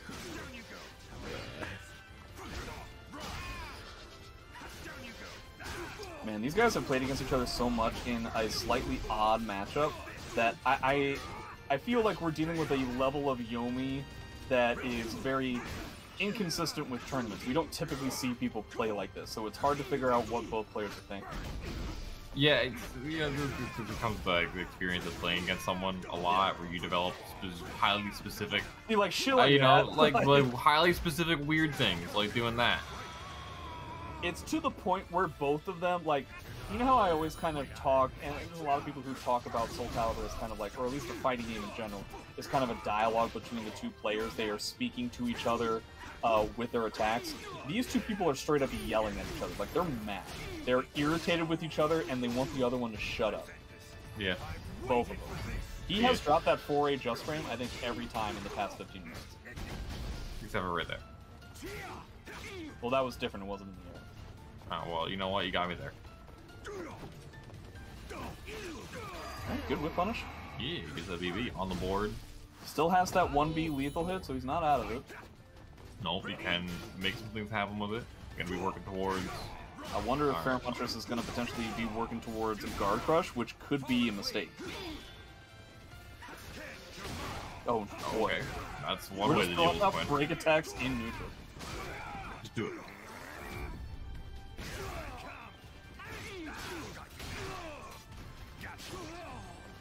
Okay. Oh, wow. Okay. All right. That's, So 2 and 2. 2-2. All right. Potentially going into the last game of the tournament. Yeah, this is reset point or it's tournament point. Yep. Just as it is written. Ugh. I don't know how I feel. I don't know if I'm like, I want it to reset to happen because I want to watch more games, or I want Jordan to lose because I have a headache and I want to go to sleep. Yeah, it's an interesting way for this tournament to end. It's not how I expected things to end. No. Okay, we go back to the bridge.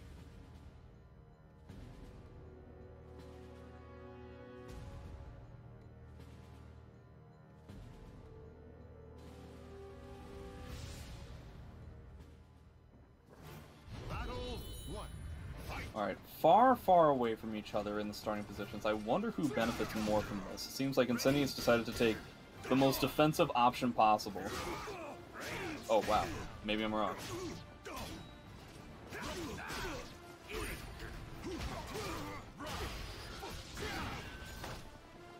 That's the GI. Man, just wake up with a tech forward into a 3A. Boy, howdy. Okay. Horizontals not catching, verticals are. What an interesting option of after getting hit with a 1B. Just tech 460. Yeah, I'm having a tough time understanding what's happening. Fantastic block, doesn't get a punish, but ends up getting the round anyway.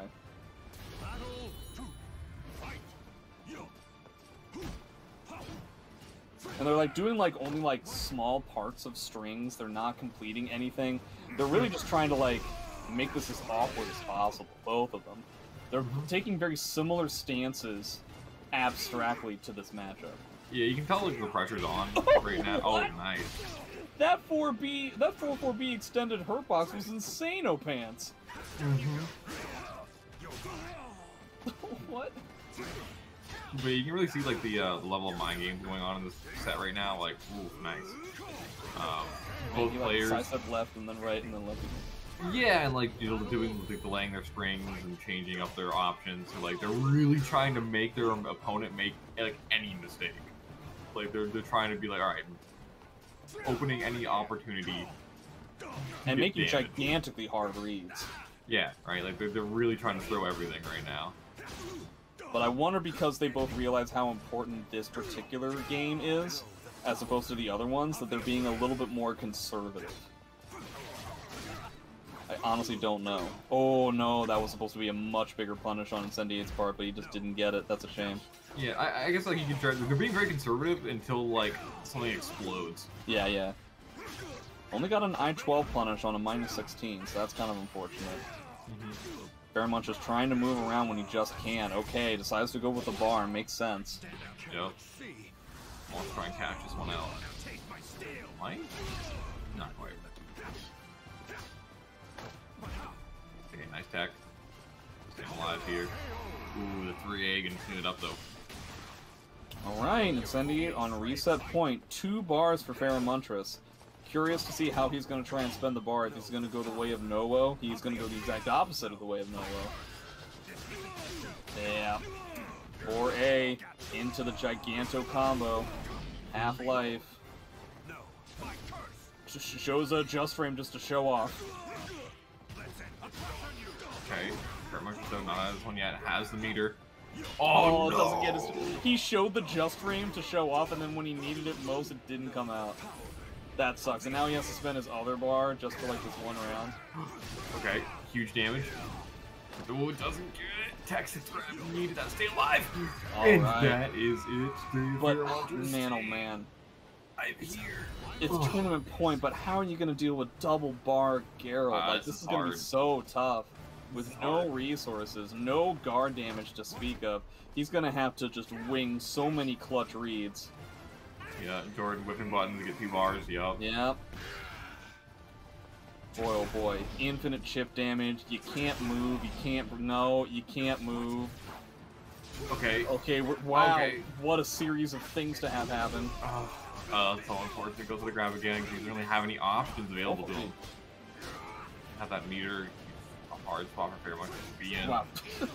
Faramantris going buck wild right now. Okay. If he can weather this storm, it's possible that he gets a bar. I like that he's just going to the back of the ring so that potentially the soul charge will be nullified, and in fact it was. Yeah. No more soul charge because he didn't want to deal with Faramantris' ability to reverse ring out. Okay. Oh. And that's going to be it. So that is reset, and can I just say for everybody here, fuck. And now we have to watch an entire other set of this. Yo, man, I was like, man, I'm gonna go eat because I didn't eat after Yeah, I worked out. I boy howdy, there's so many things I want to do right now. I thought Fairmont just won it already when he won that last round. I was like, nice, I get to leave. Yeah. Not that I'm not happy to be here talking with y'all and doing this. I'm not. I'm just so tired, dude. I'm like, oh man, I got a major headache. Do either of you trying. need me to take over? I'm No, sunk. don't. I mean, I'm come on. this At far point, in. It's the fallen. Yeah, it's the sunken cost fallacy at this point. It's Yeah. literally one more set. You realize that it's a fallacy, right? Yeah, and you know what? I'm with it. Okay. I mean, there are a lot of different fallacies. Can't quit now. People can do like the sunken cost fallacy. People can mock the commentators that they beg to have come on their tournament. I'm There's a lot not of different mocking mistakes.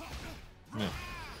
I'm just saying Mocking? hypothetically, right? Hypothetically, yeah. Well, it's a possibility. The thing that could happen. Yeah, people could try to argue with me when their voice goes really high. There's a lot of things that can happen. You can drop a just frame in the middle of a tournament set. Called reset. No one will know. Oh, I'm surprised that wasn't illegal. Alright, well, you win this.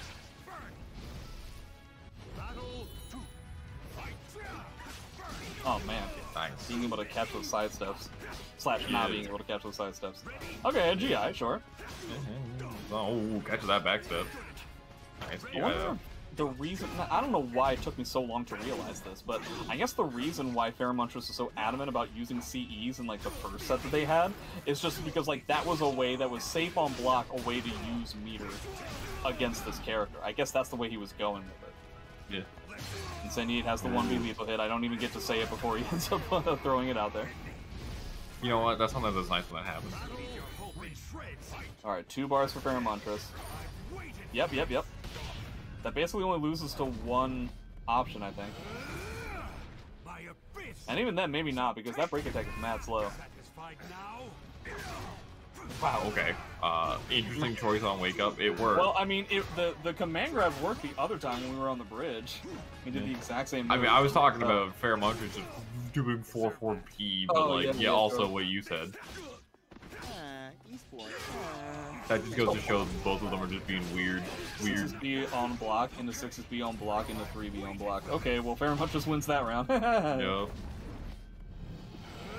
And the ride never ends.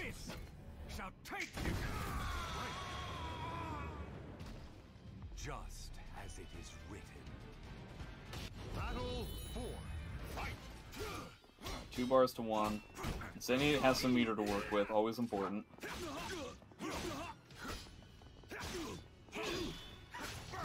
Getting some fantastic clash setups with this 2B. That's like the 3rd or 4th time we've seen it in this tournament so far. Every time he capitalizes on it pretty well. Okay, wow. You can definitely tell there was a drastic difference between how that game was played and how the previous game was played, where everything was on the line, you know what I mean? Ever fight a witcher? Like Yeah, before, no, the timing was the same in terms of it being really awkward, but like before it was like much smaller buttons, wall rising A, stuff like that, but now we're just like swinging for the fences. Yeah, it's what I was mentioning in the first set of Grand Finals, where it's like very tight gameplay, both of them mixing up strings and timing, trying to make their opponent make a mistake. And then, like, sometimes, like, yeah, what if I just threw this, like, thing right now? And then... Yep. Yeah. You always have to test it, because unfortunately, Geralt's 3B is one of those moves where there's a lot of moves in Soulcalibur 6 that are punishable, but if for one reason or another there's an obstacle that keeps it from being punishable, either due to the pushback or how quickly the character recovers, or block stun, or what have you. Yeah. And so, like, because of that, a lot of moves end up going unpunished. This grab range is absurd. It's like one of the best ones in the game, dude. Yeah, it's like 3rd, right? I'm not gonna say it's 3rd, but I'm pretty sure it is. I think it's Nightmare, Siegfried, and then Geralt. Look, if I wasn't on stream and Lesson Lee wasn't watching, I'd say you're right, but I hate that guy, so I'm not gonna say it. We don't know if he's actually watching. You never know with him. I mean, I think I kind of do, but through resources that are not of my own. He's in Discord, there's a stream, he's probably watching. Okay, well... Man, that 2-way from Zos, unimpressive. The 2-way from Geralt, significantly more impressive, but all these other horizontal catches are working out pretty well. Man, Incendiate got hit with a curse and immediately did 180. It's a weird stuff we're talking about, man. Like, you get hit, just when you get hit, press. You're on Wake Up, press. It's not just that he's pressing, it's like what he's pressing too. It's like, yeah, I watched him for a loop. That is weird. I watched him get hit by something, and then just like his response was to just do 4A. Yeah. He was like, huh? Wow. He ended up winning that round too. That's crazy. Pheromontris is having a tough time corralling Incendiate into an advantageous position. He's just like, catching him with Hori, and he's just assuming that Incendiate is gonna, like, stop, and the way that he decides to, like, press even further is really throwing him for a loop. Losing bar, losing life, losing ring position. He's having a tough time right now.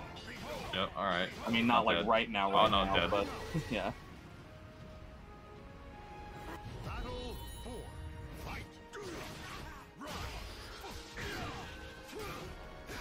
Okay. Nice sidestep around. Gets a whip punish. Not optimal, but it's something. We take those. Nice shot, Joe. You know, you come with the king and the whole missing thing and yada yada. The whole phrase and the quote. The whole phrase that, like, somebody else might do. Okay, is that a ring out? No, it's not. Wall was weird. It, like, touched the wall, but didn't wall splash. You see that? It looked weird. Yeah, the half walls on this stage don't make any kind of sense, but that's almost undoubtedly going to give Incendiate the round here, which is going to give him the game. What, you going to put him on set? Point. Set point game. You know what I mean.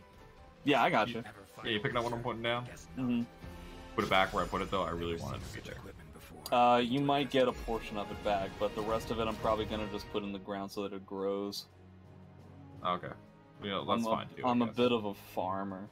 Yeah, you're a real farmer. When I think JJJ, I think guy who farms. RF, real farmer. Alright, Incendiate on tournament point here. Gets a solid punish. 2 curses. With this stage position, honestly, Fairmunchers could win this round right now. Alright, maybe not right now. Man, oh man, these 1As are just screwing up with Fairmunchers. Like, he can't sidestep them, he can't backstep them, he can't attack through them despite the fact they're kind of slow. This punish on them's not amazing. His AA is kind of stubby, so there might be some ranges where he can't get it, possibly. Yeah, maybe. Oh, I guess he has the 6K, right? He has that, how it works.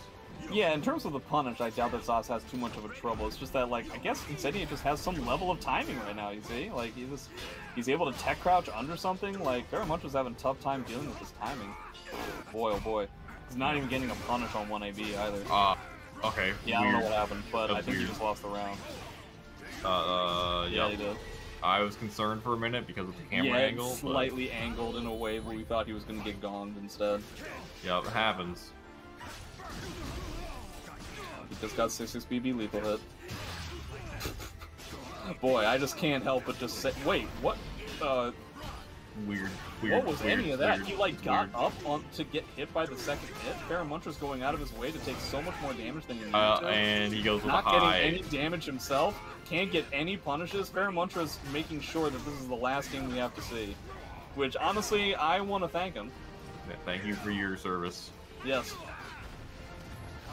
Thank you for fighting for our country. Damn. Incendiate dealt with a +8 on block CE and was like, it's time to pull it.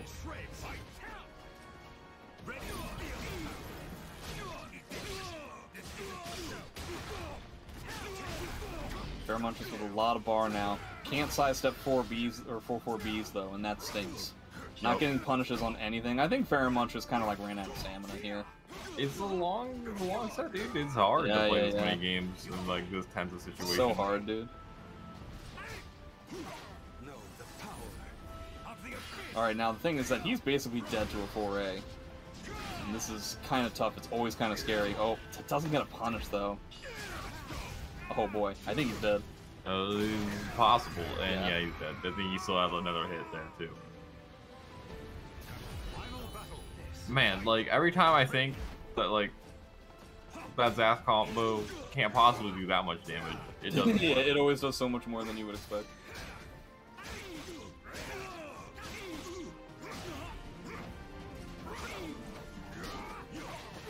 Okay, gets the punish.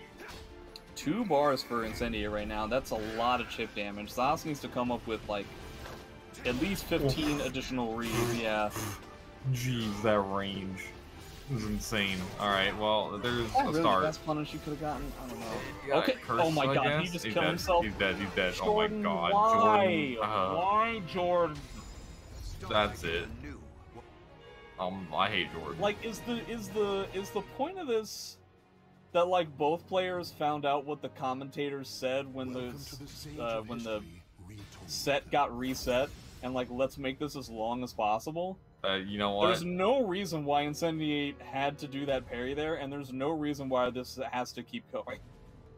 I'm not gonna eat dinner tonight. It's all Jordan's fault for throwing that game. I think that you should post a video directed at Incendiate, just a plate of food, and just throw it onto the ground. Yeah. Have it shatter, and make it like Jordan's favorite food. Nuggets. I don't Honey care. Mussy. Or is it thing uneaten spaghetti? Is it uneaten spaghetti? Well, presumably, the food that he likes is going to be uneaten in the first place, right? Yeah. No? I mean, you know what? You got me there. Yeah, I've hoodwinked you, for sure. You excited for CEOs, Zubaz? I'm excited to watch it. Yeah, I don't even know when it is. It's this weekend. Oh, well, even better news. Yeah, the heaviest of heavy hitters. Again, Fairmunch is going to be there, Incendiate's going to be there. but also Party Wolf is going to be there. Oh, nice. Klob is going to be there. That's pretty exciting. Hey, people coming out of the woodwork. I haven't played in a while. With all due respect to the people who are going to be there, and there are a handful of people I'm excited to see, I think the tournament goes to either Party Wolf, Incendiate, or Klob. And I honestly have no idea who it's going to be out of those 3 people. And I think that's going to be very entertaining to see. No, I agree. Alright. Fairmunchers can still make a comeback happen. He has got the meter. I hope he doesn't. You know what? I'm glad he whiffed that. Gee whiz, guys. This is going on for a while now. Alright. Cindy, did you go out of your way to lose this game again? Just don't do like 3 urns in a row. Don't like ring yourself out, basically. Yeah, alright, well, oh my God. Alright, it's already started. The ride never ends. The ride never ends. It should. It should end. Oh, it's about to. It's over. Okay, right, Incendiate won. Congratulations to Incendiate. Congratulations to Incendiate. Hooray! Congratulations, he won. Take a look at CEO this weekend. You'll see Incendiate. You'll see Fairmuntress. You'll see a handful of other people, but you won't see me. You won't see me. I'm gonna be sleeping this one off. Yep.